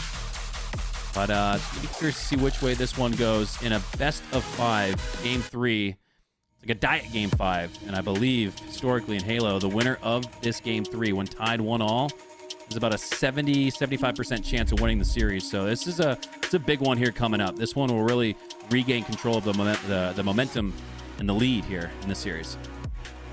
You know, we've always said that, Hunter, that being one game away, 70%. I feel like that number is dwindling in this season. It's a little bit lower at least, right? Like maybe 65. Yeah, 65, 69 maybe. 69.69 or 69.420 maybe. Maybe. Either way, we'll have to continue those calculations. But just feels like these lower seeded teams are putting up better fights and forcing game 5s more often. Spar, who once climbed the Onyx rank with no aim assist on controller. Professor tossed his controller in the trash. Yeah, he never played on it. So, while you might recognize the names a little bit more for Ascending Baseline, there's some storylines to follow with these players here for Icarus, and I think that's part of our job as casters to lay out the narrative, set the stage, and shine a light on some dudes and dudettes who might not have it previously. I mean, to be honest, this Chills guy, I think he's somebody that people should be looking out for. I think he's undiscovered talent among the upper echelons, but he's been improving at a very high rate. He's very young, very talented. So I see a lot of these players as potential, future pros if they continue playing Halo. I could see that. I mean, there's definitely, that's why you watch LBT. You've usually got eyes on next up when you tune in. And who's to say one of these or two of these 8 players in the lobby don't find their way to a full play match on the main stage here in Season 4. I think that's one of the things that's exciting, right? Halo Infinite has matured as a game. That doesn't mean that there's not plenty of opportunity for young up-and-coming players. I mean, think about all the young and even rookies who are really starting to make a name for themselves. Obviously, the top ones that come to mind are Cycle and Last Shot, but now you've got guys like Ezo and Avicii, who was in this tournament as a captain. that are really starting to make a name for themselves and climb out of the shadows. It's always been the coolest part of the Halo experience. I mean, we've been playing and watching Halo for 2 decades now, and it's always fun to see a new player rise to the spotlight, rise to the occasion, and make a name for themselves. And sometimes you see the storylines building early on, and what better place than LVT to see some new young guns as they come out of the trenches. All right, out of the trenches and into Origin for game number 3. An old-fashioned CTF will determine who takes the edge into game 4. You can see the thrust there down bottom mid. Sniper, where you're used to seeing it. Rockets, where you're used to seeing it. This is a lot more of the same from Halo 5, but I don't think anybody's going to complain about that because Coliseum, that was always a fun one to watch. For sure, this is a 3 capture game mode, not 5 like Aquarius. Pretty difficult to cap, if I'm being honest. There's a lot of open sight lines on this map. See at least a 3-man push this way towards the snipe off the break. And looks like Zuzi might have the rockets all to himself. Yeah, he's going to sneak away with the rockets. Dark Matter does go down, though. Slight numbers advantage for Ascending Baseline off the start, but now it's tied 2-all. As Stefano gets stuck in a corner, stuck in a reload, and Ascending Baseline are going to have an early pull. Look at this route. They take it through the snipe side from the window, through the maze, and might just get this on the board. It's going to be very difficult for Icarus to stop this. This will be a quick cap, and this really highlights to me, Eli, why I made that comment I did going into game 2. Icarus kind of felt like they stole it, even despite the fact that they were really winning throughout all of game 1. But with just the power rankings in this one, I'd say Ascending Baseline came into the series with a 70-30% advantage towards winning it. So I think for Icarus, that game 2, it really felt like a must win because now you have given Ascending Baseline the inch, and they've taken it a mile, up 1-0. Only a matter of time before these guys got a bit more comfortable to play their game plan. Got to be one of the most practiced, studied teams. These guys are true grinders and want to get better. And you listen to their communication, man. It is so clean. These guys have a plan for just about every situation. Why they're so difficult to beat and how they make it this deep in these tournaments so frequently. That's a big takedown there. Stefano was the first line of defense for the Professor. Spar was the second line of defense, and I don't think this flag gets much further. It will not. After, if you lose one of your protectors on a flag run, okay, you can still maybe get it there, but you lose 2, and you've got the flag in your hand, which means you've only got 1 left to protect it. There's just not a chance, and we're already seeing a counter cap come through here for Ascending Baseline. Important to stay alive here. Chills is going to chase out the damage and the triple kill, as that will regain the 50-yard line for them, but have to be wondering what if. How was Zuzi there unseen? That was so sneaky. I mean, Chills got juked. I got juked, and I got the cheat codes on. I can see through the walls. Chills' point of view was in that direction where he ultimately was. So what the? Did Camo miraculously spawn on this map? Like, what the? That was bizarre. I don't know how Zuzi pulled that off, but that's a big shutdown, right? Chills was about to be in prime position to apply a lot of pressure to the spawners after that triple kill. But that shutdown completely turns the situation around. Zuzi's still alive. Spar and Icarus with another run towards the snipe side, but again, all of his bodyguards are dead. So Spar can't advance that much forward. All he can hope for is to just stay alive on that side of the map, but he does not. And now with Dark Matter, with the rockets in his back pocket, he's going to toss that flag out, allow his teammate to advance it. He's now looking to clean up on some slays, as Stefano will get cleaned up. And that will do it. Flag number 2 will assuredly go through for AB. Dark Matter sees the sniper icon disappeared, so knows somebody grabbed it. Wisely back up. Really difficult rocket angle to hit, but somehow finds the backboard. And the under ninja, the toe tickler, as you once called it. Melee from underneath. Dark Matter continues to move forward. It'd be a great metal icon for Halo Studios. Reminds me of almost like the Colorado Avalanche logo. If anybody wants to look that up. As Spar works his way into the base, has the sniper, but in close proximity, those are difficult shots to land. Grenade cleanup does come through there from Chills, so Spar's going to stay alive. Chills not able to make that jump. Does kill Uzi in the cave. Takes down Dark Matter with the melee. but they go 4 down as well. So despite what looked like a nice break through the middle of the map, Eli, for Icarus, they're the ones that go 4 down. And Hado's in a great spot to force these cave spawns. At the same time, Zuzi makes the jump through top center. Chills somehow kills Zuzi there in a 2v1 though. So just that one shutdown from Chills could stop this flag run. I have to imagine Sitting Baseline had more bodies on the map. But it looks like the flag is still moving despite that effort, at least for now. Might be over for the halfway mark. I don't know if anyone's there to stop it. They are not. Ascending Baseline take game 3 rather easily, 3-0.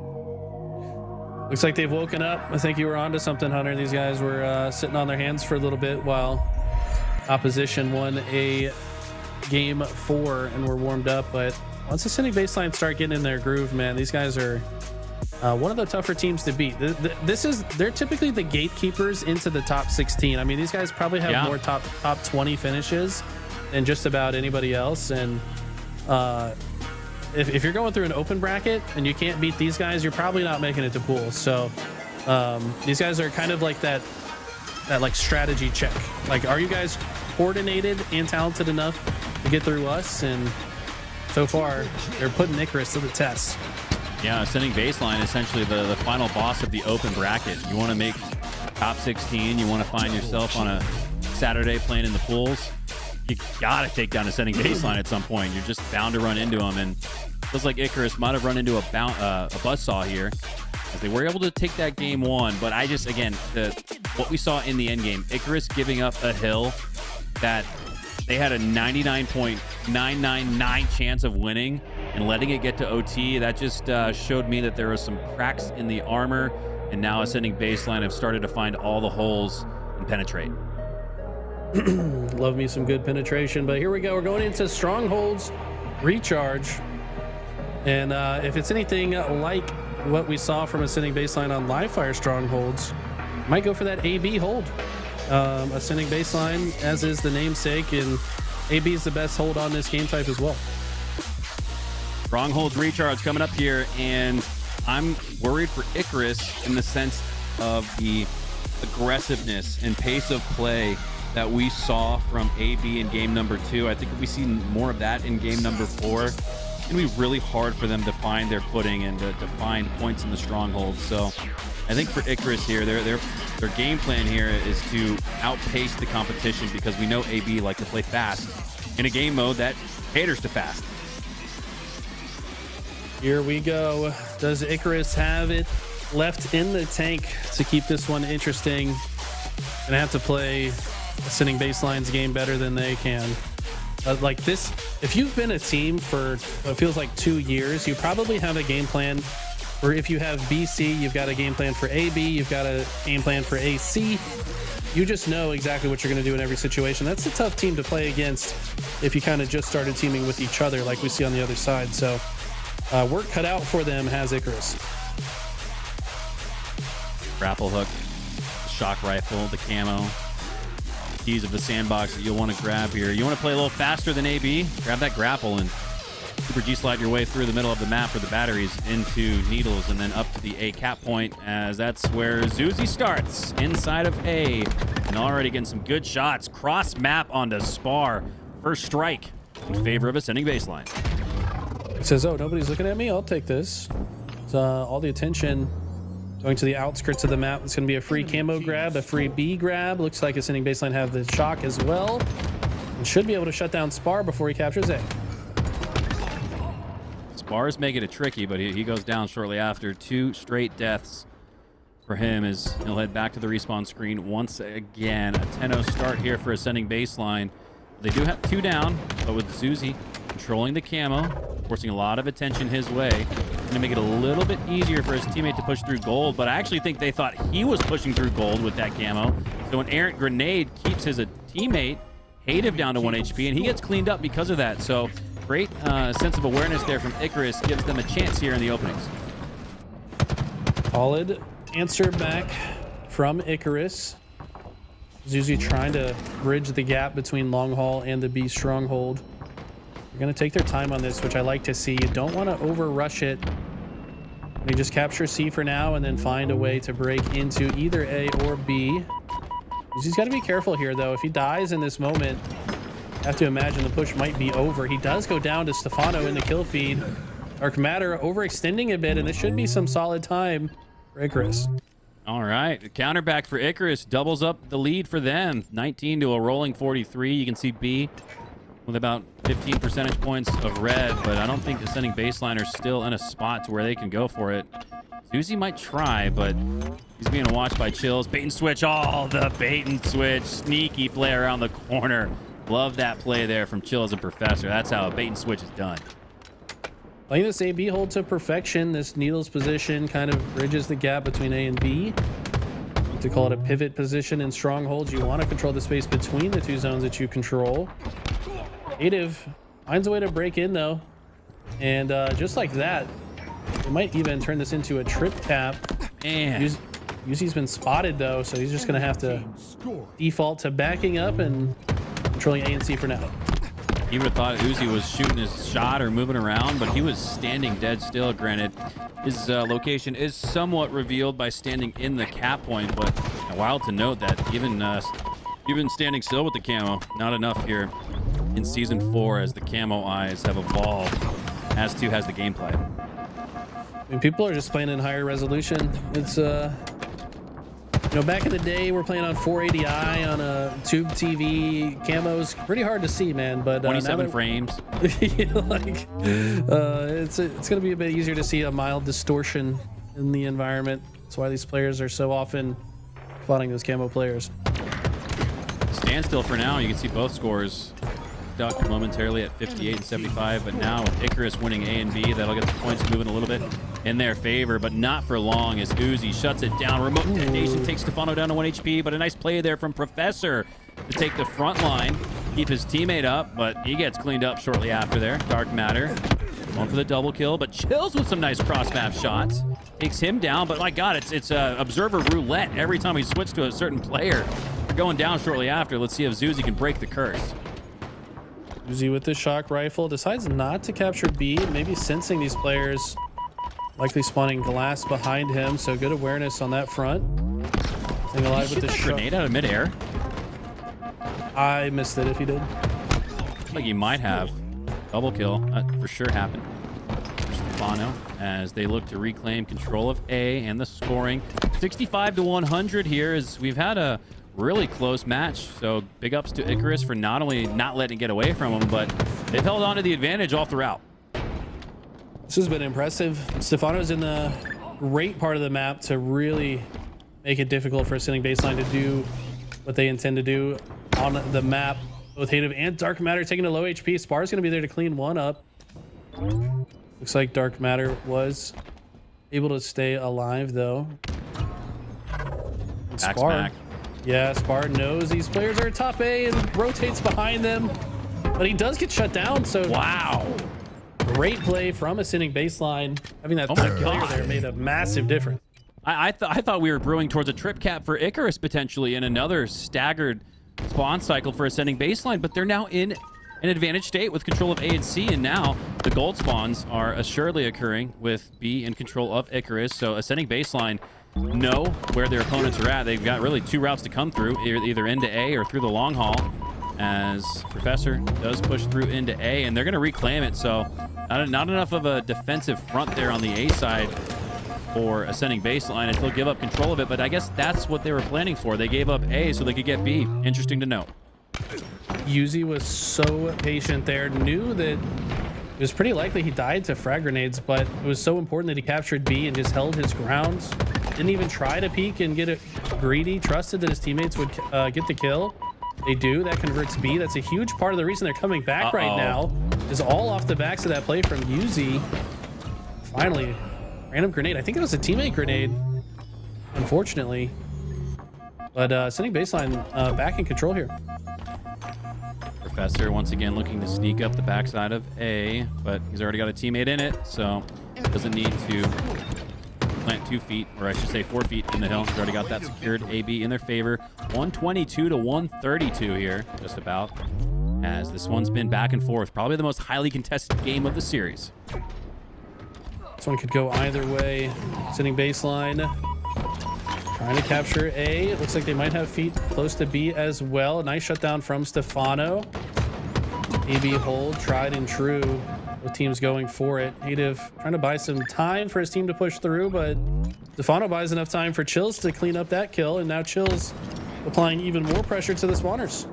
We're heading into the end game here, and it's a 30-second advantage here for Icarus. Can they hold on? As C-spawns occur for ascending baseline, they're going to look to push out through the tower and the long haul. They're splitting 2-2 here. Uzi Suzy, Hello? the twin duos, looking to make their way through into A, but that gets shut down. They're going to have to cross through the dangerous location of the mid-bridge. They're caught out in the open. And wow, if not for Zuzi's big play there, I thought both the twins were about to go down. Look at the twins in the stats sheet, by the way. 13 and 12 kills respectively. Teammates only with 5 and 6.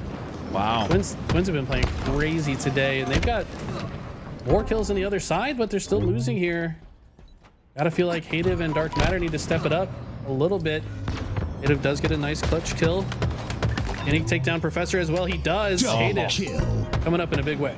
I was about to say, it's not going to go on for long where Hative doesn't have a good slaying performance. I think that's his best strong suit is the slaying category. So I expect him to pick things up as the score picks up here for ascending baseline, down by a minute, but they have the control they need to hold on and maybe even push out a trip cap. But Icarus advance across the map into C, going for the rare BC hold to soar into the 200s. Honestly, BC, an underrated configuration.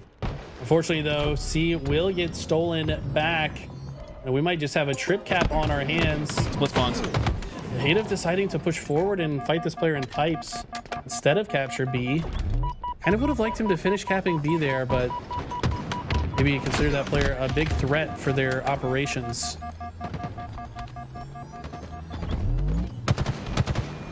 Far now. Securing C.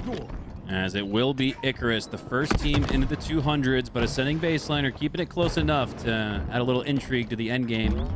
As Spar. Oh my no. God. Oh, remote detonation there for Hative, I believe. It looked like a nuke went off with that plasma sticky. And now ascending baseline have control of A and B. And it looks like a team wipe might just occur. Stefano, the last player alive. Professor up off spawn. Stefano goes down, which means staggered spawns could open up the door to a trip cap. At least a double cap here for AB. Wow, that was a clutch stop on the B hold as well. They're kind of allowing Icarus to just spawn an elevator, and now they can easily collapse in on it. Native wisely cutting off his angles. Chills goes for the late jump, but there's too many players here. And all of a sudden, a sitting baseline are putting Icarus in the blender. And look at it. Last you mentioned, look at Uzi Zuzi with the slays. They're the only ones really getting any kills. It was stuck at 5 and 6 for Hative and Dark Matter. Last you said that a minute ago, and they both doubled up on their slay total in the last minute. That's why ascending baseline are now tied, if not in the lead, as it looks like they will in fact claim it. Hative and Dark Matter coming up off the mat to bring ascending baseline back. This is so crucial right now. Icarus needs this push to keep themselves alive in the tournament. Sitting baseline need to hold the line. 2 go down on both sides. This is a huge play from Hative. Oh! Wins it. Spree. No way. Almost gets the stick. What is he doing? Oh, He calls for help. He gets it. Dark Matter. You'll take that trade because Dark Matter stays alive. So it's a +1 net outcome for ascending baseline. And the sticky comes through. Oh my God. Reversal 2 as Dark Matter stays alive in the elevator. Now going to get up top into A. Secure it in totality. B trickling in ascending baseline's favor. And how fitting would this be for AB to win the series with an AB hold? I think they just might. It looked like Yuzi was getting ready to cut them off on their rotation towards A, but he decides to backtrack. A bit indecisive on his routing there, and he's going to pay for it. I don't think this is over yet. No? Professor? Okay. It is. Yeah, it's probably over. Okay. Well, yeah, fair enough, because we said that in game 1, and I still think it was the right call to say it was over. We just saw the most incredible 6-second double hill cap ever from ascending baseline, but I think that was a little bit of foreshadowing towards the control in the match, and the levels to this really showing there as Icarus were able to win a miraculous game number 1, but outside of that, it was all AB. As that will do it for me and Eli. We got Tools and Active taking you guys the rest of the way through the tournament. Eli, any final thoughts before you head out for lunch? Nope. Bye.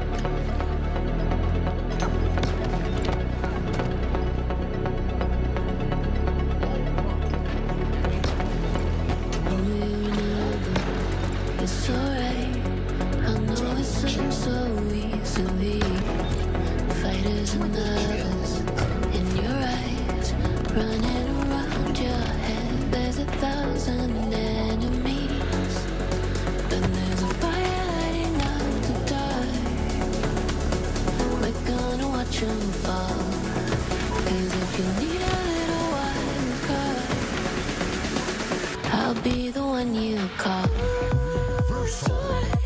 It's only you.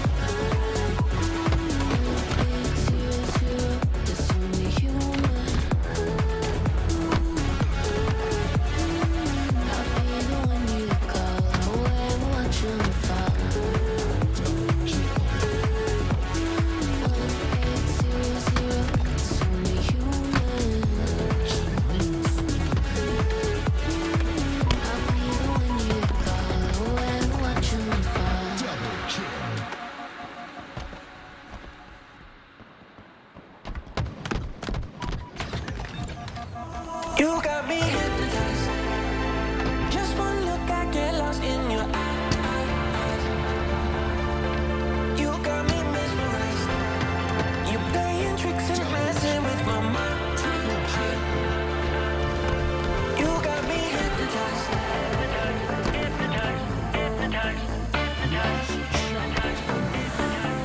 You got me hypnotized.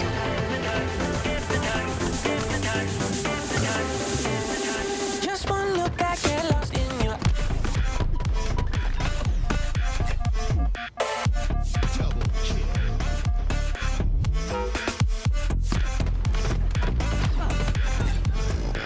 Triple kill.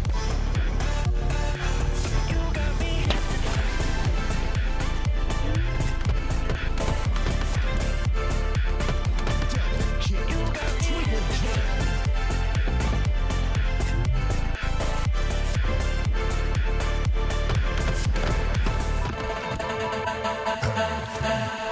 You got me hypnotized. Just one look, I get lost in your eyes. You got me mesmerized. You playing tricks and messing with my mind. You got me hypnotized.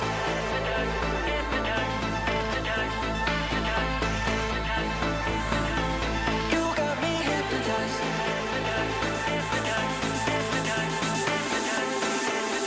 Just one look, I get lost in your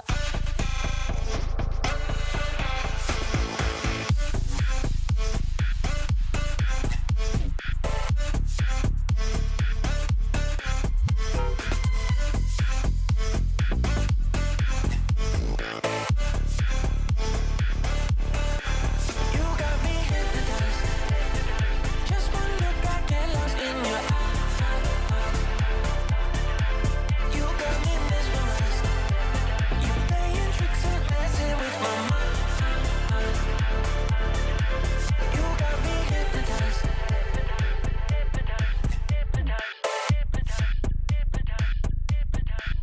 You got me hypnotized. What's going on, ladies and gentlemen? Welcome back to the tournament. Lies Infantry stepping up and providing a prize pool. So shout out to Lies, Nade God, all of the great people behind that organization. Because of them, we're able to promote a bit of a combine today, and we've got no limit going up against Ascending Baseline. To guide us through this action today, we've got Active and Tool. So we'll welcome Active to the broadcast. Welcome, sir. You're very tall today, but how did you grow overnight? I don't know. Maybe the ghost moved my camera or something. But it's good to be here, man. Ascending Baseline look phenomenal. This is the team I'm really focusing on today. I love this roster. Obviously, 3 of them have been together for a long time. Excited to see how they grow as time goes on with Hative. Okay, and we're in the game. So Tools, no intro, but bring us into the game, sir. Let me introduce No Limit to you guys if you aren't familiar. 4 players that have been trying to get out in the amateur scene, and some that have had some great accomplishments. Facky making it far throughout those amateur brackets. Remember Tony Two-Turn from season 1, where I believe he won Upstart Player of the tournament at those points. And Helisic and Morgan have been just right step side with them versus an Ascending Baseline team that is probably like the longest tenured roster in the HCS now, at least 3/4 of it, right? Uzi, Zuzi, and Dark Matter have been teaming for what feels like 3 or 4 years now. Joined up with Hative, and well, so far it's been working well for them. Ascending Baseline look to put on their first flag within the first minute of gameplay. It's a quick flag if it ends up going in, and it does. And you talked about them, Uzi and Zuzi in particular, both of them twins, right? So we know there's that extra advantage that they get, as it's been a story for so many years in the game of Halo and in any aspect of life. I feel like twins can read each other's minds, so maybe that gives them a bit of an edge, but I feel like they've just been getting better and better as time has gone on, sitting in the same room, all of that, being able to watch each other's screens. I think it's definitely a great duo to have. We talked a little bit about duos yesterday, but on the other end of things, like you said, players that really haven't been playing since the game came out, taking breaks, not really being consistent. So we'll see if, when it comes to Tony in Two-Turn, for instance, if he still has what it takes to compete with a team like Ascending Baseline. I think Tony's right there alongside everyone. He is a talent. And excited to see what he's able to do. The world's not ready, you know, for the first Halo quintuplet Double team. kill. I'm just waiting one day. I have all 4 players at a Triple coach. kill. Dark Matter with the triple, and looks like he could potentially time this one. No, Morgan not going to give him the challenge, but that is enough for a flag pull and to get some top position with camouflage coming up and flag moving. This is a tough position for No Limit to really fight out of. Yeah, just a great job by Dark Matter in that situation as well, with no shields, to just put those 2 extra shots into that player top center. Maybe not get the kill. I don't think he got the assist, but backing them off. And Uzi, what a beautiful couple of shots by him. Wins a very big pib on the base, and still not able to get that flag, but with a couple more kills, it should go in, and it does just that. But a counter in play potentially. The question is, what's the cost, right? You get the flag capture, but oftentimes you can give up the rebound and have this flag move forward. Tony, he's stuck in a very tough position, but yeah, he plays it so well, right, Tim? Yeah, I love that. I love that play by him, right? You got to try and cut the angle of the players that are putting damage into you, so you can at least try and get that flag as far as possible, but it doesn't work out for them. Tools 4 down for No Limit, spawning on the back of flag. They don't really have an option here. They're gonna have to push out of their base, but they got to take care of Dark Matter first. Yeah, the problem for No Limit so far is them going down at the same time. It's always 3-4 downs without these trades, and that's largely due to Uzi and Dark Matter on the other side. They got 10 apiece, 20 kills between the 2 of these guys, and they have been just enforcing their will on the map. Zuzi trying to enforce some defense on his side of the map at this point in time, and he does enough damage to feel comfortable enough to go towards his top center position, but always the goal to go into util. 3 go down for ascending baseline. Zuzi has to stay alive here. Creeping over at this doorway. You must win the fight. Nice. But that was like martyrdom. Grenade jumped off the dead body. I was back in 2008 playing some World at War for a second there, Tony. Be able to get away with the camouflage, and you know we're still early into this game. There's plenty of time to come back, but you need to see some sort of response off this camouflage, some momentum to build this comeback. I really like that by Tony. 2-turn, by the way. He was the, one of the 2 last players alive. Obviously, the other last player alive was on the other side, but he immediately went for that top control. So being only 2 alive on the map and him getting that top control and camo could benefit them, but unfortunately, once again, it's the slays that go in the favor of ascending baseline, and this flag could potentially be returned here at any moment, and it almost looks like secure on the return because of this top center control by Dark Matter once again. Uzi could be causing some chaos in the back as well. He's on a long flank. He does get one of those kills, but because he's so far away, look at how much space No Limit had in ascending baseline's base. They were able to pull that flag and get it past the halfway point without taking any damage. Take care of the player on the P1 side. Uzi has to stay alive here, but he does just that. Zuzi ends up going down though. And now Tony 2-turn trying to get a touch, not able to. Haydev's gonna throw away his life to get that return, and it might be okay because the spawns come out on the back of base and on Fridge. So just for now, it's sending baseline, who are not in too much trouble, but trades go out once again. 2 dead on each side. Obviously gonna give a lot of information to Morgan here, but sometimes information ain't enough. Haydev letting him know, up 3-0, he thinks he can take a detour, put some lead in ass, and get the message sent across. Tony, another martyrdom kill from the grave there. Ends up cleaning that player up on the carbine side, and again, great communication out of this ascending baseline roster. Something that I spoke on a bit yesterday, having this chemistry, being together for so very long. Obviously Haydev, the newest member on the roster, the other 3 together for what seems like years at this point. You start to develop that good communication. You start to understand each other's tendencies, and it really helps out in the game. But right now, it looks like, once again, that flag not really going anywhere. The pressure on the util is not enough. Morgan's able to clean up a kill, and he's going to end up going down, but that flag is returned. So far, this game has been a lot of action from No Limit, and what needs to change is them being the ones pushing into the base and making ascending baseline react, and this might be the start of something good for them. They're able to get that 3 down, full flag. They have complete car side control. Now really they just need to focus on these next round of slays. They get a couple kills here, this flag will come home.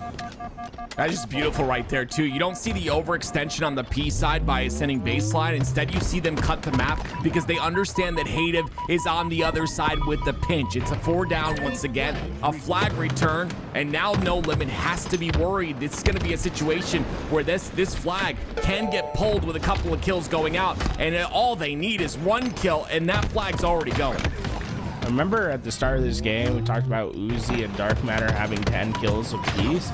At that point, Hative only had 1. And he had 7 deaths to go alongside that, I believe. He's been on an absolute tear since then, and well, he's not stopping. That's 5 in a row for him. Therefore, flag on board, and he'll get another assist.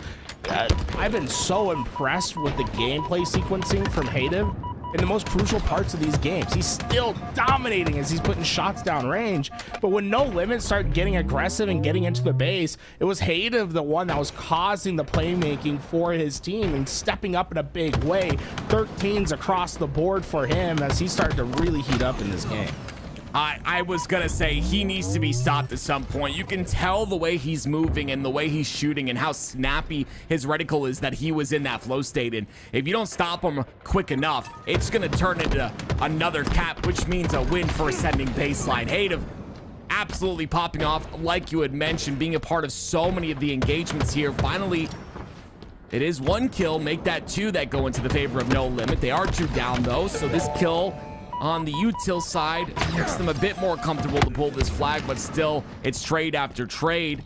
Morgan finally finds an opportunity, gets that flag into util. Now it's about getting it past the halfway point.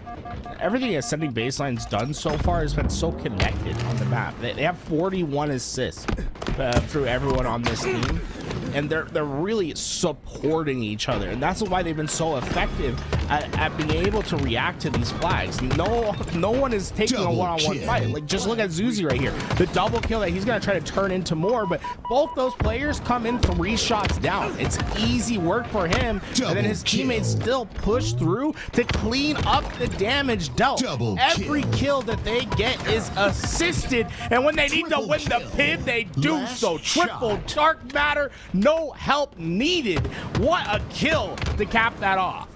I mean, this is scary for the side of No Limit, right? There's only 2 minutes remaining. You're down 4 caps, and everyone on ascending baseline is shooting phenomenally. This is going to be very tough to come back from, and now potentially another flag being pulled here as they know the spawns, or the players are towards that top center side, but it's a flag pulled out on both sides, and honestly, ascending baseline are feeling good with this one because, again, only under 2 minutes remaining. I'll just keep this flag away at 2 minutes. We have seen 4 flags in 2 minutes before, but I haven't seen it since season 1 when SSG was able to make some magic happen. That was back when a Tylenol was on the team, right? So I believe it wasn't even them. They got 4 caps on. It was the what turned into the SSG team Cloud9 at the time that did it. So you gotta channel some interstellar eco magic here. They're just playing so well. Everyone on the team, I mean, you look at the stat line. Obviously, Hative is negative in this game, the only one that is negative, but he also has the most assists on his squad. We've seen how he's been shooting. Everyone's just slaying, shooting really well. You love to see this out of this ascending baseline roster. It's that consistency and teammates that I feel like, and I will consistently say this, it pays off. And we're seeing that here out of Uzi. A nice little double with an assist as well to add on top of that, and they're not content with those 4 caps. They want to go for another. And I've been keeping track of the Double kill. Killing spree. the triple into an over if they had tie potentially. I was keeping track for the last 2 minutes of gameplay. It was actually 2 minutes and 30 seconds when I noticed it. Ascending baseline, all their players had reached double-digit assists. No one on No Limit had more than 9. And that was with 2 minutes and 30 seconds left of the game. When we go over to Callus's point of view on the observer machine and we take a look at the stats, I want you to notice one thing about the final 2 minutes of gameplay. They never got an assist for the last 2 minutes. No Limit, we're not able to break that double-digit barrier towards the end of the game. It was complete domination from Ascending Baseline. Yeah, just consistent staggering, right? You just, I mean, just a beautiful job by Ascending Baseline. It's staggering. It's that positioning, making sure that if you are weak, you're not in a position to get cleaned up. That way that assist does not go through. And that's what we saw a little bit of there. It's also just a lot of individual fights being won towards the end of that. I don't think No Limit lost, I'm sorry, Ascending Baseline lost any individual fights towards the last 2 minutes of that game. And it's important, right? You always talk about not, wanting to take those 1v1s very often and, making sure that you utilize your team with those bait and switches and all those foundational things we talk about on a daily basis. But if you can win your individual fights and your 1v1s, it makes you even better as a player on the roster and as a team. Move into Slayer, and that's what Ascending Baseline had in spades last game. Feels like this is going to be a really tough challenge for No Limit, but an opportunity to change the narrative of this series. Unfortunately, we'll have to reset ourselves, something going wrong with those guys at the start, but this is a crucial game for No Limit. Not only is it important to obviously win the game tied up at 1 apiece, but you need to show that you aren't going to be strong-armed throughout this entire series. I think it's okay. I hate saying this to teams. It's like, it's okay to lose 2 games in a row. We see reverse sweeps happen all the time. It's not okay to get blown out 2 times in a row. So for No Limit, I'd be focusing on ensuring that you stay neck and neck. Give yourself an opportunity to win the game, but reset your mental as you go into the rest of this series. Because right now, this series isn't gone yet. Just because you got blown out in game 1 doesn't mean you can't recover.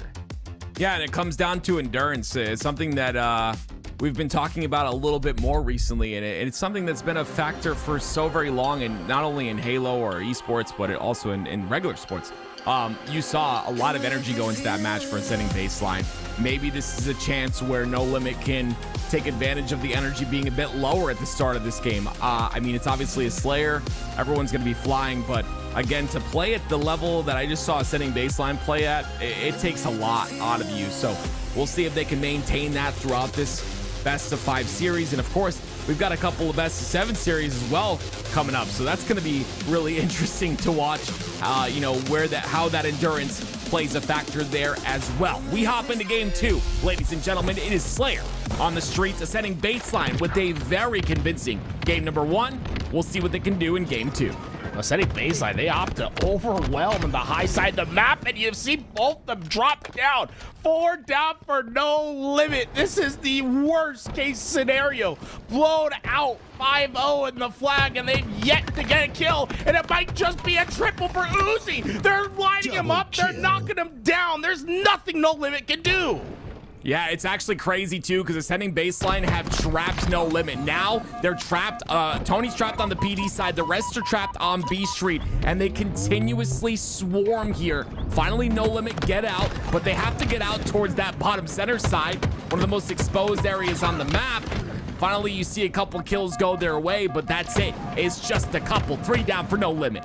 And the momentum continues for Ascending Baseline. They're not only dominating in the kills, but it's the way that they dominate. They're finding them one after the other. There is no period of pause. They are flying on the map, enforcing their will.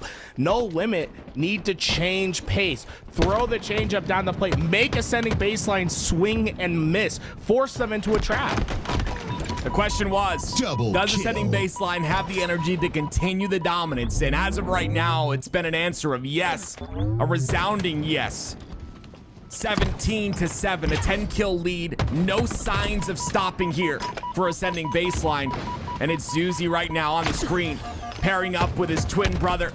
And look at this, the angles taken, the teamwork is just beautiful. It's flawless almost. We hit another 2 down, and it's not often that we say this into a game, but there are critical moments where a game can be lost. This next camouflage could be one of those critical moments for No Limit. It feels like a must-have for them to get away with this camouflage. You definitely cannot let Ascending Baseline get any value from it, but Dark Matter might just be going incognito. In the Shroud, putting on a Shroud of Invisibility. This is dark moments for No Limit. I just love how he plays it as well, right? He has the camo. He makes sure to cut the angle on the B rail really tightly. That way he can put 3 shots in and only take 1. It's that ability, the ability to position well in Halo, that makes you a great player. And Dark Matter, we've seen his dominance in free-for-all. It continues on here in Forwards, of course. And playing this camo really well. They end up getting a couple kills out of it. They'll potentially get the 3rd here if he can hit some shots. Facty, though, comes out with a double. Is that enough? But the reality for No Limit is they need more plays like that Facty did. You know, the improbable 1v2 that you win. But not only do you need more plays than that, you need to parlay them together. You need to start hitting all these improbable odds and secure yourself a big payout. Down double digits as we approach this approach the half point. These kills must swing in your direction, at least before this next camouflage comes up. That's where you'll have another opportunity to start breaking the spawn cycle that Ascending Baseline is forcing. Noticing a big problem too, and we're watching Dark Matter's right now. Obviously, we're watching Hate if he ends up getting a kill, but when we watch Dark Matter's screen, he's able to just run around the map. Like, it's like he's playing free-for-all in a Force game. You just see like how he's taking routes. We saw it previously on top C, getting towards top C. It's Morgan who goes bottom center, doesn't even know he's on the top of C Balk. I mean, those are the situations that you've got to keep track of these players. They are just running rampant around your base and everywhere around you. Finally, again, a couple of kills go in. It will be 3 dead for Ascending Baseline, but we're looking at an 11 kill lead so far. Ascending Baseline, for the first time that we've seen like a true mistake from them. They had a great flank Uzi position behind enemy lines, but got a little bit too ahead of himself, not playing with the damage of his team.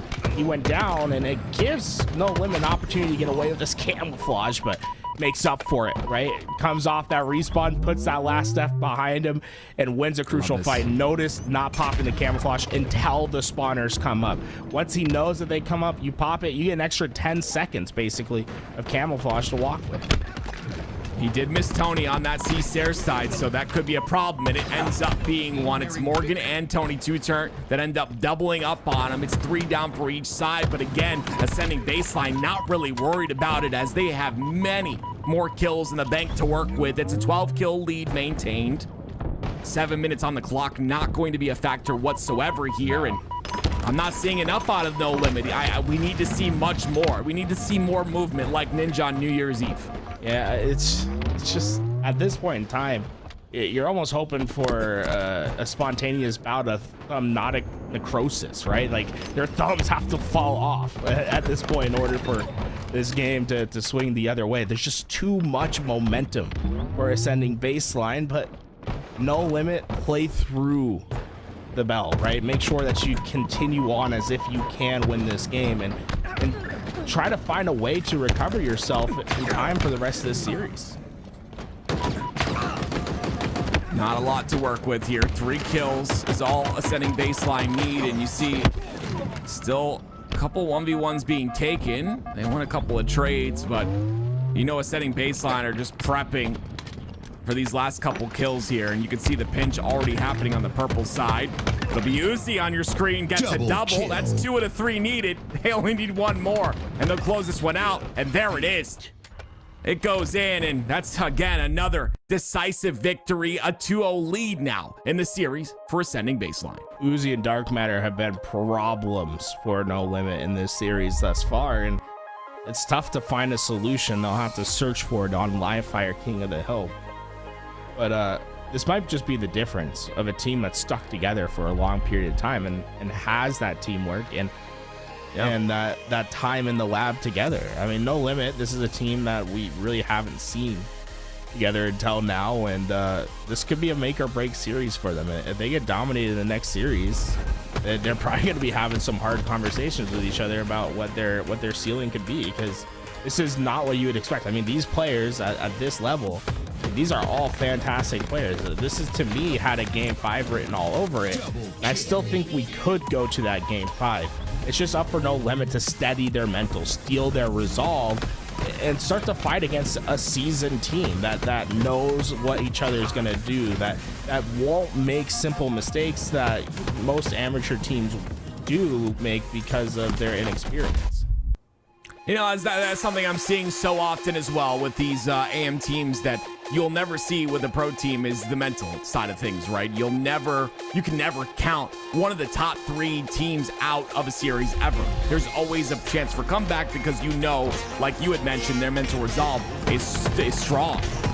Is the mental enough to bring you through this, though? There comes a point where there's just a bit of a difference here. We've got a setting baseline who have 3 members that have never left each other's side. I just think that's so big of an advantage here for this roster, and it's showcased in the gameplay and in this series so far. You got 2 members on the team that have literally never left each other's side. That's, right. The twins that have been with each other for a while now.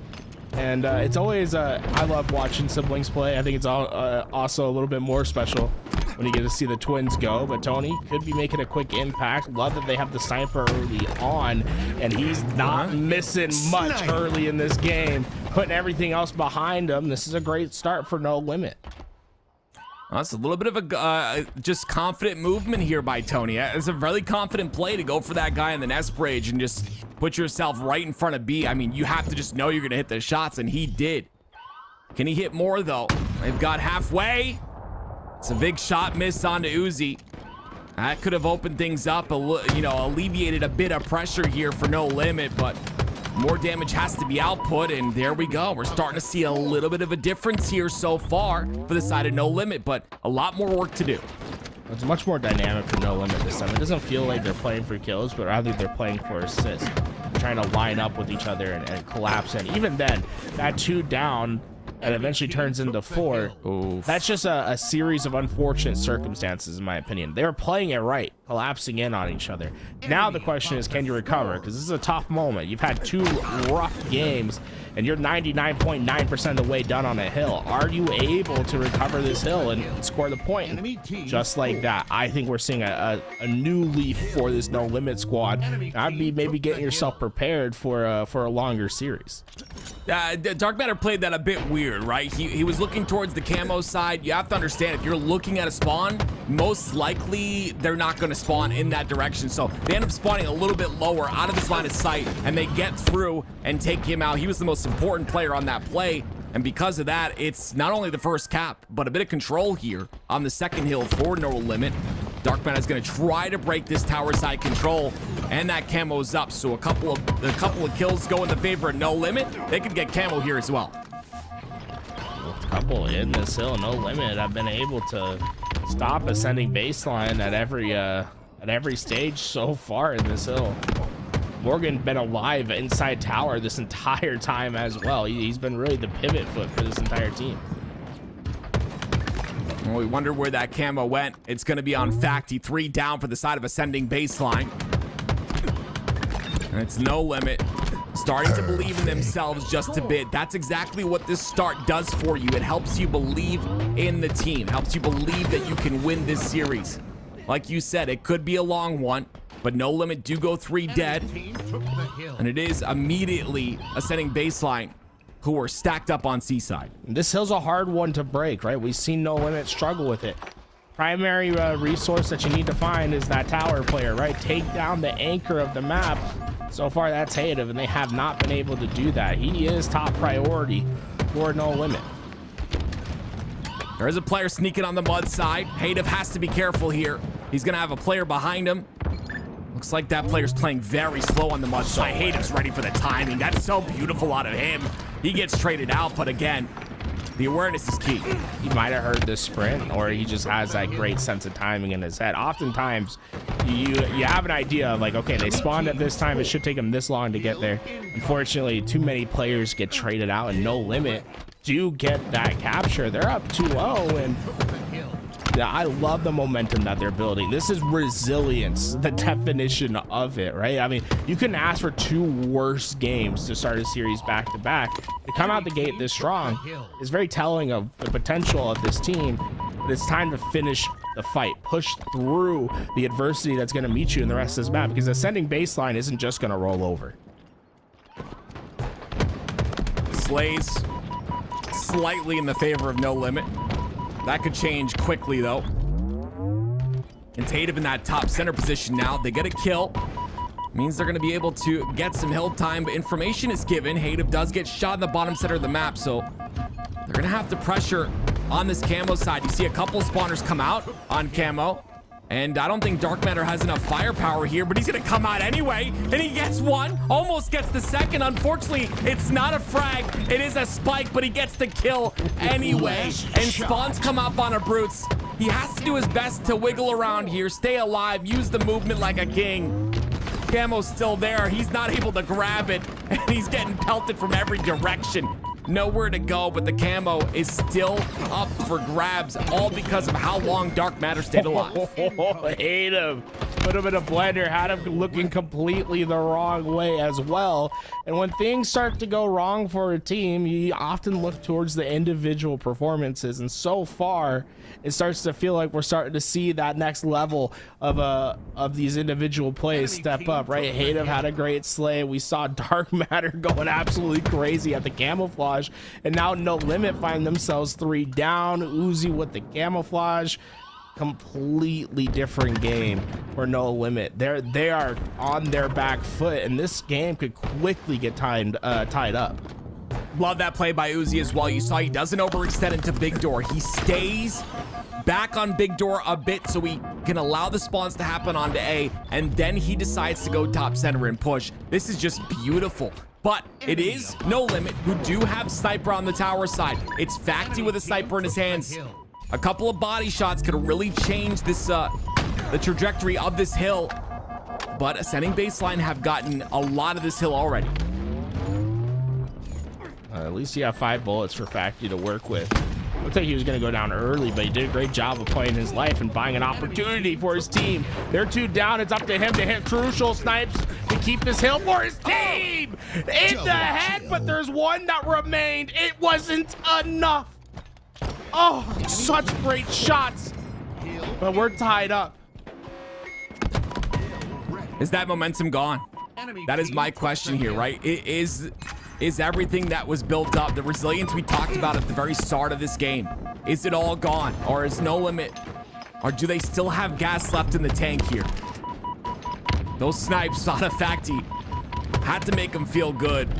But is it enough? Is the confidence enough to pull through on this hill? They've got that top center control, but Ascending Baseline, they take it step by step. They go for tower first, then they push that top center hill. And it's 3 down for No Limit once again. And the assists are starting to roll through. This is something that we haven't seen from Ascending Baseline so far this game. Right, in game 1, game 2, what was so impressive was the team shot that was developing. I'd like to see that come back for them if they're going to just finish this game strong. If they can start getting that team shot, I think they can put No Limit out of this game pretty early. And well, Uzi's the last player alive on the whole map. You don't see this too often. Full shields camouflage player, but there's no one else to take down. I am last alive. Playing the seaside to grant his team control and spawns, of course, on the tower. Tony gets a kill on the feed, though. It's been a couple down for Ascending Baseline. He's going to repulse up.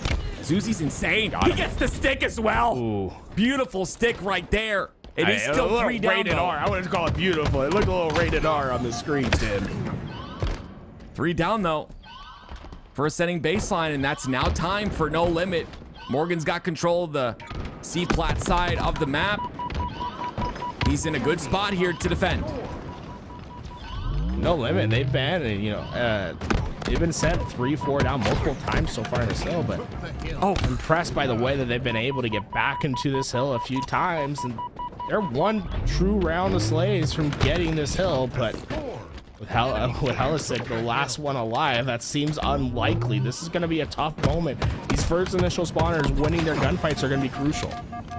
Great awareness there by Uzi once again, right? He understands that Morgan is the first spawner, separated from the rest. He's looking for that nest side push, immediately ready for it. That first kill was so big, it's going to allow them to get this hill, the 3rd hill of the game. This is match point now. They're able to get this next kill. They'll sweep the series. Time was just playing against No Limit there. They played the break right. They were able to swarm the perimeters, win those outside fights. But they just didn't have enough time and hit him. Does he have enough bullets for the over? Oh my God, triple. Where's the last? Reveal yourself. He's hiding in the corner. He says, I won't give it to you. I'm off the map. Wow. We ain't letting you clip us more. Wow. That is just, I don't know what to call that. Jumps off the map, so he doesn't give hate of the over. My goodness.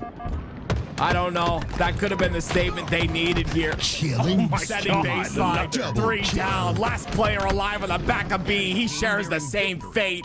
And ascending baseline. Just willing their way forward to this series win. And this series was really about ascending baseline feeling no pain. At no point did they ever feel like they were out of the game. Even when they went 2-0 down in this series, they immediately rallied back.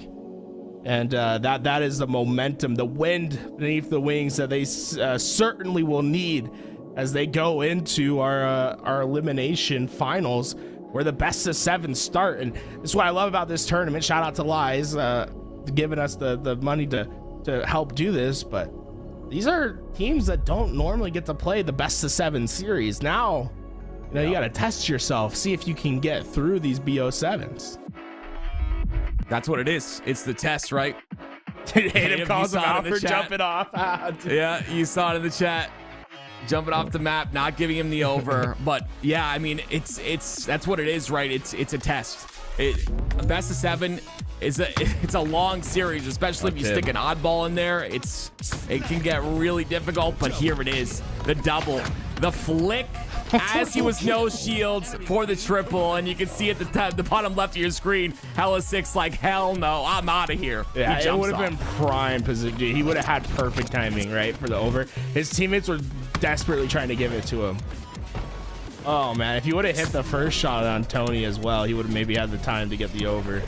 Man, these are such clean shots. Right? We're seeing it in slow motion, but he's got like a frame to react to that, get it lined up the way it is. Yeah, this was the tough one here. After the miss, he's down to no shields. As he's getting shot, he YYs, and then bam. That's such a beautiful shot. That was the sickest shot, I mean, out of the whole play, I think. Yeah, it's freakish. That is, dude, I hate to have played unbelievable this series. Remember, he was 1-8 to start the first game. Yeah. He certainly made up for the slow start. Love to see this out of Tony, though. We saw a little bit of confidence out of him, right? Pushing aggressively with that camo. Again, they had sparks of brilliance, but not enough to light the fire for this game win. It would have been good. But again, ascending baseline, just too practiced. Too put together, I would say. Oh, that was such a good shot by Facty, by the way. That shot was disgusting as well. Not enough, though. Setting baseline, go forward. They go on to play Team Avicii. We've seen what Team Avicii can do. Avicii, Yaxon, Mortally, and Haynes, who were sent down here by Team Common. This is another test now for ascending baseline. This is the test that I've been waiting for ascending baseline to overcome. I feel like they've been having these tests a few times now, and we've seen them push these teams the limit. I even go back to Orlando, where these guys competed, and they were pushing the top teams there into those game 5 situations. They haven't quite been able to be consistent with beating these top level teams. That's what I'd like to see change as we go into the future. And one way that I think they can make that change by getting themselves dripped out in some LVT Halo merch. True. Look at that.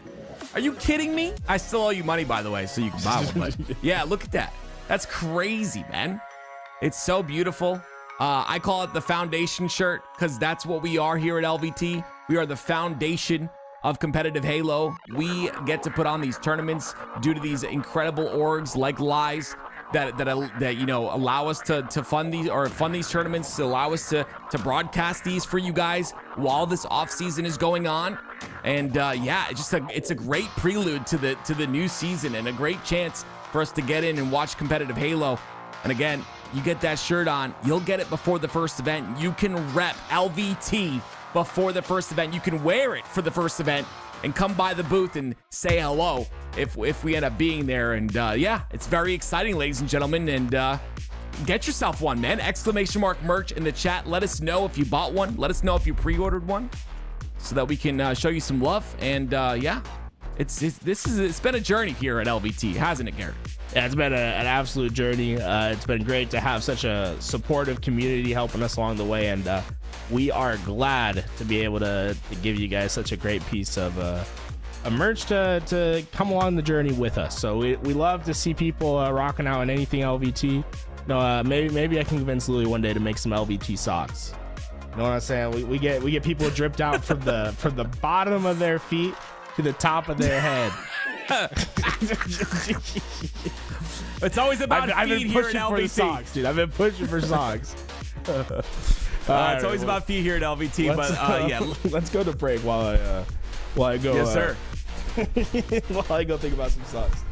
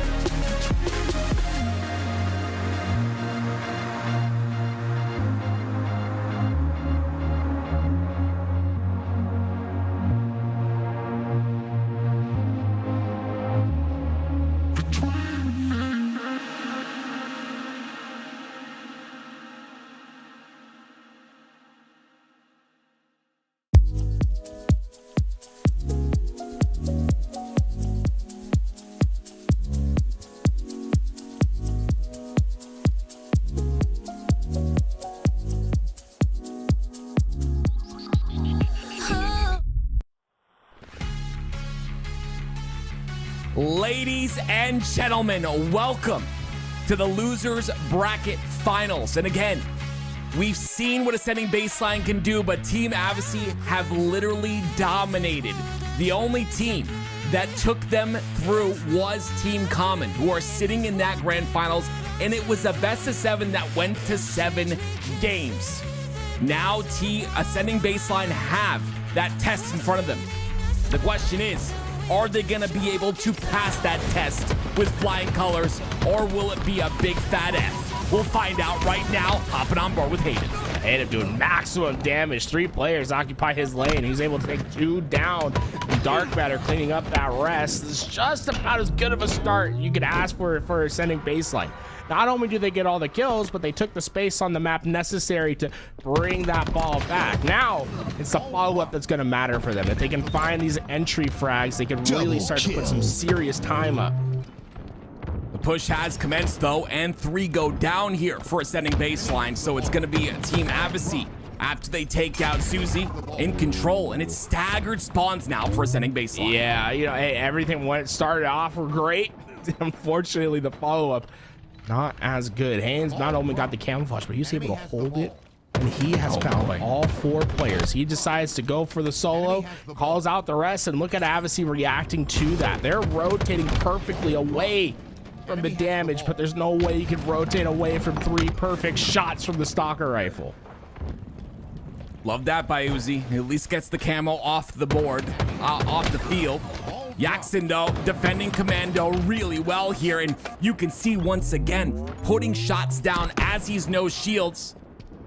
And Dark Matter, you gotta watch him so often as the series goes on. He's going to be that player that's putting damage in and not taking any. He always puts himself in that good position, but Yaxon's gonna chase him down, and he'll find him. There it is. Dark Matter goes down, and Control of C is maintained. Yaxon's so good at the game because of his ability to understand what space his Spartan occupies. He plays perfectly on like that individual one-on-one gunfight. The way he closes down space, he has perfect timing for the 3-shot beatdowns. He makes you miss. He takes angles where you have perfect jiggle peeking. Like his micro in the game is up there with the best, and it makes me really excited whenever I get to see a game with featuring him, because there's always that potential he drops off for a massive game, especially in oddball. It wouldn't surprise me if we see him maintain this sort of pace that he's on right now. Well, we saw ascending baseline pick up that camo. It was Uzi, but Yaxon gets a double and takes the camo off the field, so no longer a factor once again. Avicii almost gets the double there with a couple more shots, but it'll still be ball in the hands of Team Avicii as they continue to rotate this ball through. Morley ends up winning a 1v1, and again, that scrappy ball time continues.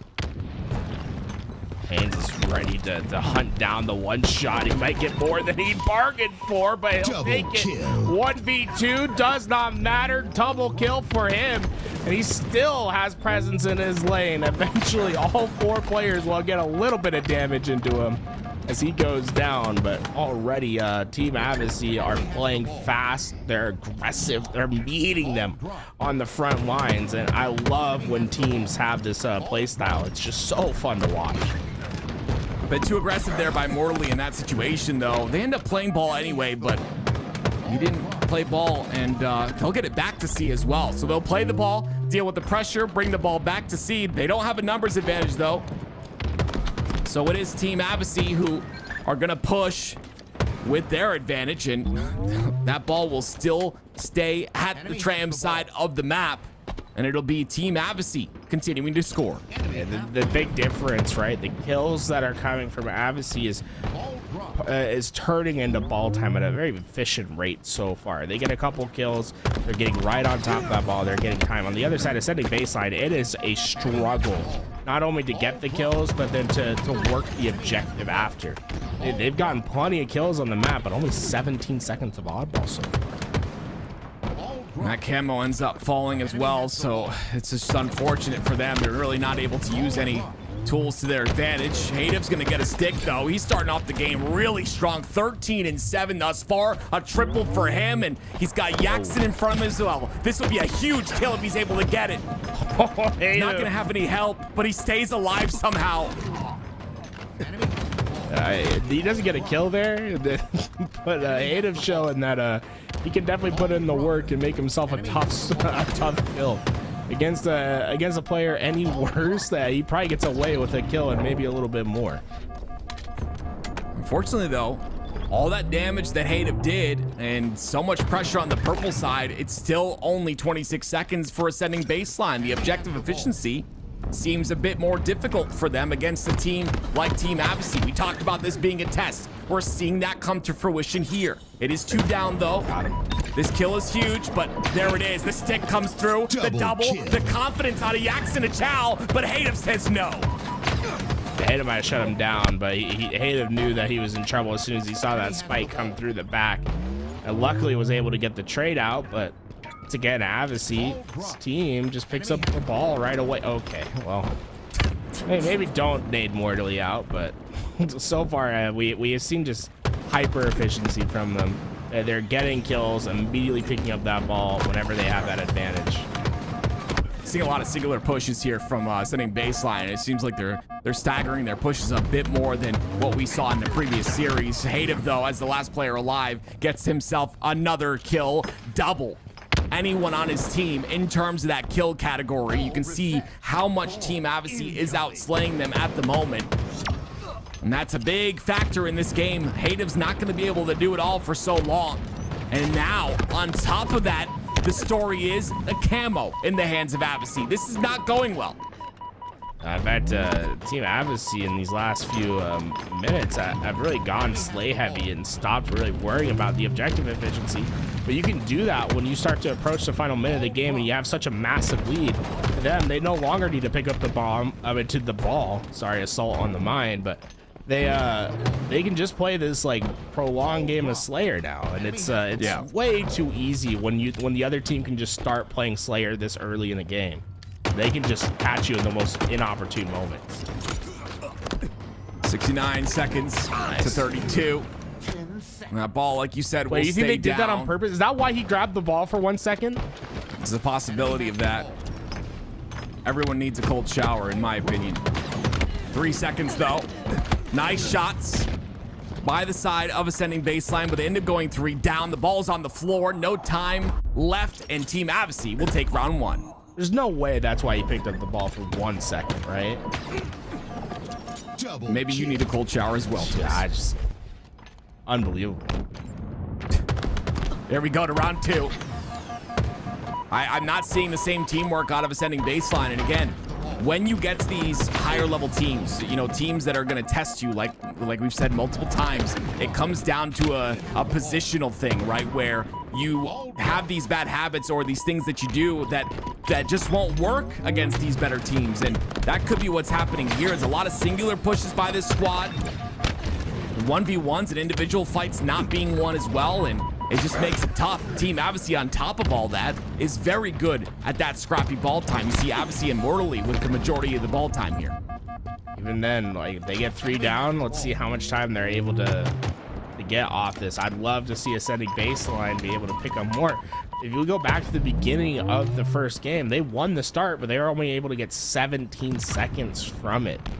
We need to see that change, right? And that's going to start by getting more slays on the map, which seems to be the this point in time that's happening for them. Hadev is, God, he is good at the game. Even then he goes down. He just, every death he has makes it is also good looking. He's having a great tournament so far. Yeah, just a lot. Like that damage you can do in that situation, he doesn't really have anywhere to go. Just trying to output as much damage as he can before he goes down. But see, like right there, what is that? What is that play? Just, I feel like it's not what we've seen. Uzi gets a double, but because Uzi flies out, it's gonna still be a numbers advantage here for a moment. But 3 go down, and now they get the 4th player. The rest are on spawn, but that ball stays bottom center, and the spawns come out on the arcade. Nothing was blocked because too many members went down, and now it's map control and a ball on the floor here. But ascending baseline do have a slight lead. Can they hold on to it? Ascending baseline did have camouflage. I wonder if that last player alive is lurking with it. No, it looks like camo did get burned. So at Team Abyssey, although, oh no, how did Haynes get away with camo? Ascending baseline rotated the ball and didn't get camouflage out in the chaos? That seems like a huge misstep. Another blunder. Too much to focus on here. Zuzi, in 1v1 versus Avicii. Does he get stuck? No, he ends up staying alive. And you can see how long Ascending Baseline worked to get that 30 seconds, and immediately one play later, Team Avicii have 22. And it's just an uphill battle at this point. Yaxin gonna go down for that ball. He's 25 and 13, ups to pick up the ball as well. Absolutely slaying out of his mind. He'll get the ball killed too. And now it's all tied up. Double positive, 26 and 13 so far in this game, and I'd be handing the ball off, saying, "Hey, you see my stats? Let me fly, man." Avicii, though, he's not going to fly into that nade. He ends up staying alive. Has 2 repulses to work with. Mortally and Haynes get a kill in the kill feed. Avicii's going to get his kill on Dehative. Last player alive is Zuzi, and still that ball not being picked up here with 3 down. Again, it's just, it's you know, a little bit of a lack of objective efficiency, but regardless, they are potentially trying to force back the players on the B Street side. Not enough numbers to maintain the control of C, but 3 down for Team Avicii, and a ball reset might be an opportunity for Ascending to get ball. Ascending Baseline, they've started just the overwhelm on lanes. We saw a 4-man push that late, and they're still finding these kills, which is the reason this is gonna work, is because they've overwhelmed on their numbers and gotten kills. But when you overwhelm a lane with 4 players, you leave the rest of the map open, and it's a very dangerous strategy that's working for them at the moment. But I would exercise maybe some caution with overstacking that way. Camo is up once again towards the bottom center. Ball's down there as well, and it's in danger of resetting again. There's a couple kills on both sides. Dark Matter gets a big win with the Stalker. Ball resets in about 4 seconds here. 1. Dark Matter.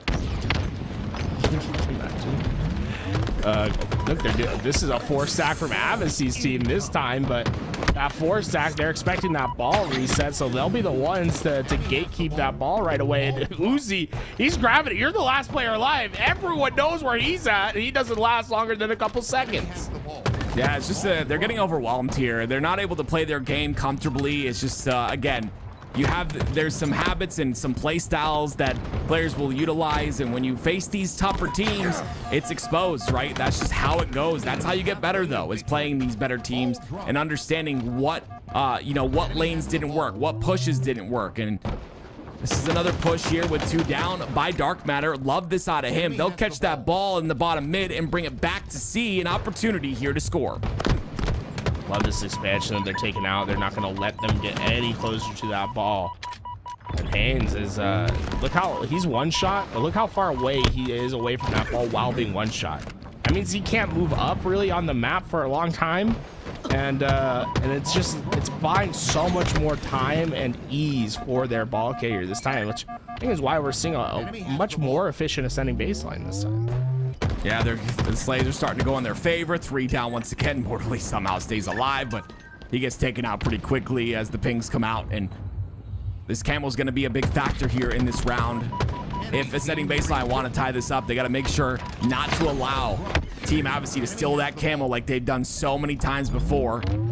Uzi's ready for it. He can slide towards the bench's side and grab that camo. That's exactly what he'll do. Haynes is ready for him, but Uzi with a massive double. He'll get the camo. They'll get control. They ought to kill Yaxin, and they do, and that'll be a secured round for Ascending Baseline. We're going to round 3.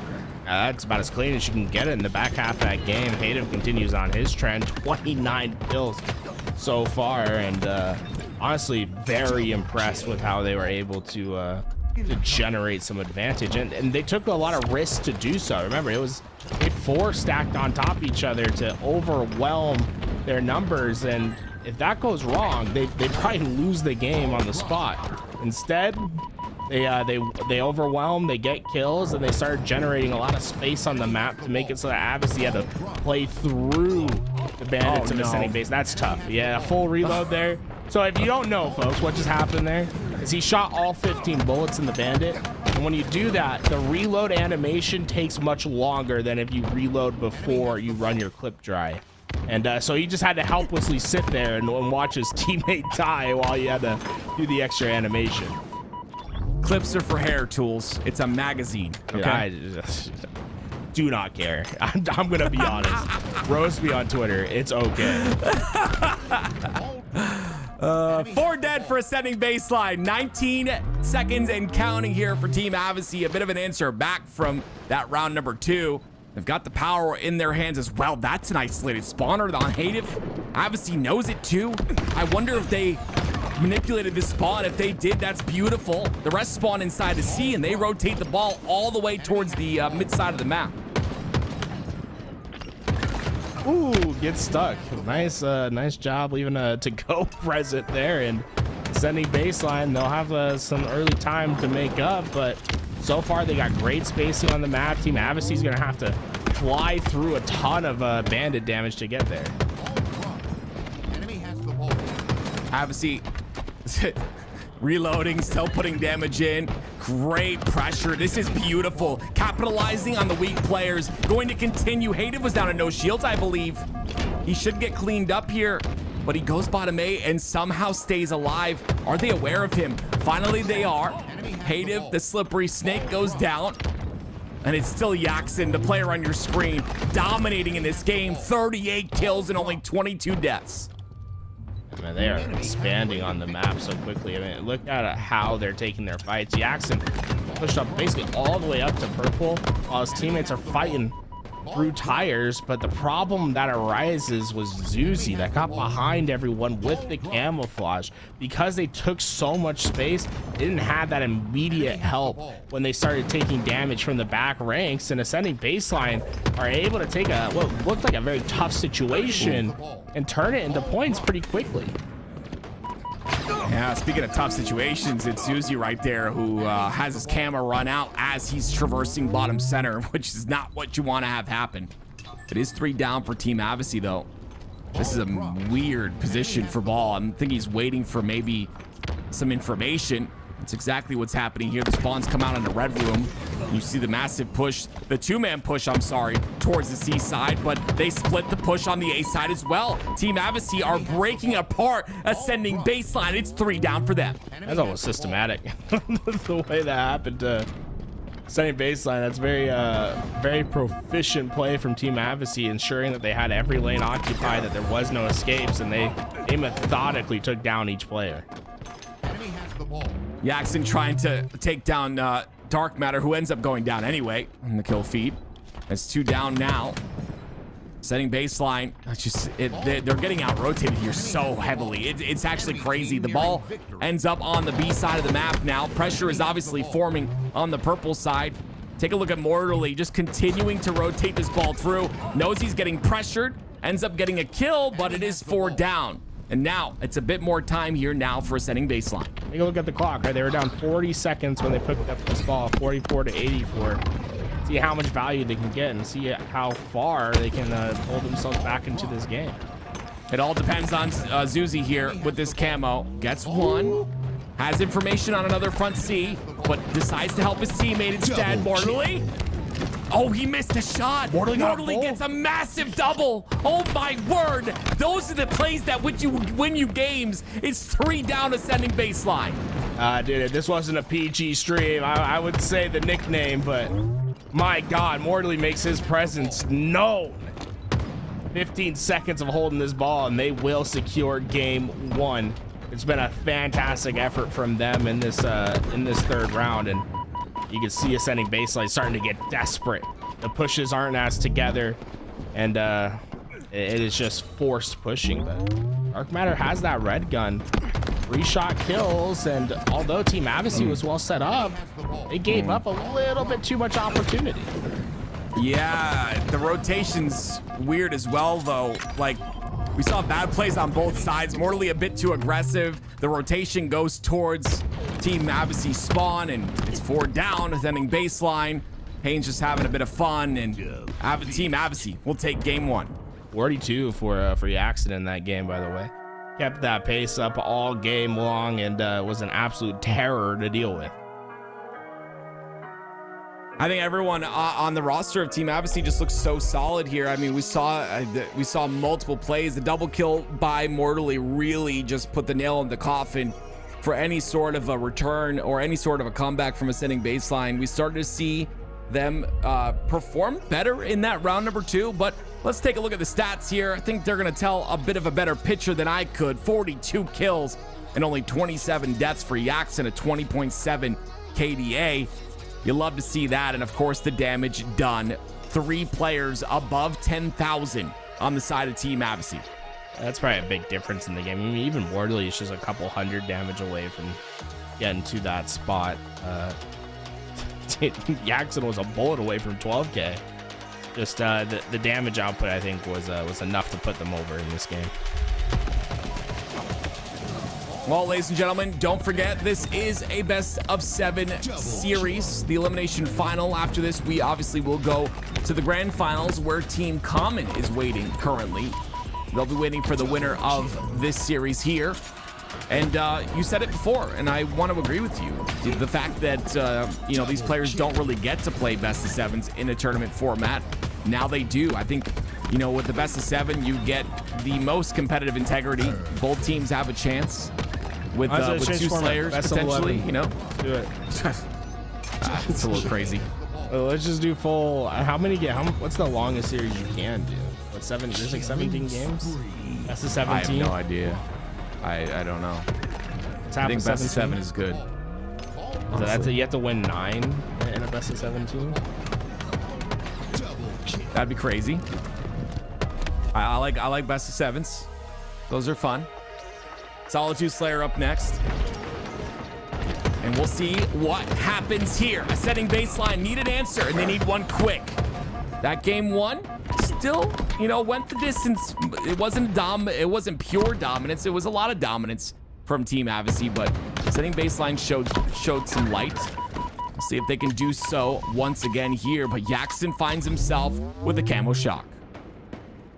So far, Ascending baseline, they've been running on moments, right? Moments, unfortunately, don't often win games. You have to be able to hold those together, string them into a coherent game. If Ascending baseline can do that, I think they have a good shot against Team Avicii in some of these games. I'd like to see that consistency rise up for them, and that's a great first start. Zuzi, gross maneuvering to keep his bandit up and to get that last shot kill. Yeah, absolutely beautiful by him. That's what Ascending baseline need to do a little bit more of, and we saw that in previous series, right? We saw them work well together, utilize that bait and switch a lot better. That's what we want to see here out of them, or that's what they should want to see out of themselves if they want to come through and make this series competitive. Otherwise, I see Team Avicii going all the way, and here's what I'm talking about. A great pinch onto Avicii right there. He's an isolated player now. Now they can push with their numbers advantage on the snipe side, but it seems like instead they want to play back and allow that spawn to happen. Players down below. All 3 from Team Avicii. This is a chance for Dark Matter and Ascending baseline to get a couple crucial kills, but overwhelmed by the bandits. And Mortally, I love that Mortally, he just never stops. The second he smells any sort of weakness, any blood in the water, he swims right towards action. Always has that bandit up ready for a fight. Camo should be coming up shortly here. Mortally and crew going to be pushing. Ends up getting Zuzi. Oof. Great teamwork there once again by Team Avicii. It'll be a 7-kill lead thus far. Looking to extend that now. And the 1v1s are... What was that? Sometimes, you know, you just punch so fast, right? Avicii Spartan's so tough. You just don't really see it come out. That's some speed right there. It's 2 down once again, and this 10-kill lead, it's getting a bit scary here. And if you're ascending baseline, you want to look to cut this lead with some clean kills. Morally, it starts right there with him. If you can cut him down towards that top snipe side, that'll be the first kill. It allows you to push forward, but still, I mean, look at the positioning by Team Avicii. It ends up being exposed. It's actually 3 down. Jackson, the last player alive. Jackson's trying to be his best to get a kill, but Dark Matter not letting him have it, letting his teammates finish off those fights. And although Team Advocacy had a great start to this game, Ascending Baseline's keeping up with that pace, just down 2, and they have a shock rifle to work with. So we can quickly see this game change if they're able to hit some crucial shots. That's a series of 6 clean kills that have gotten them within 2. Make that 7. Oh, still 6. I guess the rest of them fell. Yeah, I mean, unfortunate, right? They're going to push through, and that lead now dwindled. Now it's a 6-kill lead once again for Team Advocacy. One play. That's all it took, Garrett. Yeah, one play. They're so fast at getting the 3 down sometimes. It's like, oh, well, that's what I mean by Ascending Baseline. They have moments, right? But at Team Advocacy, it feels like a coherent story that's always being told with their slays. And they've been always able to keep that distance because of it. Though it's another opportunity, another chance for a moment. Zuzi, Camouflage has a couple shots of that shock rifle that's done great damage. Is looking to do more, and unfortunately, he was certainly called out. I think we saw 6 grenades make their way towards him. So important to get that camo player down, but great job by Zuzi to stay alive for that long. 4-kill game now. Make it 3. Another clean kill goes out. Dark Matter has to stay alive, but Yaxon just shooting so straight. Hative goes down as well, finally. It's a double for Yaxon. 10 kills on the game thus far. And on the other side, Zuzi, it's 12 and 6. Another kill onto Haynes in the kill feed. He ends up just slaying out here, and that's exactly what Ascending Baseline need if they want to come back in this game. They've been within reach this entire time. Even when Team Advocacy gets a clean 3-4 down, they've been able to battle back. They haven't been able to take the lead. That's what I want to see change. I want to see that clean 4 down and start to control the game and be the ones on the attack. So far, it feels like they're just constantly trying to keep themselves in it. Obviously, where are the spawns here? Zuzi ends up getting caught out towards the back, but of course his twin brother's there to help him out. And again, look how good Zuzi is at staying alive. Unfortunately, he goes down as I talk about it. But gosh, man, it's just a fight back and forth. 3 down for Ascending Baseline. Team Advocacy still up by 2. So far, it's just been trade city between both these teams. Every time we get done with a team engagement, it's always a 2-kill game. So Hative might have just made a crucial kill for his team. That gave them 1 clean victory, and now a tied game where they have taken lead briefly, and here we go. For the first time, Ascending Baseline have control of the game. 40-39, a 1-kill lead. Camo, shock rifle. This is their chance to finish. I love that patience right there. I love the patience. The triple by Zuzi. A beautiful job. Patiently not scoping in with camo so that they don't see the glint. Still flanking as well. Yaxon goes down 2. Advocacy goes down 45-43. Ascending Baseline lead by 2. Oh, Mortally was so eager for that challenge. Hit the nade and all, but unfortunately was just too weak to finish the kill. And now the lead has ballooned to 6, and they're on game point. Ascending Baseline strike back in the end game. We saw a glimpse of brightness in the last game, but we saw that come to full light here in game 2. Ladies and gentlemen, we now have a series on our hands. Ascending Baseline have woken up. And it was an incredible job from them to keep it close the entire time, to buy them a chance at that opportunity. And really that entire game was them having these great moments again, the 3-4 down, and they're finally able at the 40th kill to start to parlay them together, right? They had multiple 3 downs, got some serious separation at the end of the game, and we got 3 players with over 4,000 damage on the map for them. Taking 4,500 damage is pretty crazy too. It is. Those are like my stats. I have no idea. If you take that's the big picture, right? If you're taking that much damage with your deaths that are low, it's just beautiful gameplay. I mean, so many times you see. I love that you compliment me that. If you have a high damage taken and low deaths, I think that's beautiful. It means you're just involved in. Just don't look at my damage dealt, please. Oh, that's not good. You gotta have high damage dealt as well. Yeah, it all paints a picture, right? It all paints a picture. But we go to game 3 now. Live fire strongholds. Definitely don't want to count any of these teams out. It's way too early in the series to do so. Obviously, there's a bit of a tier difference here, but it wouldn't be interesting if we counted a team out this early.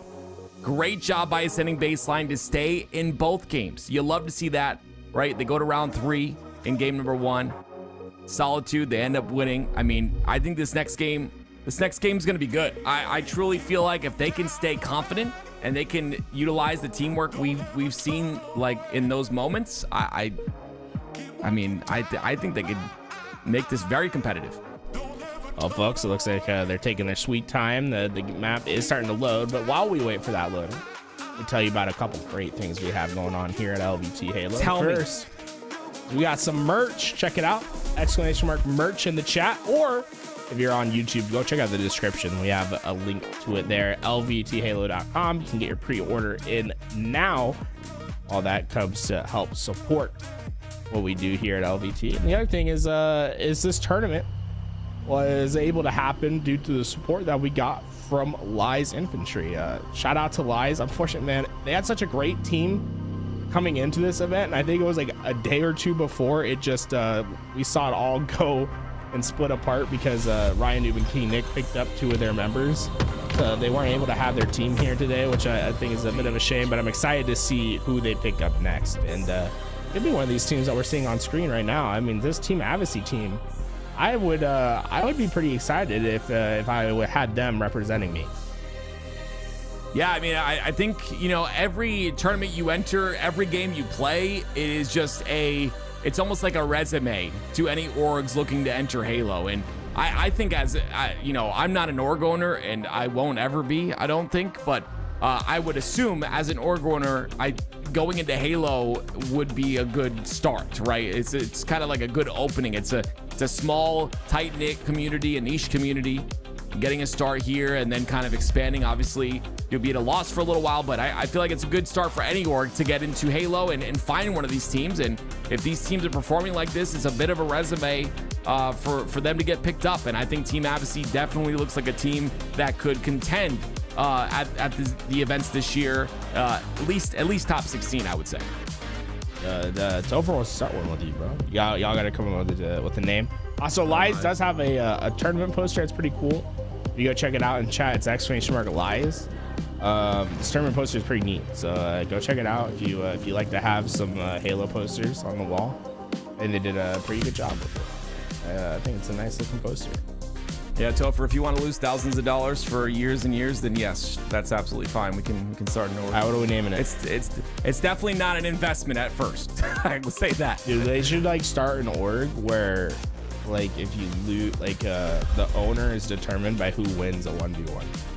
So it's like the org's leadership constantly changes, and it's like you have to be the best 1v1 player in the world to own the org. Interesting. It feels like kind of like the clans back in the day, like FaZe and all that.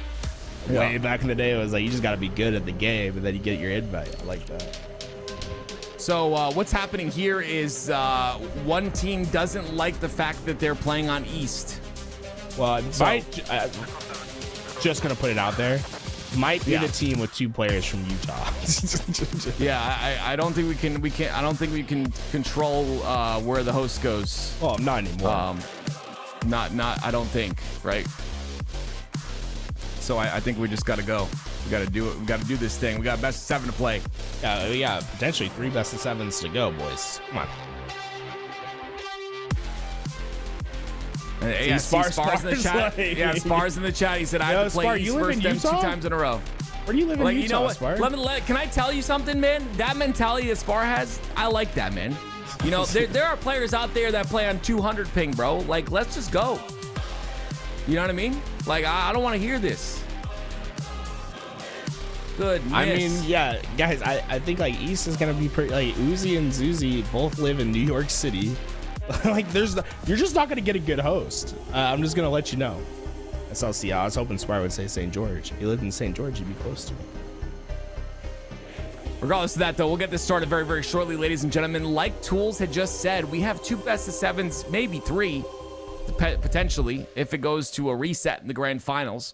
You can see the layout for this one right here. Ascending baseline, like I said, showing a bit of life there in game number 2. And we'll see if that continues here in game number 3. I'm seeing host be a factor, so maybe it will. Stronghold, live fire coming up here next. And who are you looking at to take snipe on both sides, Tools, huh? Just Mortally. I don't even care about the other side. Okay. I thought about it for a second, and I was like, I just like when Mortally starts to pick up the snipe. He's kind of disgusting. I will say, for people that are talking about ping, I think there is something going around right now where, so this is all technical, but with the route, like how routing works with like the internet, because I think there are certain regions right now where if you connect to a specific server, it's like pretty bad. It's like 200 ping, even though it's an NA server. So they could have been having that problem. Then you just like restart until you get the right one. So. Not always just like, oh, I hate playing on this server. There is like sometimes a reason as to why they won't play a server. Well, I'll be at land shortly, ladies and gentlemen, and I can't freaking wait for it. Yeah, right. That's the equalizer, baby. Yeah, this game is so beautiful on land. Oh, Dark Matter picks up the snipe. Oh my Okay, God! Good night. Oh, See you later. Dark Take a Matter! He went swim. supersonic into the wall. He's dead. He's gone. I think he broke It's the over for sound him. barrier, man. That was insane. Well, can they collapse off that? It looks as if they are, and the spawns will come out onto A here for.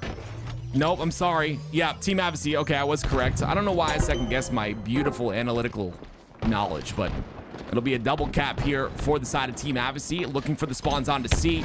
And Advocacy's gonna push aggressively. He'll be in a 1v1. This is a massive one for him. I'm sorry, his teammate came through and assisted, but it is 2 down for Team Advocacy.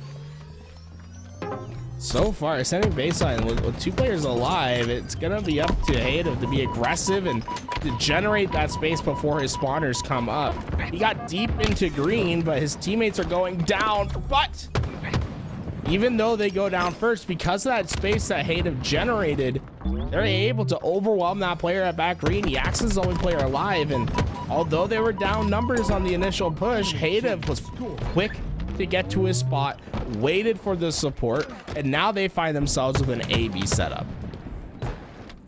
I like that by accident as well. For a long period of time, he stayed alive on the nest, and he did damage to 2 different players, and I think Dark Matter was one of them on the big door. Ends up going down on Rat Tunnel, but it's that damage and being able to stay alive in that situation, it just allows your team that comes off a spawn to just rip apart the barrier of that defense. But it is now ascending baseline that get control of BC, and the spawns come out onto A here for Team Advocacy. It's some big damage from Advocacy onto Dark Matter, which means Dark Matter's a bit in trouble. After those 2 nades, he doesn't have anything else to throw. He has to do his best to live, but he gets overwhelmed. So many players. Mortally's like, why are my teammates shooting up in the sky? Went and took a look for the repulse for a second, and that is, it is so chaotic for just a moment there, but Team Advocacy plays it perfectly.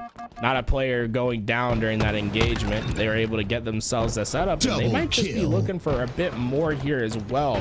The sniper coming up soon. This has trip cap written all over it if they can find a couple more kills. A little bit of a camo here in Zuzi's hands as well. This camo's got to run out soon. It's pretty late pickup, but oh, great shots though, but he gets taken out. It's 2 down for each side now. And Uzi's gonna find himself a nice sniper, but he's the last player alive, has to hit the shots, and he does hit the first one. It'll be a triple cap though. The spawner will come out onto C, and Uzi decides to take space. Yeah, right idea. That player is not giving him the challenge. He's in the middle of the map trying to do the best, but there is damage happening all across to his right, to his left, and Uzi, he stayed alive, but at what cost? His team's in the trip cap. They're getting 2 points a second right now, and that doesn't look to be stopping really anytime soon, unless he hits some crucial shots. He's in a 1v2. Gets them both, but costs his life. Yeah, the impact for me just wasn't enough towards the beginning of that play. Towards the end, that double, good, but like you said, he trades out his life, and it's Team Advocacy who continue to maintain scoring here. Haynes, though, in a 1v1. Uzi's going to come off a spawn and win that one.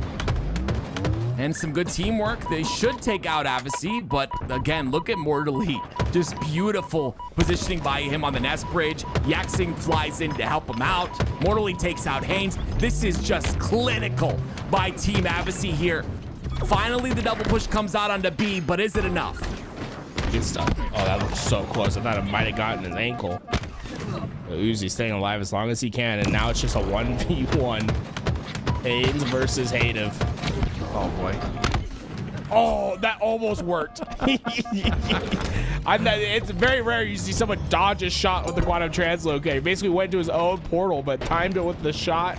He just didn't have any bullets to follow up on that damage and couldn't close the space for the punch. Ascending baseline after about 100 points have finally found themselves back in scoring position. Dark Matter, the output of damage is a lot, but unfortunately he's not able to do enough to stop Haynes from getting this camo. He ends up staying alive somehow, though. It was 3 down momentarily for the side of Team Avicii, and Haynes looking to push Seaside. Oh yeah, I really like this from Haynes. Even though his team's not scoring, he knows where the rest of everyone is, and he's just getting right into that front line. He's going to maximize the damage potential with this camouflage and rely on his team winning on the opposite side of the map while he does this damage. So you can see that start to happen on the other side. Yaxin pushes into B while he's a big distraction at back tower, and even while that damage dealt, in fact, they're not quite done yet. Mortally's able to get into that tower and get that kill at C. Yaxin will rotate through, and they should be able to stabilize here at the BC hold, forcing Ascending baseline through the big door. The double cap now on the board for Ascending baseline. So much more work to do, though. And it's Hadev immediately aggressive towards training and nest. Lots of damage done. He's got assistance from Dark Matter. Not going to be able to win the 1v1, but Avicii's still down to no shields. Does Hadev have the kill onto him? He jumps up, gets his shields back. Hadev still takes him out. And once again, it looks like Ascending baseline are going to get that AB setup. Both teams being very nerdy with their individual plays there, but I think Hadev got the best of the situation. Was in a tough place to get a trade out on Mortally, but was able to get that damage dealt. And once that happened, there just wasn't enough firepower to follow up for Team Avicii to secure themselves a 2-cap. I love this by Mortally, but unfortunately it's a bit aggressive here. No, it's not aggressive enough. Oh my word! Yeah, that's what I thought. Mortally knew what he wanted. He said, let me get to that front line once again. Double kill for him. 13-9 with 9 assists so far in this game. He's been a pain in the side of Ascending baseline. Still alive on the nest side too, and he's got Sniper to work with as well. A beautiful shot. Sends another player to the black screen. And another one. Dark Matter falls. Uzi, watch your face. The teamwork is beautiful. Uzi tries to stay alive on the dice, but his life is short-lived, and he'll go down as Team Avicii locks in a triple cap. They still got 3 bullets left in this thing. Let it ring. Getting right into the front lines. He is stuck in this front line, but 2 kills for him. The trip cap is really starting to hurt Ascending baseline, with Zuzi being the last one alive. Team Avicii will just get themselves set up and ready for this next initial push. Yaxin, many members from that C side that could assist him, but unfortunately he goes in, gets back smacked. That's 1 bullet left in the snipe. That'll be used. They get A, so they stop the profuse bleeding for now, but Uzi's got to make a play towards the C side. He's got Hadev with him as well. Hadev's probably going to go towards pillars. That's exactly what it looks like he does. We'll see what kind of push happens on this B side now. 2 of them go down, so this push is going to be difficult, and that'll be 3 down for the side of Ascending baseline. Dark Matter's just going to try to buy as much time for his team to come off spawn and potentially get into a hill, but I don't think he bought enough time. Just a couple seconds to go, and Team Avicii will take a 2-1 lead in our best of 7. Yeah, very dominant. I mean, it's another dominant objective game by Team Avicii. In that game, honestly, I would say maybe the first couple of minutes I saw Ascending baseline look good, but as the game went on, it was just overwhelming rotational gameplay from Team Avicii. Lots of 1v1s being won. I mean, 1v2s being won by players like Mortally. I mean, when you have that situation, what exactly do you do? It's 19 and 11 for him with 11 assists. Just beautiful out of Mortally. You love to see it. Mortally certainly having himself a performance. Hit some crazy snipe shots. But what I love about Mortally is he's never afraid to get into the front lines. Like, he's always so confident in his ability to win the one-on-one. He'll always challenge. And yeah, so I think that repulse, hear me out. I think it's like you ever play it's a pretty popular game. Surprising game, Dungeons and Dragons. Not really. I made a character in middle school and then I never played. Yeah, that must have been like 1.0 or something, like OG. But I think that repulse, it's like you know, when you roll for something, it's like a D20. I think it's like a natural 20. Yeah, I know that. Like you throw a nat 20. It's like I think we should start implementing that into Halo. It's like I don't think you get a that's a good critical idea. roll with the repulse. It sends them across the map. Less RNG, please. You'd be no wonder why you didn't take why you didn't have fun. We're like, why are we rolling dice? You like RNG? you like RNG? I hate it. Dude, I love Husky. That's my favorite. I've watched it though. I've watched it. There was a big stream on Twitch a long time ago that they used to do it, and it was fun. Baldur's Gate was like a game of the year last year or 2 years ago. Baldur's Gate. Carrie plays that. That's literally D&D, by the way. Okay. Well, yeah, there's dice rolling in there. Okay. Well, yeah, RNG stinks. But what doesn't stink is the fact that we're in game 4 right now, Tools, and ascending baseline. I need to see more out of them. You know, they run out of gas. Obviously, I understand these two teams. I think on different tiers, I would say, right? But ascending baseline have the potential. They could definitely, you know, at least make this series competitive. We just got to see a bit more out of them. He's gonna go for okay. So you won't get the indicator over their head, but they will see a giant blue bomb in the midair. So for those that aren't aware, right, you can do camo runs with the bomb. It is okay. It's just there's a giant blue streak that comes behind you. Triple kill. All right. See how many times that button jump is used. It's very difficult to find an opening for that on that fridge side into base. I think you'll see it a lot when teams are planting, because oftentimes you try to spot them into the fridge, but then that's like their last chance opportunity. And let me tell you what, it feels bad when you miss it. When you have to do it. Okay, so they're gonna throw it up here, right? Start the plant right away. Yo, he had a tech there where he threw it up and didn't have to have someone grab it. I don't know what he did. Are you aware of that? What you say? Are you saying it's too heavy to throw up there? Usually, I mean, I find it hard, but he like threw it up like it was nothing. I think the thrust, like, is there something with a thrust? No, it's just a release. You have to like time the release. You're just like goaded with it, and I'm not. Is that what you're saying? I'm just. I mean, they made the button jump, but they. Everyone calls Legend the fastest flag runner of the game, but they haven't seen me run the flag. You know what I'm saying? Yeah, that's all I can say.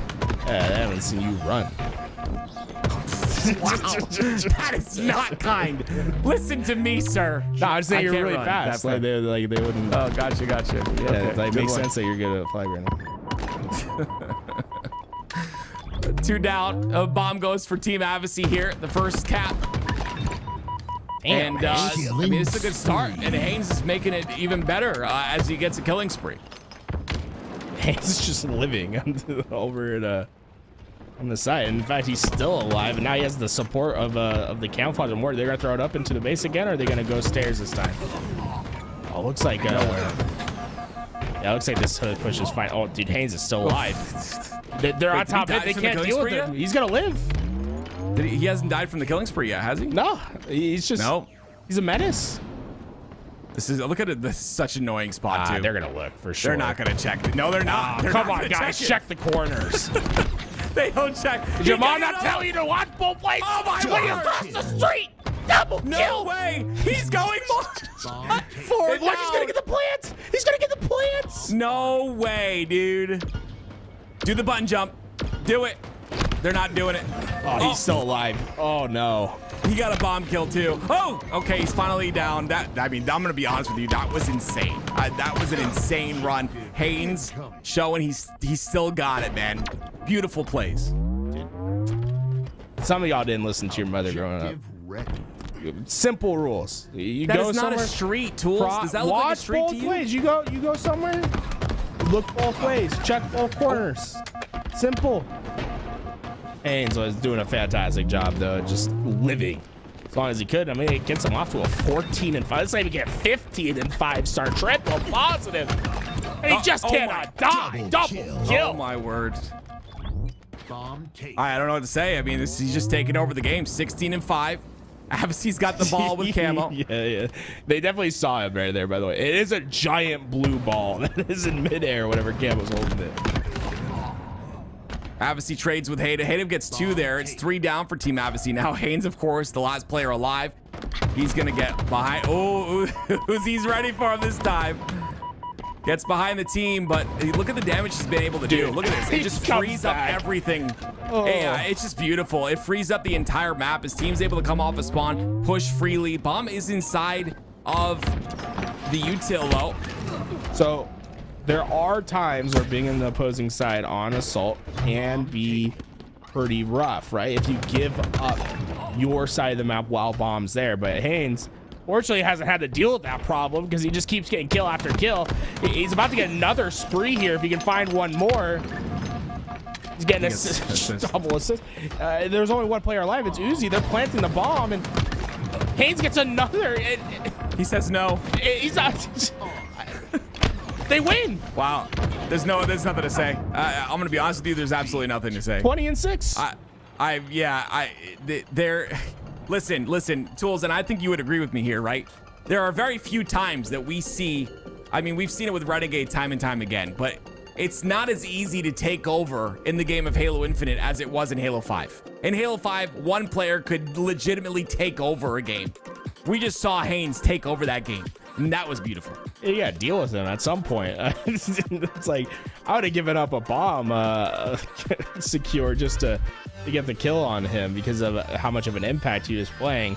But I will say, I think as we see the meta develop for Assault, this might become something that is more familiar to Halo Infinite, where we see one player take over just because of the nature of Assault. Assault, you can think of it as like a game of possession football, right? Where you just want to keep that bomb on the opposing side for as long as possible. And that objective isn't necessarily tethering you down like an oddball is, or a stronghold point, or a flag where you have to actively move with it at all points in time. Instead, you're playing Slayer until there's a couple down, then moving your objective forward, getting into that bomb plant. There's a lot more freedom to play sneaky, play in these back bases, which I think we're going to see certain types of players start to flourish because of that. And Haynes, always so sneaky, getting behind your back, and well, certainly worked for him in that game, and now they find themselves on match play. Back to a Slayer we go, ladies and gentlemen, for the game 5.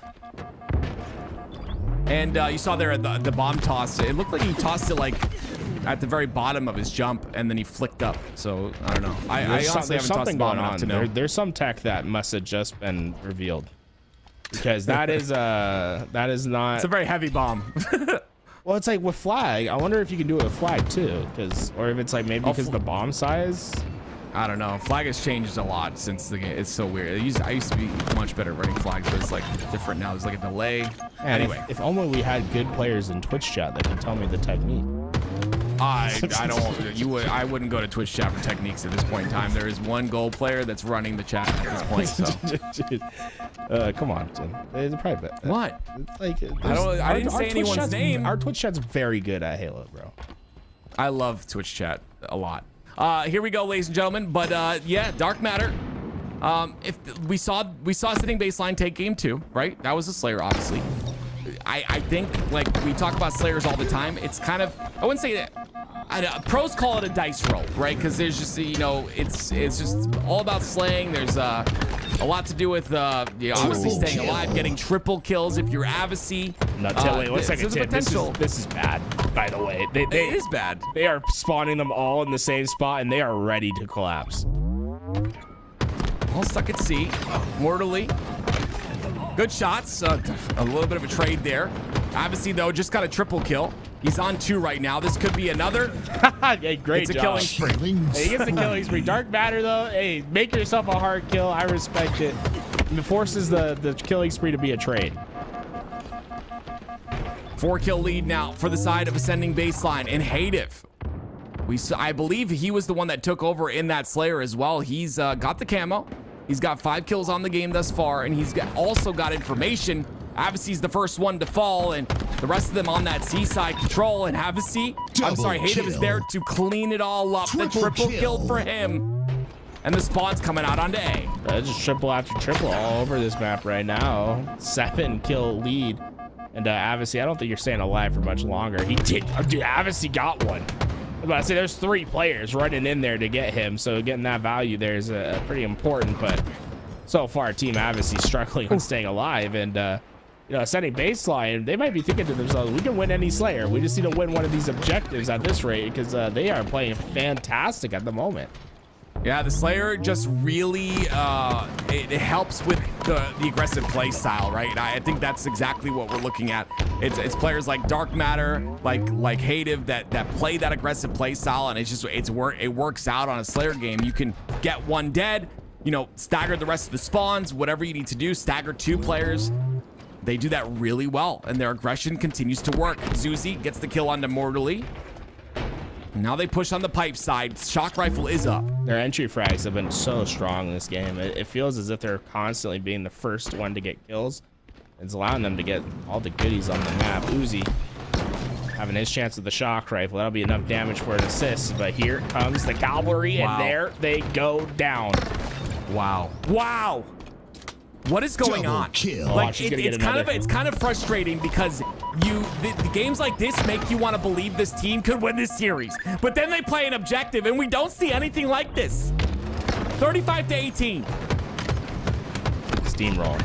That is the trend right now. Uzi will get himself a killing spree double, and right now they're on like record pace to end in this game. This has been a very fast game of Slayer. We're just past 4 minutes into this game. Things come out. Hative trying to do all he can with the camo. I like the trying to make his camo reactivate right there so we can live as long as possible. They spot him out though. He falls. And it's going to be Haynes now pushing the spawns. Uzi's the first one to spawn on the Hydro side. He gets taken out and pinched. All 3 of the rest of the players go towards pipes, towards Avicii. Avicii's in trouble. So far, I mean, Ascending Baseline, it feels like they can do no wrong. The kills aren't getting traded out. Team Avicii struggling on getting the entry frags. The numbers advantages have been to Ascending Baseline almost all game, and even when they get these one-shots, they just haven't been able to get the cleanups. It's been pretty systematic the way that they've dismantled Team Avicii, and I think at this point, Team Avicii is probably just going to sprint off spawn and try to get themselves into game 6 as fast as they can. There's another kill there, 45-25 now. We're looking at a little bit of a steak-tacular, ladies and gentlemen. What kind of steak do you like in the chat? How do you like your steak? Like a tuna. Medium rare for me. Oh, you mean Native. like, okay.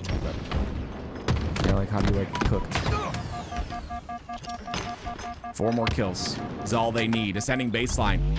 Proficient in the Slayers. I want to see more out of the objective. Like, obviously, this one would be... The objective right now is to get kills, and they're doing a fantastic job at it. I mean, look at them. All of them in double digits. These guys are rolling through their objective right now. This has been so impressive from Ascending Baseline. Like, we got to put a little respect on these guys because this is simply dominant, and it will be a stake. And they will have it medium rare, and they won't put ketchup on it. And these guys are who great. Who puts ketchup on steak? I've seen you at LAN, bro. What? I do not put ketchup on steak. Don't you dare slander my name like that. Sure. Yeah, guys, Actives doesn't put ketchup on his steak. Sorry, my bad. Find me a picture. Find me a picture of me with a steak in front of me with ketchup. Just find me. I'm just taking pictures of you at LAN, bro? Like, yeah. oh, man. That's why you don't show your wall on your camera. You got a whole shrine of me. Now, what is your wallpaper on your phone? I don't remember. Wow, that's crazy. It's a lion because I like lions. I thought it'd be okay. Yeah. Yeah. What? That's not the. A steak with ketchup on it? No. It's cool. Mine's a little. It's not family friendly. I got mine's you. Mine's a deer. That's like also a fox. A deer fox. Got it. Ladies and gentlemen, here we go. 3-2. Team Avicii lead, but once again, Ascending Baseline come through with a very, very convincing Slayer victory. Both victories in this series, Slayers, but they have to win this objective if they want another chance at a Slayer and a chance at a series win. It's Forbidden Flag. Can they do it, Tools? Sniper's going to be a big part of this equation, right? If you get 2 sniper control, I think any team can beat anyone if they can hit their shots. And we've certainly seen that from these players, that they have that potential to hit those shots. We've seen some nasty ones so far, but Avicii also very proficient with his bandit. That is a pretty gnarly, perfect kill from across the map, but Overshield's still up for grabs, and Hayden. Oh no. He sent it off though. I think it went off with him. No, he didn't. It's still up there. You sure? I could have sworn. I don't know. Maybe I'm wrong. Mortally. I can't. We got, hey, 343, or I mean Halo Studios. Can we just stop putting like little cracks on the floor? Like let us bounce grenades again. But the aesthetic. Yeah, I do not care. Put like a glass plane over everything.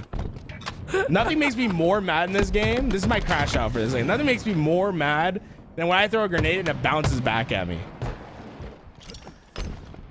Listen, man, the casuals are important, okay? They like good-looking maps. Yeah, So it should just that's be why very clear if there's like a crack that's gonna push back a grenade. Well, that grenade doesn't hit a crack. I'm so bad at these transitions. But Jackson put down to no shields. Stays alive though. Zuzi gonna push in a 1v1. Jackson pushes him back. They're both down to no shields, but Hayden got the snipe. Didn't need to use that bullet, but he does anyway. 1 bullet left. Still, they're very deep into this base, but they just don't have the timing to pull out this flag. Instead, it'll have to come down to another couple kills, and Hayden missing that shot. He's desperate for team help to come. I mean, he has had one shot for what feels like an eternity and eventually hunted down. And with that, oh no. Hayes not only got the kill on Hayden, he got it across the map in the opposing base. When we talk about timing, Avicii's team has it in spades. They were ready to pull right off that 2 down. It was almost a complete reversal of the situation where Ascending Baseline controlled Team Avicii's base, but had no timing or opportunity to pull the flag. Team Avicii had no control of any base, but got a couple kills and were able to pull and immediately capture. That is objective efficiency to a T. And on top of that, they got overshield as well. Morley goes down with it, but regardless, the damage has been done. Zuzi trying to answer back here. Net side control, the most important on the map here. Zuzi going for that and understands that. And there is a player pushed up as well on the Mohawk. That's going to be Uzi looking for an opportunity to pull the flag. He gets the kill. They don't kill Jackson, though. Jackson's a big problem here. And Morley and Haynes are also a big problem. The defensive hold by the side of Team Avicii is strong.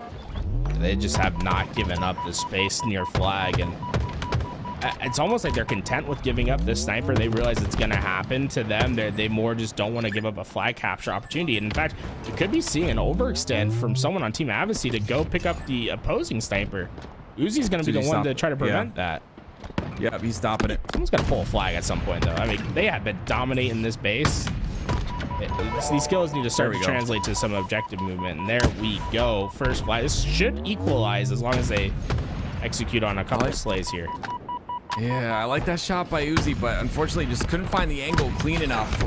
This flag's gonna be really tough to get. It's 2 down for the side of Ascending Baseline. Suzy trying to shoot some bullets to waste snipe ammo. Sorry, stumbling a bit here, but goodness me. Nah, I mean, I would be stumbling too. It's almost a head scratcher on how you don't get that capture. You had 2 snipers, both in tower and at plat of the opposite side, looking through the middle of the map. The flag carrier got underneath to their position. They had no business getting that return, but they make the impossible happen, and now we're potentially looking at a counter opportunity. They have snipers of their own. overshield in their hands, and this is prime real estate for them to take. I mean, they're just pushing up the map against nothing. It's got to be so frustrating. I mean, look it's like complete opposites, right? Like we've seen Ascended baseline control the base and get kills, but have no flag movement whatsoever. And instead, on the other side, one little kill gives them enough timing to pull flag. It feels like every time. This flag not going to be successful, but you can see the difference in attitude and how they treat the objective and the win condition of this game. It's like get flags back home. How? He lives there. He's still getting damaged too. He's not like he is still moving. No. Is he gonna get this kill? Okay. He had no business. Finally Sometimes you're on borrowed time. You're like it's like so a greater force is not letting you get a kill after you do something like that. Oh, you see some aggressive push here, but they're gonna have to pull this on the ramp side. Yeah, the spawns come out on the net. There's no push there. His teammates seem to be much faster on the opposite side. It was really awkward for Uzi in that position because he wants to pull the flag, but he doesn't have any knowledge of what the spawns are. And I think that's the big difference. His team obviously they're operating on a lot of knowledge. They're getting information about where the opponent should be, and they're able to capitalize because of that. On the other side, we're seeing the kills for Ascending baseline. I mean, they're about even on slays. But nothing's coming of it. And here we go. Mortally with 3. He knows that they're going to spawn on the opposite side. He almost gets around that corner, but he might have bought just enough space for his team to capture a flag. Oh, you see Dark Matter overextended here with his teammate. He's down to no shields, though. Stuck inside the flag. He's going to get taken out. That flag is not moving just yet, but they're okay with it. Avis is going to go directly for this snipe. Snipe control important. Flag's going to reset. There is a player to Avis's right. He's also got the spawn of Dark Matter. He takes care of that quickly. It's 3 down. That's a crazy shot because he must have his indicators like grayed out. Because I wouldn't be able to see that through the flag icon. I'm not gonna lie. He throws sniper off the map, but once again, Team Avis, they're quick to pull flags. They're putting pressure in, and although they're not going to have 100% efficiency rate, they are forcing Ascending baseline to deal with these opportunities that they're presenting themselves. Like they are quick to pull flags. They are forcing Ascending baseline to deal with the situation on the map. Oh, here we see Zuzi now. Still not really an opportunity to do anything. He can take care of Yaxon. Wow, no trade there. That's impressive. Yaxon goes down. Mortally down to no shields as well. 3 down, but where are the spawns is the question. Mortally was almost expecting a push to happen, and for the first time, Ascending baseline says, okay, no one's in the base. Let's pull the flag out. Snipe. But this is going to be a counter opportunity. Mortally's just in a great spot. Like he's going to be able to get this flag halfway before they even are able to stop him. If he gets around this corner, this is a flag cap. Dies up to Dark Matter. Dark Matter has to do something here. He's on the opposing nest side. Well, I think they were able to at least laser down. Yeah, they came off spawn and they were able to find the kill on Mortally, so that will stop it just a bit short, but it'll just be a return. Zuzi was last alive. He had to throw himself down underneath, so we're going to see a lot of space from Team Avisy taken here in the meantime. Oh, good play by Zuzi. Great job getting that big kill onto Haynes. Yaxon and Avisy all up in the base, though. Zuzi's got to live here. Very difficult to do, though. He's got players all around him, and he gets another kill. 2 massive kills by Zuzi. Is it enough? Dude, he's missed his jump twice. Like he was down there because he missed the jump, and now he'll be able to make it. You didn't see him? I don't think he did. FOV. On that Ryan Noob Season 1 pack, bro. 78. Shots come out. 2 down for each side. Still Team Avisy lead. 3 minutes and 30 seconds remain in the game. Hoozy a little bit aggressive there. He gets taken out. Mortally stays alive for just a short period of time, but he gets taken out too. Avisy last player alive. He is going to get reinforcements coming in, but they don't have any hut side presence. I'm curious whether Team Avisy, where that 4th player is going to arrive, because if they get these kills and they have an overextender at the right time, like we could see quick flag capture come in. Zuzi's doing a great job of just staying alive, getting kills. And Ascending baseline, although they're down 1-0 in this game, it's in spite of their kills. They are, I believe, almost all of them are probably only one player on their team is negative, and that could quickly change as he has a full snipe to work with. Morley ends up rechalling. He gets down to no shields again. You see Uzi's trying to look for that kill. He gets one, but he's down to no shields. Great job by Dark Matter.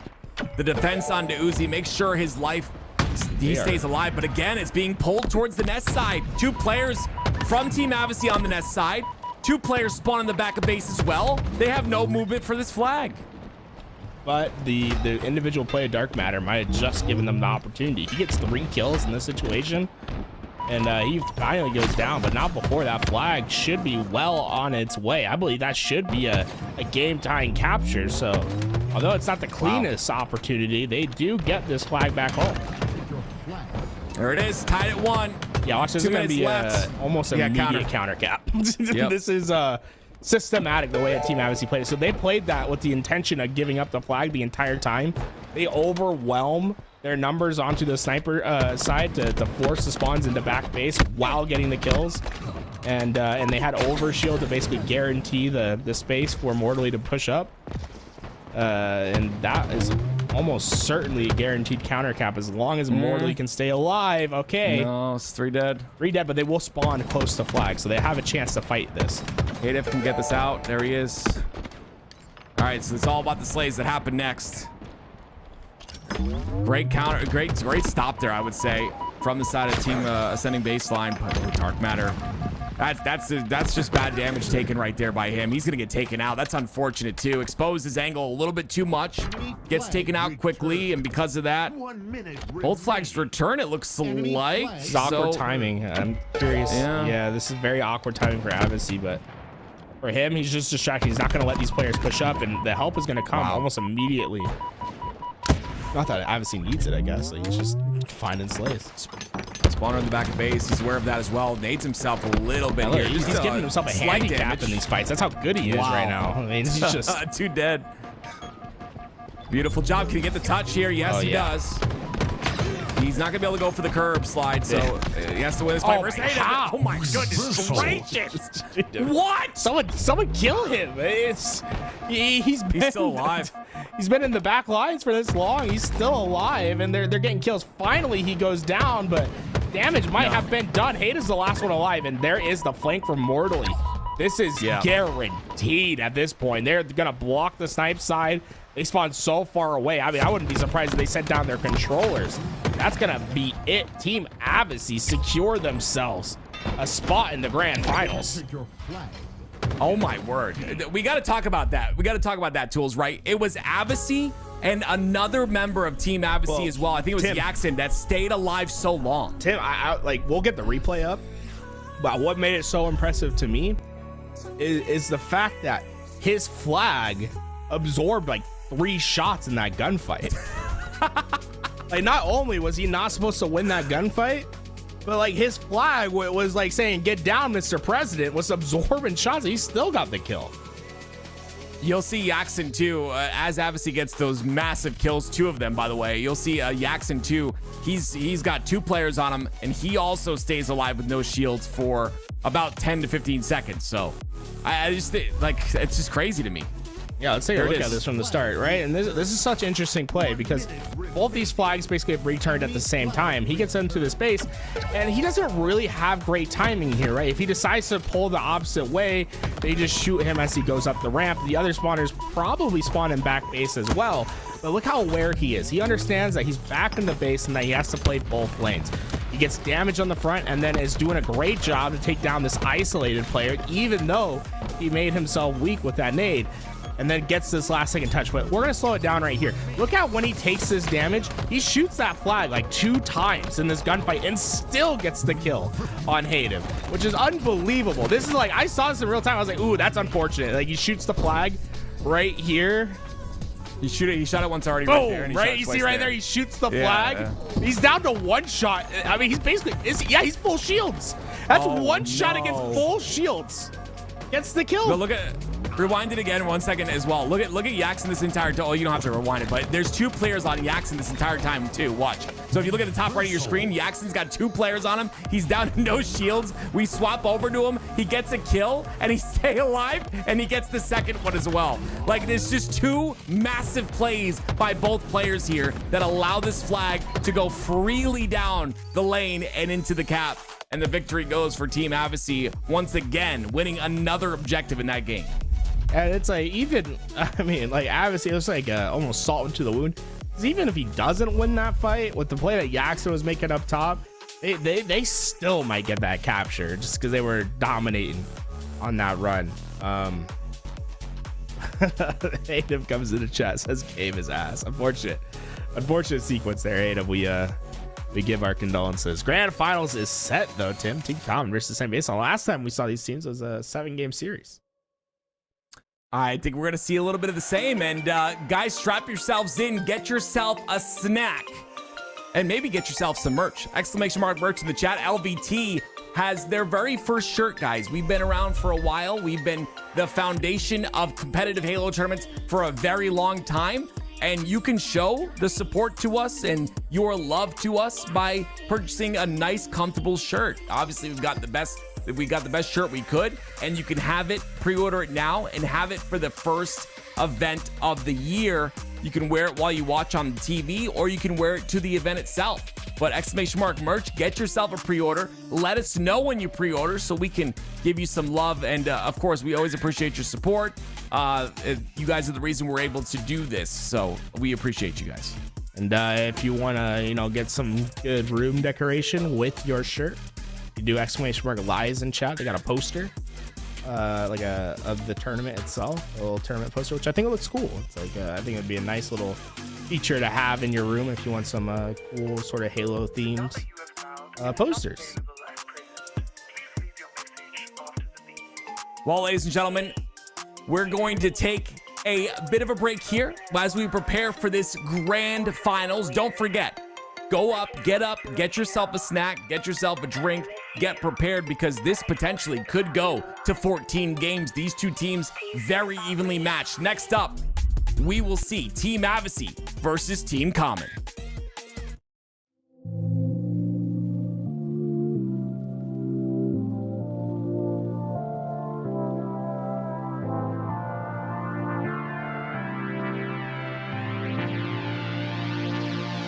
The way that you make me feel like I've never been felt before. Look in your eyes, I found the one I've been waiting for. I'm feeling electric. All of it's electric. The way that you make me feel like I've never been felt before. I'm feeling electric. Look in your eyes, I found the one I've been waiting for. I'm feeling electric.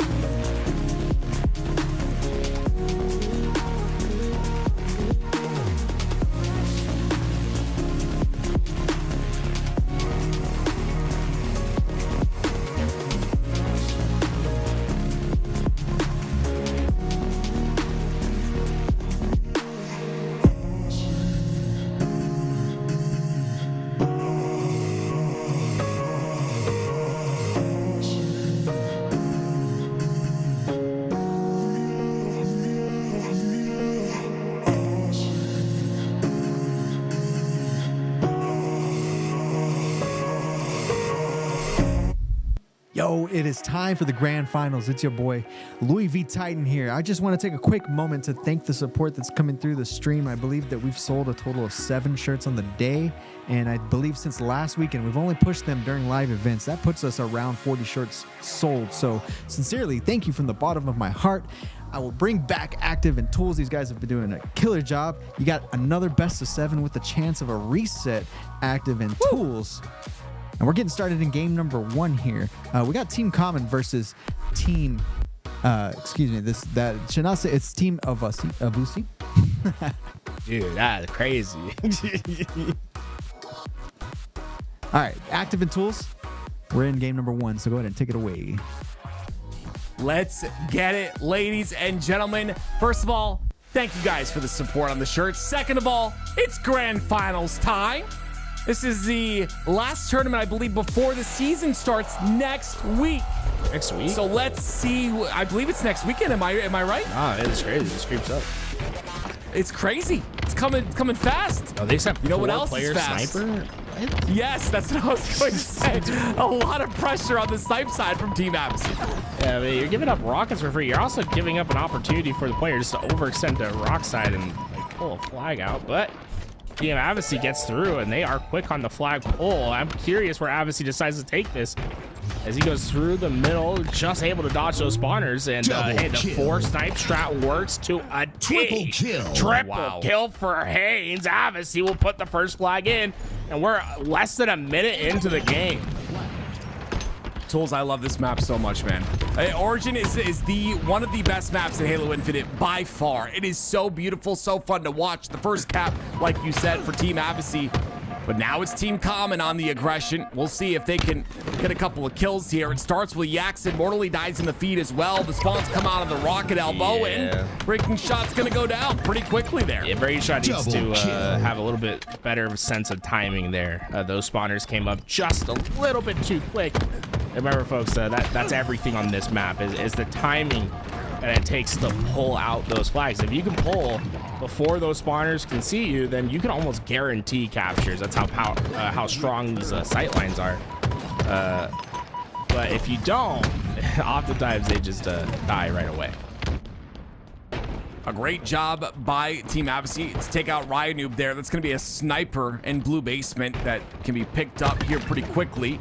Yaxon with a beautiful route to take out King Nick. Mortally takes out Breaking Shot, and Common goes down as well. Ryanoob, the last player alive on the elbow. And now they're going to push inside the base. They've got them stuck on the back of base as well, but Mortally can't find the kill. It's 2 down for each side. Double kill. Common's gonna be able to break on through. Abyssy's the last player alive, and they know he's on their side. Watch the remaining players of Ryanoob get up onto the map, right? He gets very far forward. Unfortunately, not able to win his first engagement, but dangerous when you give up a lot of space like that. Unfortunately, this time not able to capitalize on it. I think Breaking Shot's stuck. Yep. You can do it. There you go. So in Halo 5, you'd have a clamber opportunity to get out of that on the side. Like you can clamber up on the side of the lift.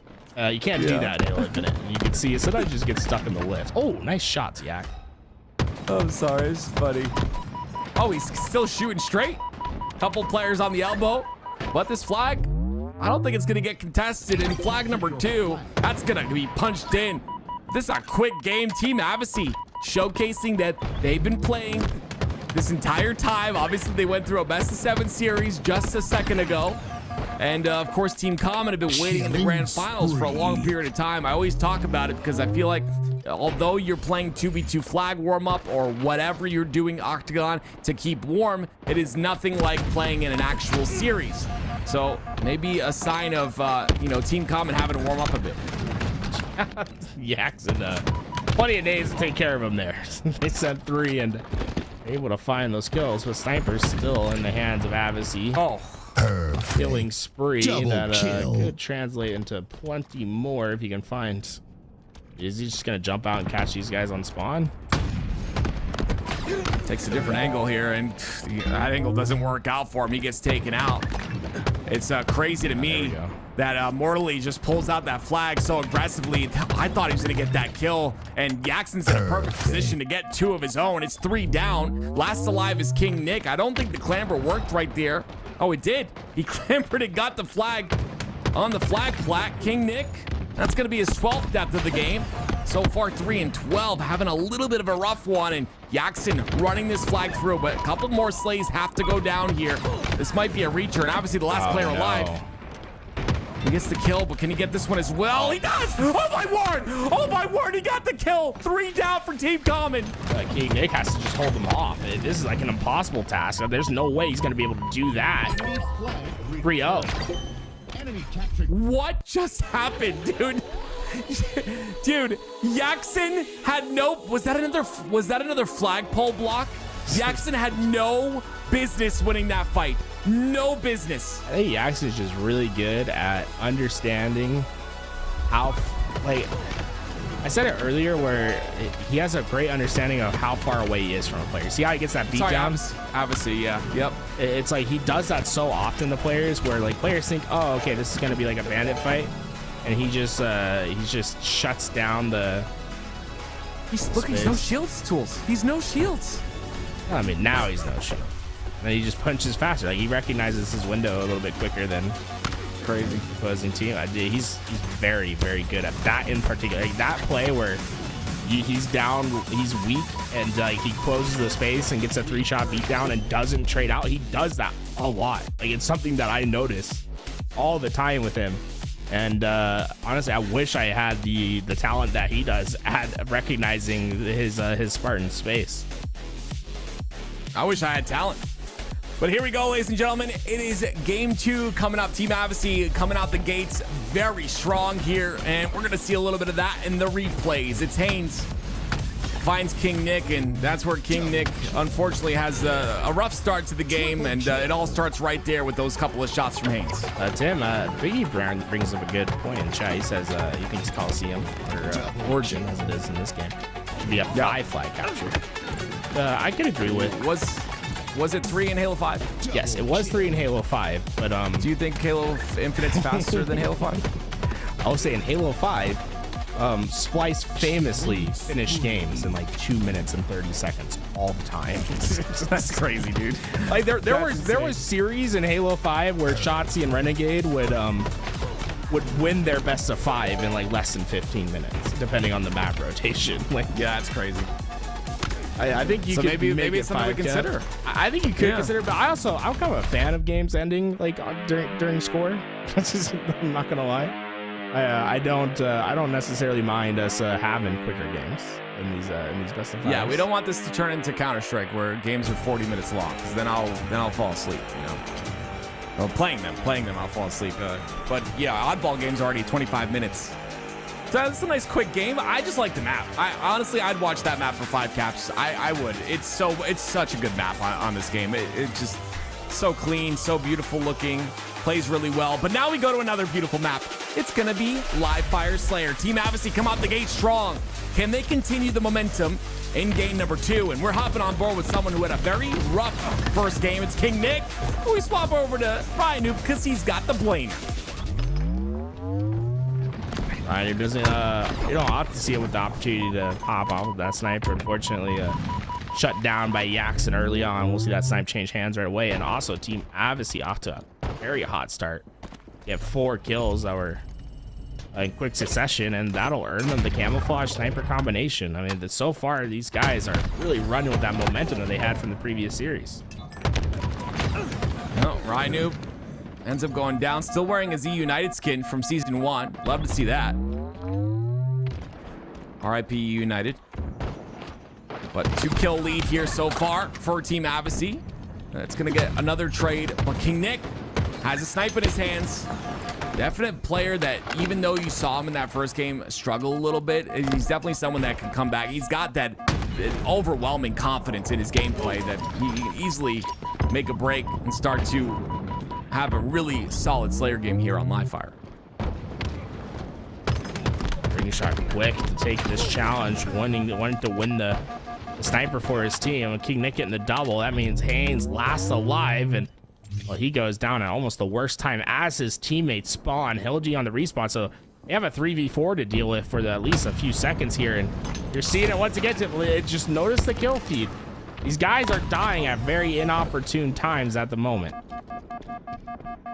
Breaking Shot's gonna pick up a snipe due to those deaths, and goes the Weasel. no way.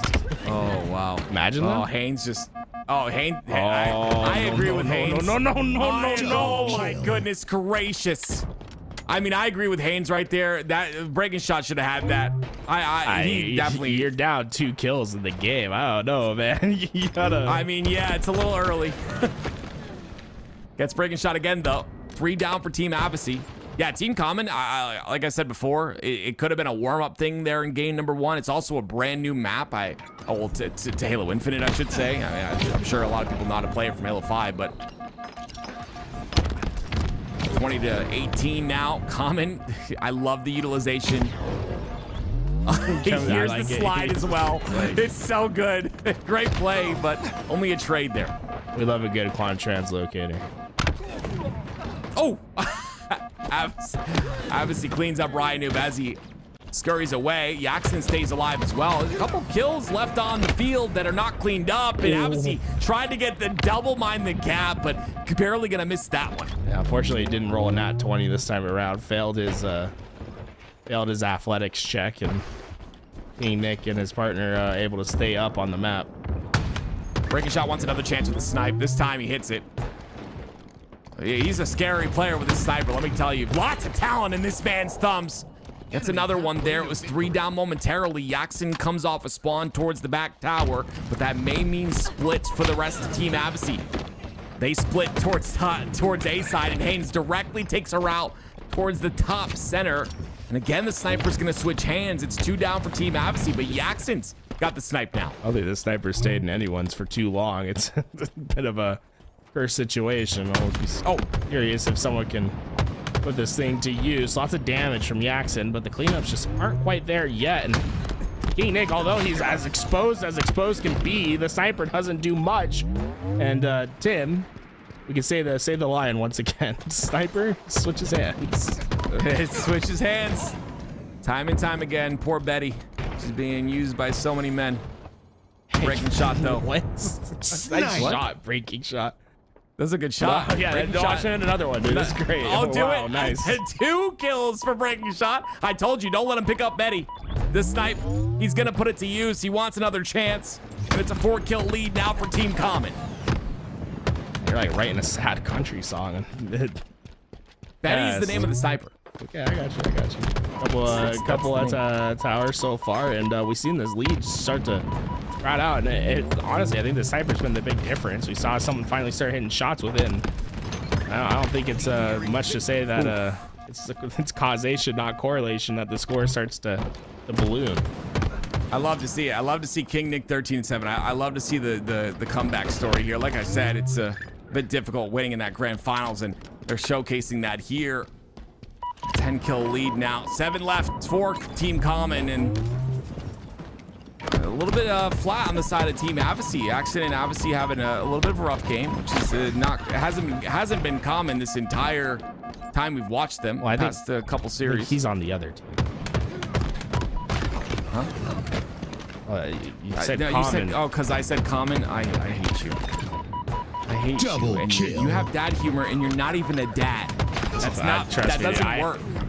We are 3 kills away for Team Common from getting this game 2 and tying up this series. And honestly, this has been a great bounce back from them, considering how dominant the flag game was. Right, to come back and win by double digits, I think it is really indicative of how close these teams have been. Like, remember the first time we saw this in winners final, it was a game 7 between these two, and at this rate, at this pace, I mean, it's still early in the series, but it feels like we are at that is going to happen again. Yeah, even at this pace, I wouldn't even call this game over just yet. Obviously, it's only 2 kills needed for Team Common, but we've seen crazier things, right? Yeah, we've seen crazier things happen. Oh, there's only 1 kill now. Common ends up getting 1. Haynes attempted to stay alive. I believe it's a snipe somewhere. I believe I heard snipe there. Yaxon gets another kill in the kill feed. Breaking shot on the nest side as well. This is, okay, there it is. Finally, the kill comes out for Common, and my goodness, like I said, I love to see it out of King Nick. The Slays come onto his side. A lot better of a game out of him, and just a couple of a little bit of a slow game for a couple on the other side of Team Advocacy, but now we go to an objective game. Maybe we're seeing a bit of what we saw in the previous series, where objective is where, a team shines through, potentially, but bit of an odd game. When you look at the stats, the assists in particular is what's jumping out to me. We only saw 20, I think it's 25 assists from Team Common. It's like unusually low for a Slayer. Usually you expect to see around that 30 to 40. 40 being like that's a good amount of assists for a game, right? But usually you want to be in that 30 mark. I think we're seeing just a lot of individual fights happening on these maps. I 100% agree, and what you said about Haynes shaking his head too early, it was absolutely right in this situation. Yeah, you just you gotta be up in the game, guys. Just start shaking my head. Absolutely. Team Common looks solid though. Oh man, Ryan Noob's so fun to watch as well. There was a moment where he's hiding on the next box, just sitting there, just waiting for an opportunity. There's like, on Argyle when Argyle was around at the time too. He always plays at the back of bases. Like, it's just a really annoying player. But yeah, take a look at the damage. 4,300. Go back to the accuracy real fast. 72% accuracy. Yeah, that's kind of nuts. That's kind of high. That's extremely high, actually. So Haynes looking for the bomb game. This is so funny. This happens all the time because I believe it's called neutral bomb. So people are looking for like assault, and then it's actually in the end. So you gotta like go. Right. And not the first time this tournament we've seen people struggle to find neutral bomb.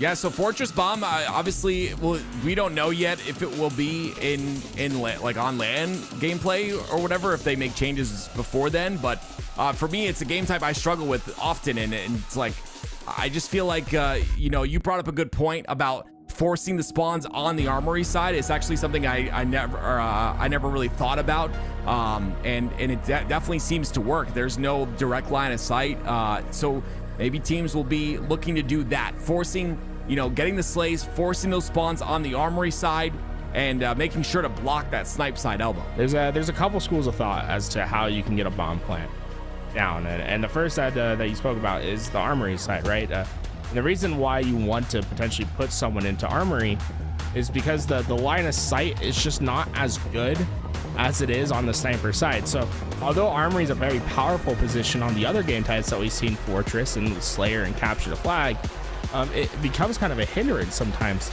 on bomb. But you still do have good line of sight from armory. Usually you just have to move to that line of sight. On the other side, when you spawn them at sniper, they have direct line of sight. So timing is going to be very important if you opt for that. The other option is to block both armory and sniper at the same time. This can do two things, right? You can either spawn them in the basement directly underneath the flag, or it can spawn them underneath like tower and elbow in that bottom trench area. And then that should be the easiest way. But the other thing to know is when you go up these stairs, you also have great sight lines onto the bomb. What this all relates to is it's very hard to capture bombs, and you oftentimes will have to overslay in order to do so.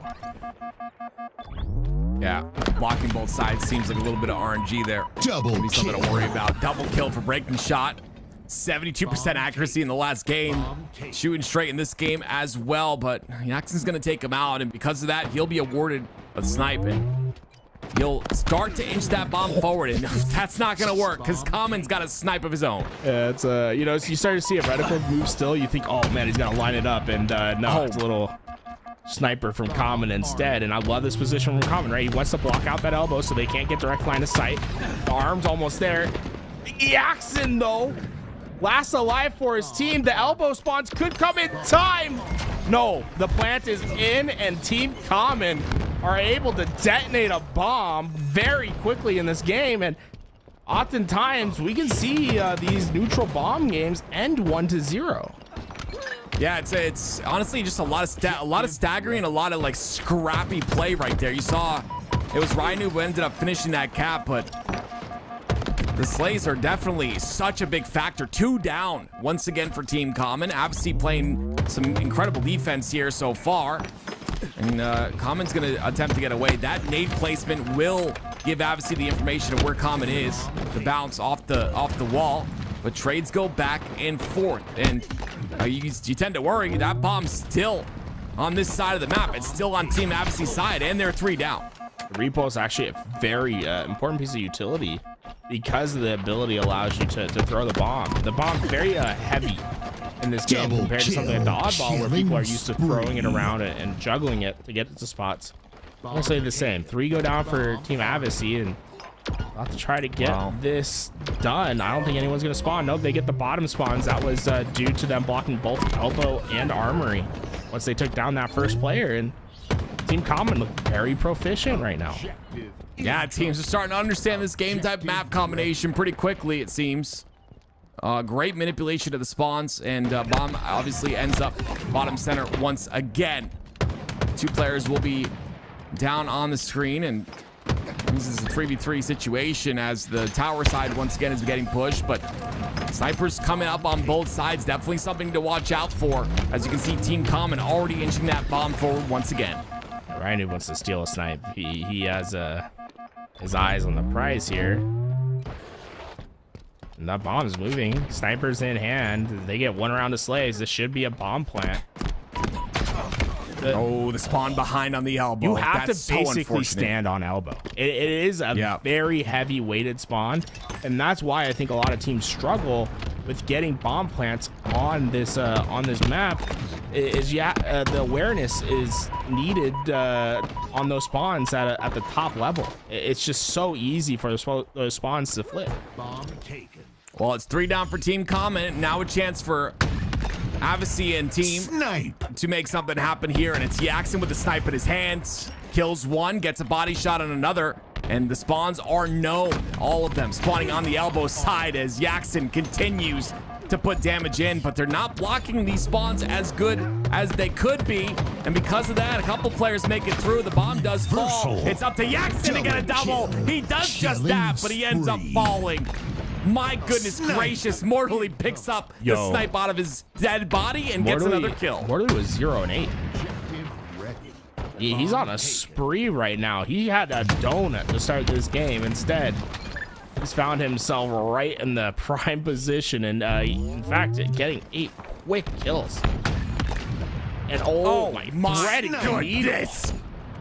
What was that? I thought he killed his teammate as well. That must have went through his elbow or through his armpit or something. At least he was gonna like do a little collateral damage, make his teammate 1 shot. That did not happen whatsoever. And although he was doing all that damage in this back base, they weren't quite able to move up that bomb. And in fact, Ryan he never came back. He never even tried to challenge back. He stayed inside the base of Team Common, and I think they're very confident that they can get a counter opportunity. Ryan's still alive back there. This is how he likes to play, inside of the base of the enemy team, and that's why this game type favors him really well. It favors his play style. This is the play style he's played since day 1. Always likes to be in the enemy team's base, but unfortunately that bomb has made it through to his side. He's got to be a bit careful here, and you see the spawns are not blocked, so Common will make it through, will get a kill. Now looking for an opportunity to get this bomb out of his base, but he's got to deal with Mortally first. Ryan, although he doesn't do much in the kill feed, he's a big reason as to why this bomb doesn't get planted. He's playing dynamically away from his team as an isolated player at tower, and he's doing a fantastic job of distracting the players that are in base while allowing his team to spawn up at that elbow and then finish off those distractions. And I want to point out, Ryan 13 and 9 so far in this game. But I think if you looked at his possession time and the opposing base, he's probably been 80% past the half line. Oh, he tries to go past the halfway point there, but unfortunately doesn't spot the player on the bottom right. Bomb resets. No one's able to touch it, and no one really wants to touch it. It's Team Common who wants to make sure that bomb makes it to the bottom center, and they don't have to deliver it there. You can see it's breaking shot with a snipe. Once again, shots go into Haynes, but somehow Haynes stays alive for a moment. ends up getting cleaned up by King Nick, and that's another player that's no shield as well. They'll Triple take him out. kill. King Nick gets a triple, and he brings Bomb to their base. Has to go through the front side. They're gonna have to slay at least one more time, and it's those elbow spawns get King Nick right away. And in fact, it's almost surprising how fast Team Avicii was able to clear here. There was almost no resistance on getting that bomb out of base. And it's already past that halfway point. The bomb is at least. Yaxton has 2 bullets to work with in snipe. 2 kills go in the favor of Team Avicii. Yaxton looking for the 3rd. That's 3 down now. Breaking shot, the last player alive. Are they aware of his location is the question, because that will influence the rest of the spawners. Yaxton gives information away, and a beautiful body shot will send that player back. I like this sneaky. No kills coming out. 5 minutes remain. I don't think they have any idea where Yaxton's at. Ryan will just throw his life away unknowingly, and Double Yaxton kill. turns 1 into basically 3, 2 in an assist, and it instantly activates to get to the opposing side. Now, remember, a lot of Fortress is going to come down to the overslaying of a team. That not only do you need to get 1 4 down, often it can be 2 or 3 before you really get an opportunity to plant. Well, Yaxton playing in the back of Team Common's base once again. They get 2 down. Spawns come out on the armory side, and Yaxton trying to get damage into these spawners. They're He is not aware of peppering his location, and that's 4 down. Common first spawner here. They're aware of him now, but is anyone in position to push up and help Yaxton? He's been alive on this side for so long. Yeah, right. Yaxton's basically doing what Ryan had done the first half of this game, and pestering them at the back. But I think Ryan probably told his team, "Hey, don't let him get away with my tricks. Let's triple push him." Breaking shot goes down as well. 2 down for Team Common. And the bomb is moving forward now. So once again, it'll be Team Avicii looking to tie this game up. But like you had said, so many more slays have to occur. And now that Team Common know the bomb is in their base, they're going to be playing a little bit more aggressive. And because of that, Avicii ends up falling. The bomb's in a great spot right here for a potential attack. It's just going to come down to slays. And Mortally being the last one alive, that doesn't seem to be happening anytime soon. The question is, how does Team Common push this bomb out of their base? It seems as if they're just going to wait the timer out and let it reset itself. Yeah, Breaking Shot just literally walked right by it, just due to the fact that you just let it work smart, not hard, right? Just let the bomb reset towards that bottom center. You don't have to do anything with it. That way there's no location given away where you are if you're spotted. But 3 minutes left here, and Team Common still have that lead. Rainu's got the snipe now, 4 bullets to work with. He gets taken out pretty quickly, though. Mortally's gonna get the snipe, and he's gonna get tower control. Checking left and right. Mortal. Oh, whoa. Reticle flick there was pretty impressive. Unfortunately, just not on the head, and that player will stay alive. And here we go. We haven't seen this since the beginning of the game, but Team Common infiltrating, getting into this back flank. He is behind them, and I do not think that they know. Though Team Common also doesn't have control of their own base. They could quickly give up something potentially here if this bomb gets in the right spot at the right time. Common goes down. Oh my gosh. Haynes. That's a massive double. That's what double. Wait, we call that in the business a pivotal fight. That stopped the Team Common's presence in the middle map. That might just be enough to tie it up. They just need a couple more kills. I'd like to see one player push all the way through the elbow, try to block out these spawns. But this is what we're talking about, the overslay. And Ryan, so smart with his position, just doesn't give up his life. Understands that him being alive is too much of a nuisance, and eventually that damage will be fulfilled. They get the kills, and they're able to withstand. Now, something important to recognize as well is, a lot of teams do wait for that bomb reset, right? But what if you wait for that bomb reset and the bomb doesn't reset and the team comes back, slays through, and touches it? Like those are things you got to kind of worry about a little bit. Teams will always do the cost benefit analysis of each play, right? And sometimes you take in those risk factors, and it can definitely come to bite you. And I'm sure we're going to see that happen so much in these upcoming seasons, where teams just do the wrong analysis. 1 minute left. You heard the warning. The bomb is going to have to be planted. Honestly, I would be for this to go to a tie. I'd be bringing up this bomb without the intention of planting, and they're gonna get it in there and try to end it right away. Interesting. I like the play. It's right there, right? He might just try to pick it up. No, he's gonna go for the kills instead. Wow. He's still alive. He gets out. I don't think they have. And no, there they go. It's fine and they clear. But having this bomb in this base, right? There's 30 seconds left in the game. You can't let that bomb reset itself anymore. You can maybe throw it off, but you have to move this bomb up in 20 seconds. This isn't a lot of time to work with. Team Advocacy just cannot get this ball moving. Yeah, I don't think there's enough time to get across the map and get the plant in time as well. And I don't think overtime is triggered by holding the ball. That's why I said earlier that they need to tie it. They need to get that bomb plant down. Would be right. It's been unfortunate. Yeah, I think if you grab it, it should go to the pie chart, in my opinion. Yeah, I agree with that. Pie chart, please. But regardless, once again, it is Team Common that come through with the victory. And now, in the grand finals, ladies and gentlemen, they lead the series 2-1. This is a best of 7. As you can see here on your screen, we get to go to Solitude King of the Hill next. And Team Advocacy are going to be winning that first game on Origin, but you could attest that to it being a brand new map, regardless of the fact. What do you think? Do you think it has anything to do with the fact that it's a new Halo Infinite map? I think the big reason as to why that map's a little bit harder to get the plants off is because there is no spawn that's past like the baseline.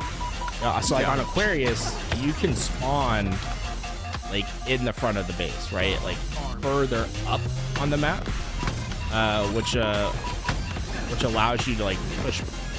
Like it gives you a little bit more space to work with, but it also lets the other team control the other side. I think the sight lines also are like much more caught off on Aquarius compared to Fortress, where Fortress all the spawns kind of naturally give you a sight line.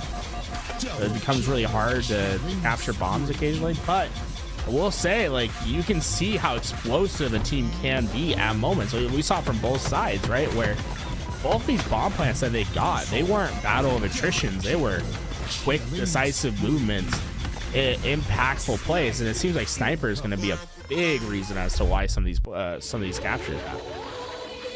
Well, we don't have a sniper here on Solitude, ladies and gentlemen. We have a shock rifle, and it's been nerfed, but not for these players. That's like it. That is definitely a caveat, huh? Not a sniper. Just a little bit better. Just a little bit. The shock rifle will be a factor here. It's funny because the shock rifle is better in some ways, but it's also a lot worse in other ways. It's almost I like the shock rifle in the sandbox, honestly, because it reminds me of the Halo 5 sniper in the sense that the no scopes are a little bit easier to hit, but it doesn't have that same damage when you miss, right? When you get a body shot, it's not making someone one punch right away most of the time. So it's almost like higher reward, but higher risk at the same time. Well, Camo goes into the hands of Yaxon, immediately taken out here, and you can see a little bit of dominance now coming out of Team Common. After that first game, things seem to have shifted pretty quickly. We'll get the initial time on this hill. Mortally goes down as well. That's going to be 2 down for Team Advocacy, and the only one they trade for that is going to be Common. He's the only one to fall here. And goodness me, this is looking very good for Team Common so far. This spawn trap is in as well. They have all 4 players trapped over by the nest. Big Shot and Sniper ready to at least challenge and keep them distracted. It'll be a tough moment for Team Advocacy to get into this hill, and you can see Ryan Noob's team almost all the way captured on this before the break can happen. Mortally got a double though. It stopped things in their track for just a moment. It's 2 down for each side now. Breaking Shot's been alive with this shock for a long period of time. So someone take him down. He's doing a great job of just playing his life. Been no shield so often. There's the kill on to Haynes finally. That's a killing spree for him.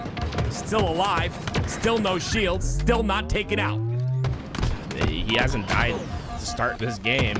Oh my God, he goes back out. That is So That is sick and twisted. That is just disgusting. Ew.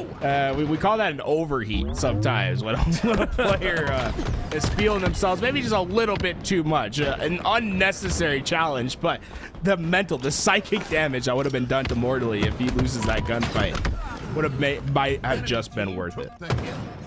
You can see a lot of, obviously, all the damage out of Team Common. They have limited Team Advocacy of getting any time in this hill whatsoever. You see a sliver there on the blue side, and on top of that hill that they just received, they're going to get a camo for their trouble as well. It's King Nick pushing the spawns aggressively now.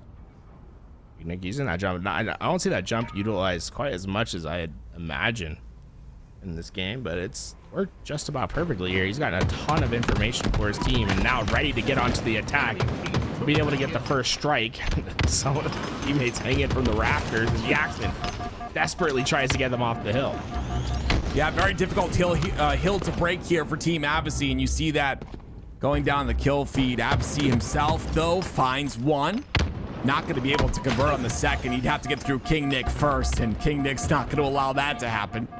But they get out of hill here. King Nick looking for Advocacy. Advocacy finds a way through. He finds the lane and he pushes it aggressively. He broke the entire setup on his own. He's the last player alive. Yeah, Riot went up high as Advocacy hit a slide out and a little bit of verticality. Ooh, breaking shot. He kept that thing ringing as well. Trying to get the bloom kill. That doesn't happen. And here we go. 3 players from Team Advocacy trying to breach at the same time. Jackson ahead of everyone.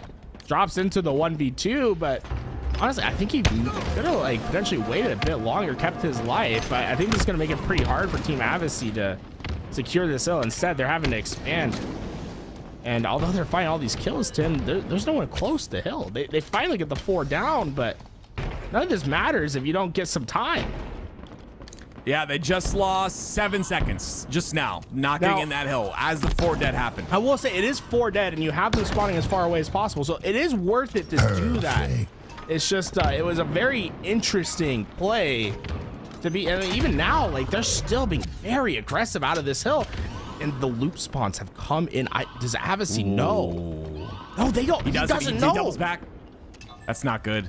Now he knows. The communication comes out as Haynes falls, and Advocacy has to pick up the pieces.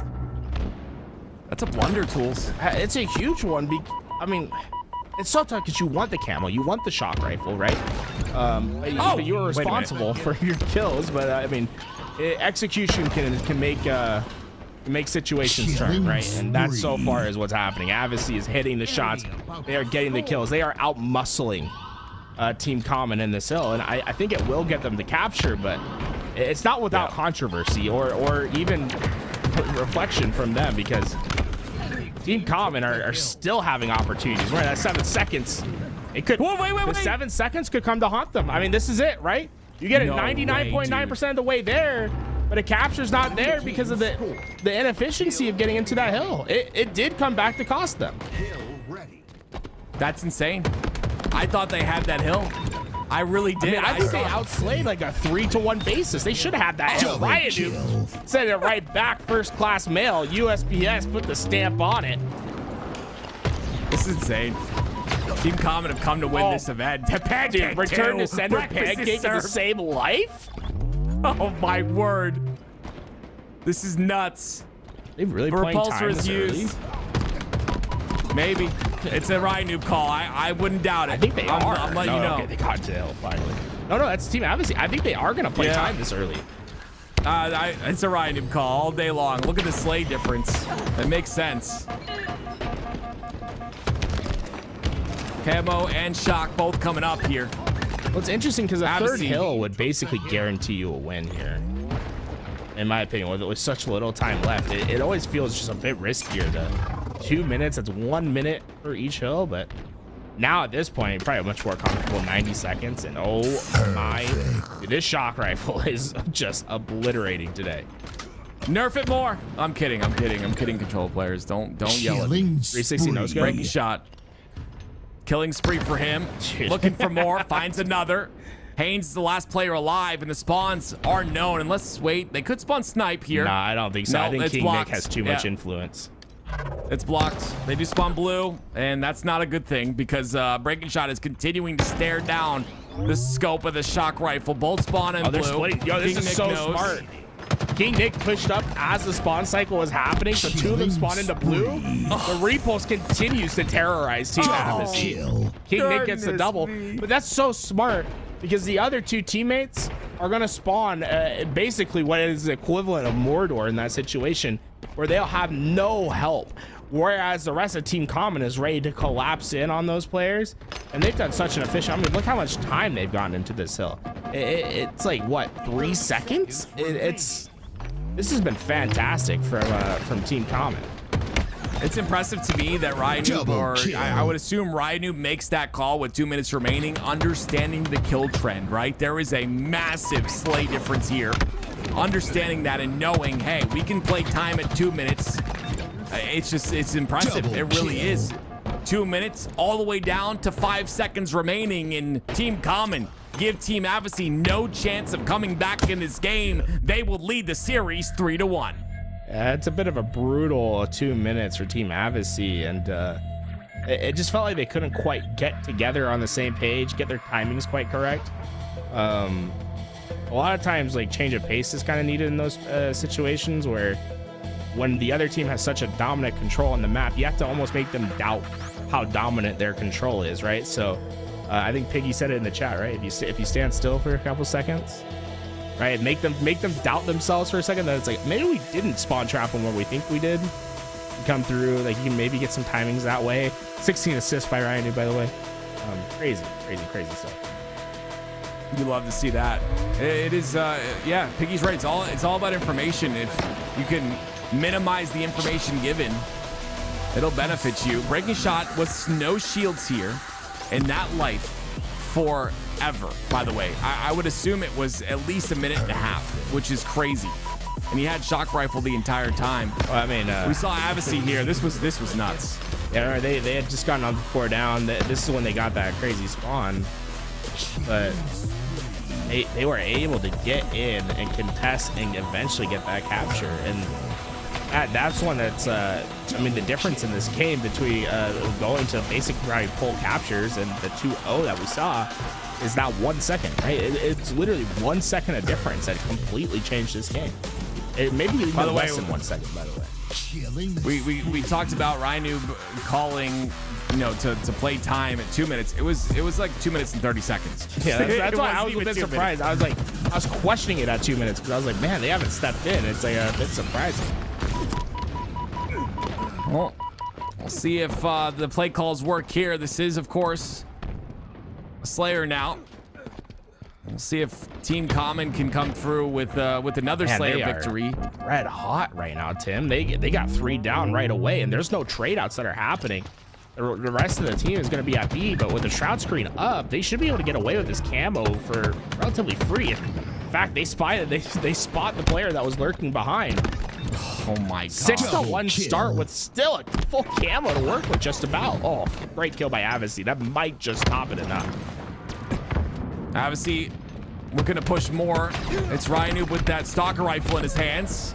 The trades come out onto both sides, but Team Advocacy come out on top of that trade for once. It's 2 down for Team Common, and now you see Yaxon pushing aggressively here, and this has been the storyline, right? Just aggressive pushes, taking that lane, 1v1 versus Ryanoob. He'll get the assist from Advocacy on the top of heaven.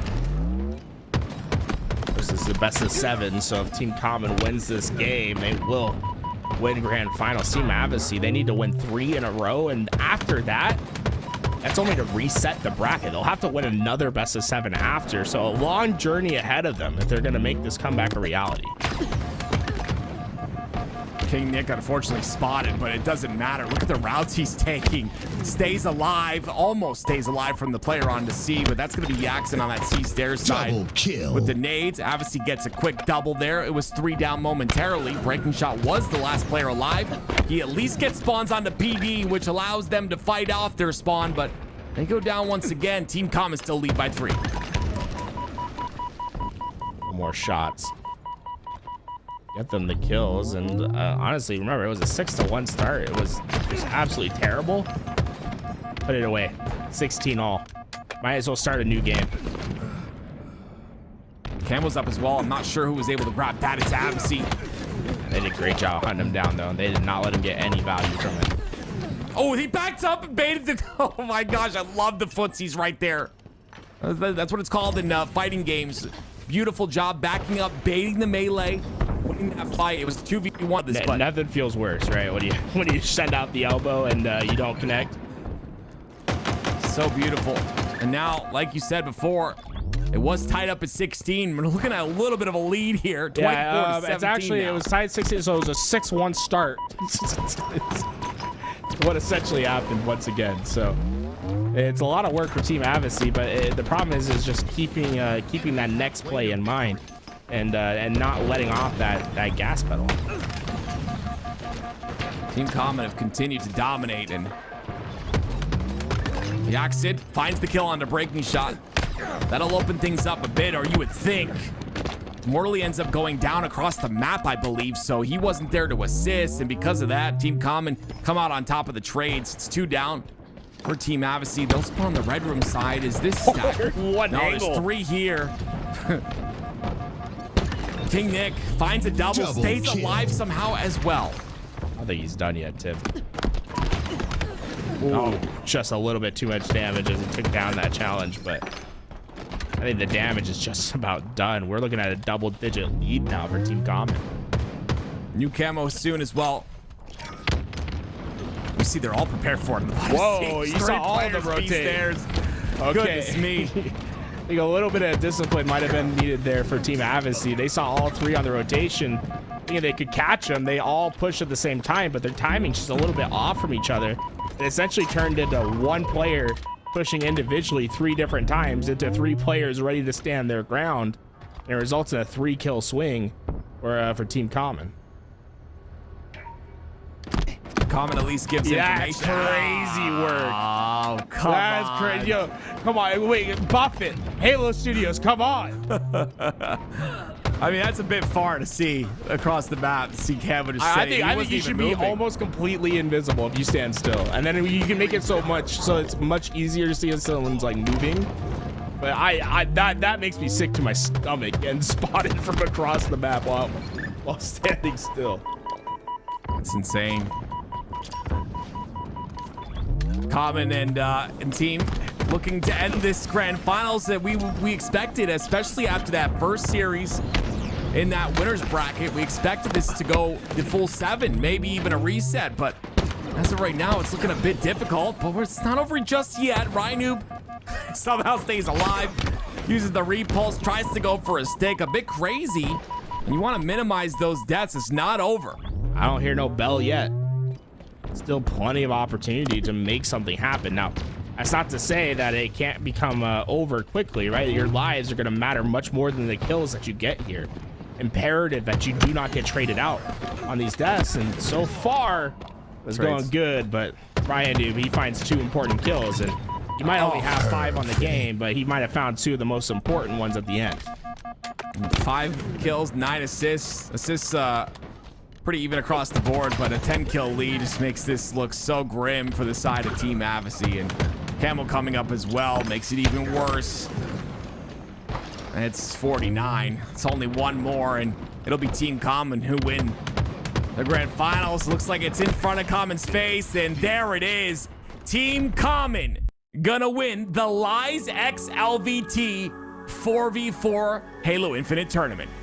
And kind of fitting, Team Common, a couple players that were on that Lies Infantry roster a week ago before we had a little bit of a roster mania situation. Maybe I'd love to see Lies Infantry maybe try to pick up this Team Common once again, because these guys are great, and I want to give a shout out to Lies for giving up the $500 prize pool for today that Team Common will take down. They played incredible in the winners final and grand finals. Felt like they were able to really come together and play as a team, and honestly, there's a lot to be excited about this roster. Yeah, they played great all the way throughout. Don't forget, this was a 2-day tournament, ladies and gentlemen, so lots of Halo that we got to see, and Yeah, I mean, just a beautiful job by Team Common, you know, winning a lot of their series very convincingly. I think the only team that took them to that 7 games or even took a game off them was Team Avicii. And we didn't see the same here today in the grand finals. Team Avicii not able to string things together, and because of that, unfortunately, they will fall. But Team Common, congratulations to them, and a thank you to Lies as well for funding the prize pool. This has been an incredible prelude to what we're going to see next week as the HCS Open tournaments begin. I'm so excited for next week, right? We're going to see all the pro teams back at it again. We're going to see the new maps in rotation.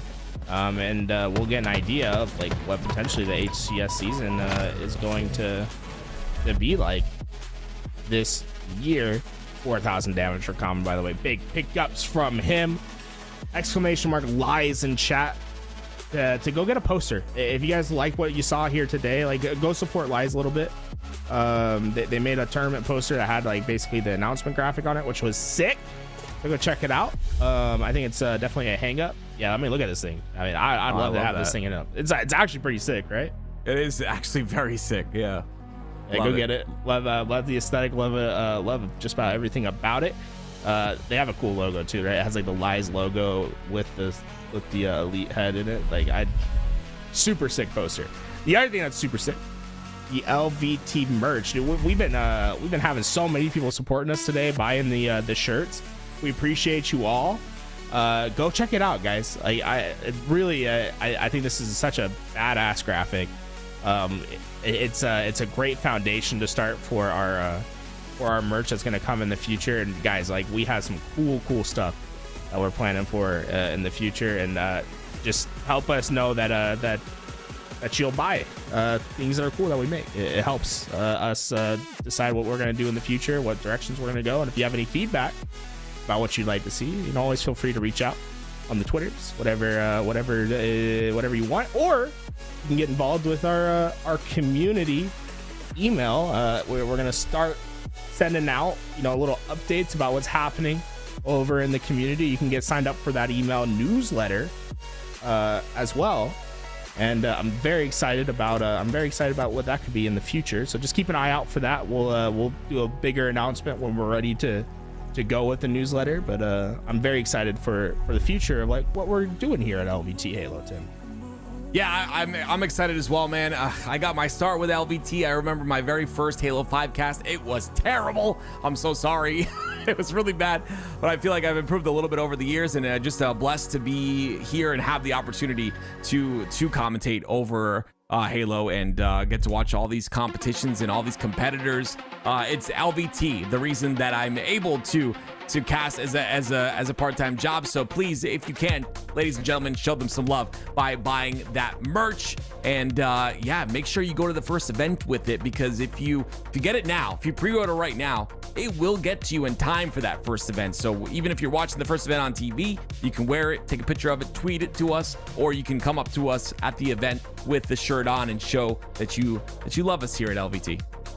And hey, once again, congratulations to all the teams that played out here today, but especially Team Common, knocking down this tournament, winning the $500 that Lies put up, and getting us ready for this next season of HCS.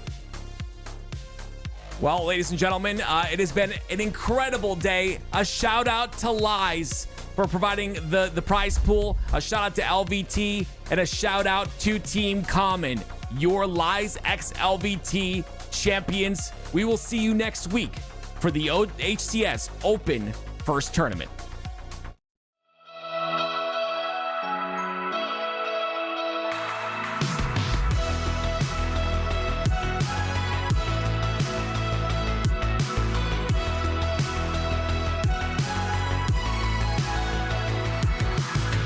Lately I feel stuck to my bed, and you're the only one who keeps me moving on.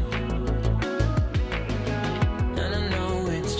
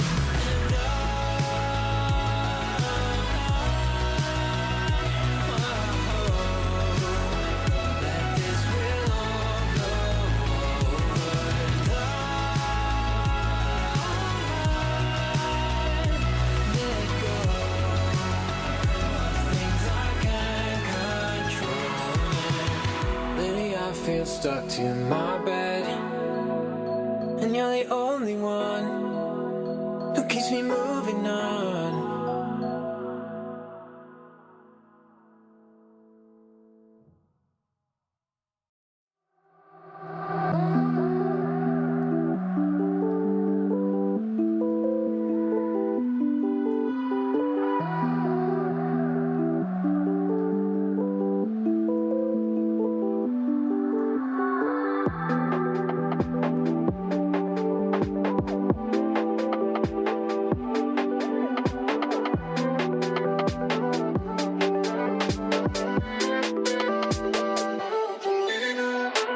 I can't stand the distance. You're over there contemplating existence. Wish I could be of greater assistance. You're putting up this wall of resistance. Yeah, you can call me persistent, but why do we feel so socially distant? My brain needs to know this instance. Is it the system making us inconsistent? It's easy to blame the external. Is our love temporary? Is it eternal? I'm always looking internal. Tossing and turning at night, I'm nocturnal. I need to know